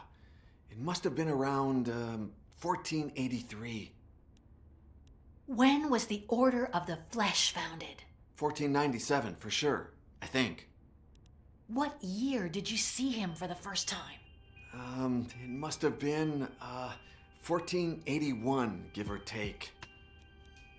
What year was he born in? I'm not sure. I think it was around 1445. When did you carry out that transmutation ritual? That I do know, 1501. It's strange that I never asked you this, but what year were you born in? 1466. Although, it was a bit strange. According to Gines, an old man stayed at my father's castle. He was traveling on his own.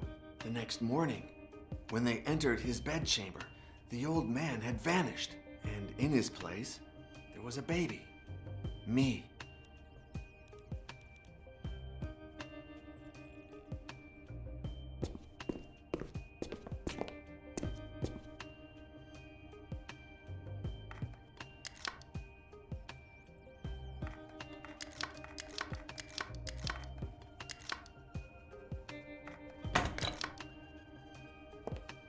John, the door is open. Bring Boris. Okay, but Boris isn't ready yet. Close the door in case someone comes, and hide while I convince him.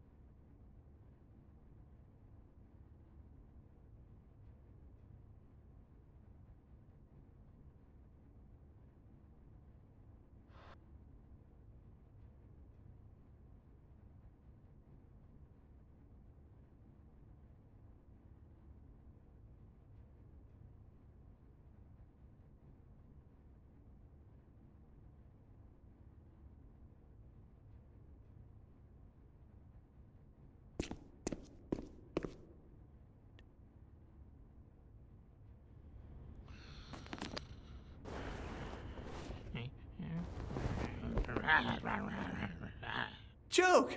I'm so glad to see you. I'm awake. We don't have time, Boris. Pauline is waiting for you outside. As soon as I untie you, you need to get out of here. What about you? I've got some things I need to do. But I'll catch up with you guys. No way. If you stay, I stay. Did I already mention that I'm awake? This is dangerous. We could both die, Boris. I need you alive to remind me who I am if they kill me and I come back to life. Tell the boss to remind you. She's your girlfriend. Boris, you could die. It's better that way. Then I'll see Danny.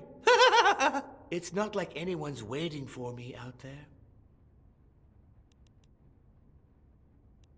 We've been through this before, Boris. It wouldn't be the first time we're separated under similar circumstances. But just remember, no matter how far apart we are, I always come back for you. Yeah, I know that.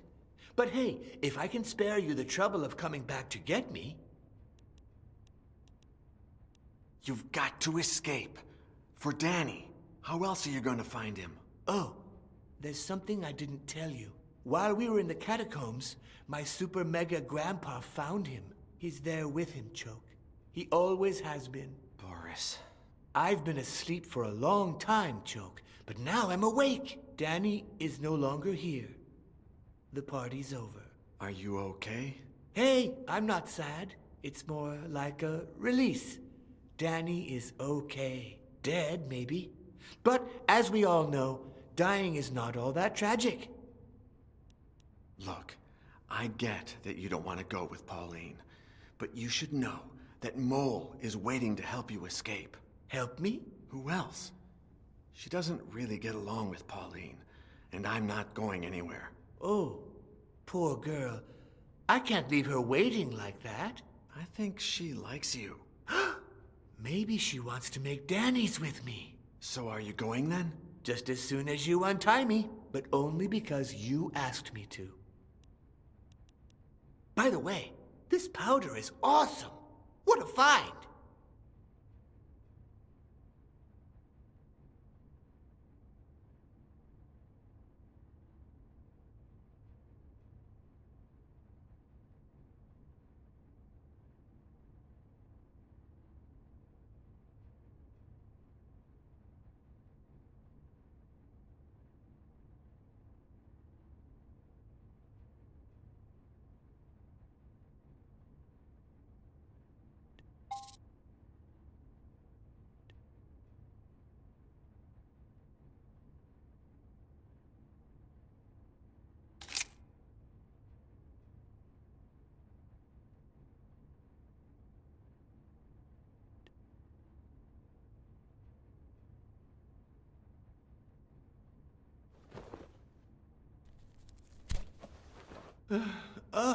Oh, thanks.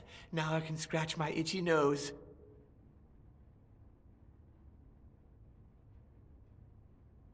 Boris, trust me. You've got to go with Pauline. Yeah. If I stay, someone's got to look after Pauline. Choke. Are you playing? How am I going to take care of anyone? I'm completely nuts.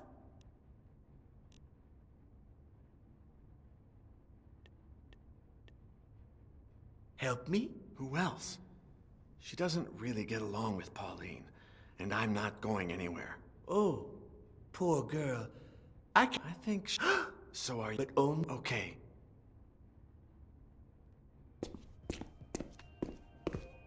I managed to free Boris. Get him out of here. Okay, John. You win for now, but don't think you're gonna get your way.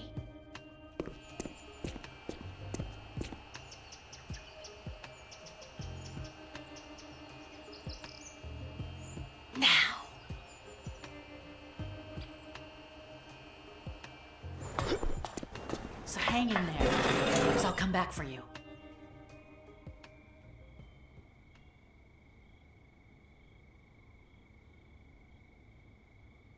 He cried blood when he started reading it, just like you said he would. If you did anything to Pauline... I've known Father Gines for a long time. ever since I found him in that nursing home. Surprise! We even found a judgment coin. The time has come. Please, kill me.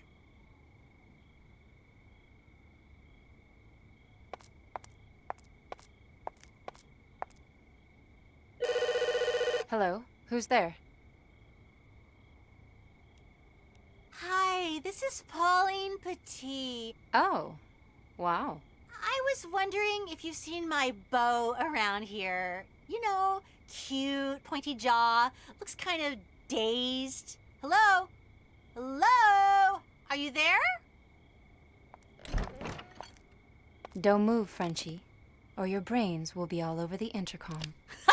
I'd love to see the look on their... no. Let's go inside.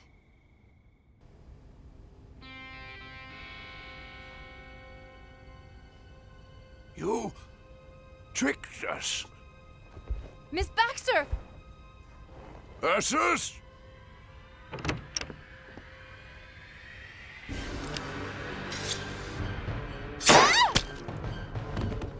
I'm going to...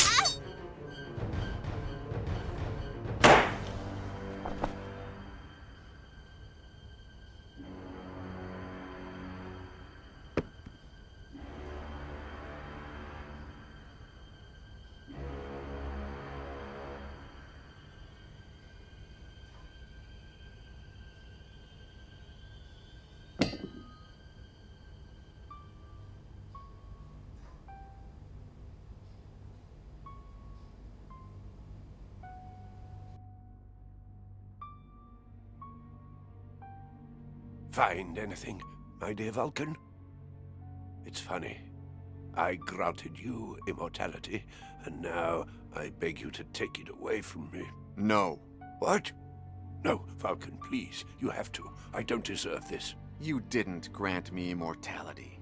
According to this, only a person transmuted by the creators of the treaty can understand its pages. And I understood them way before St. Fergus. Whoever they were, they transmuted me as a child, centuries before I even met you. You only overwrote the process, allowing me to come back as an adult instead of a child. But I'll help you.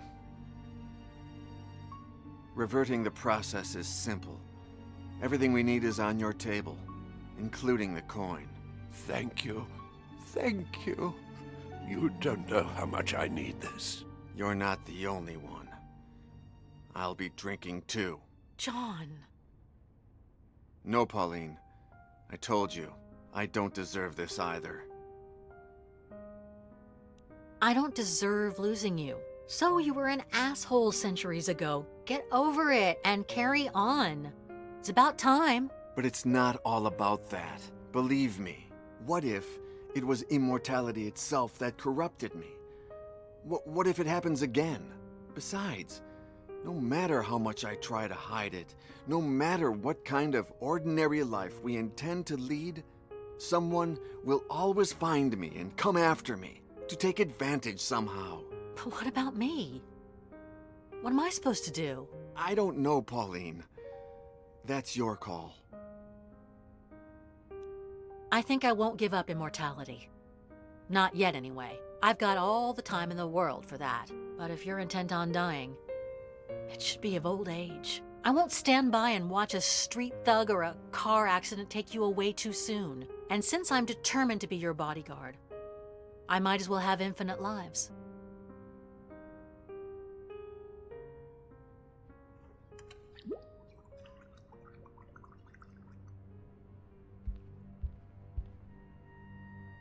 The time has come. At last. Thank you, my son. Thank you. There's only one thing that pains me. How can I let you go after a lifetime of searching for you? No. You're coming with me. John! John! Oh, John!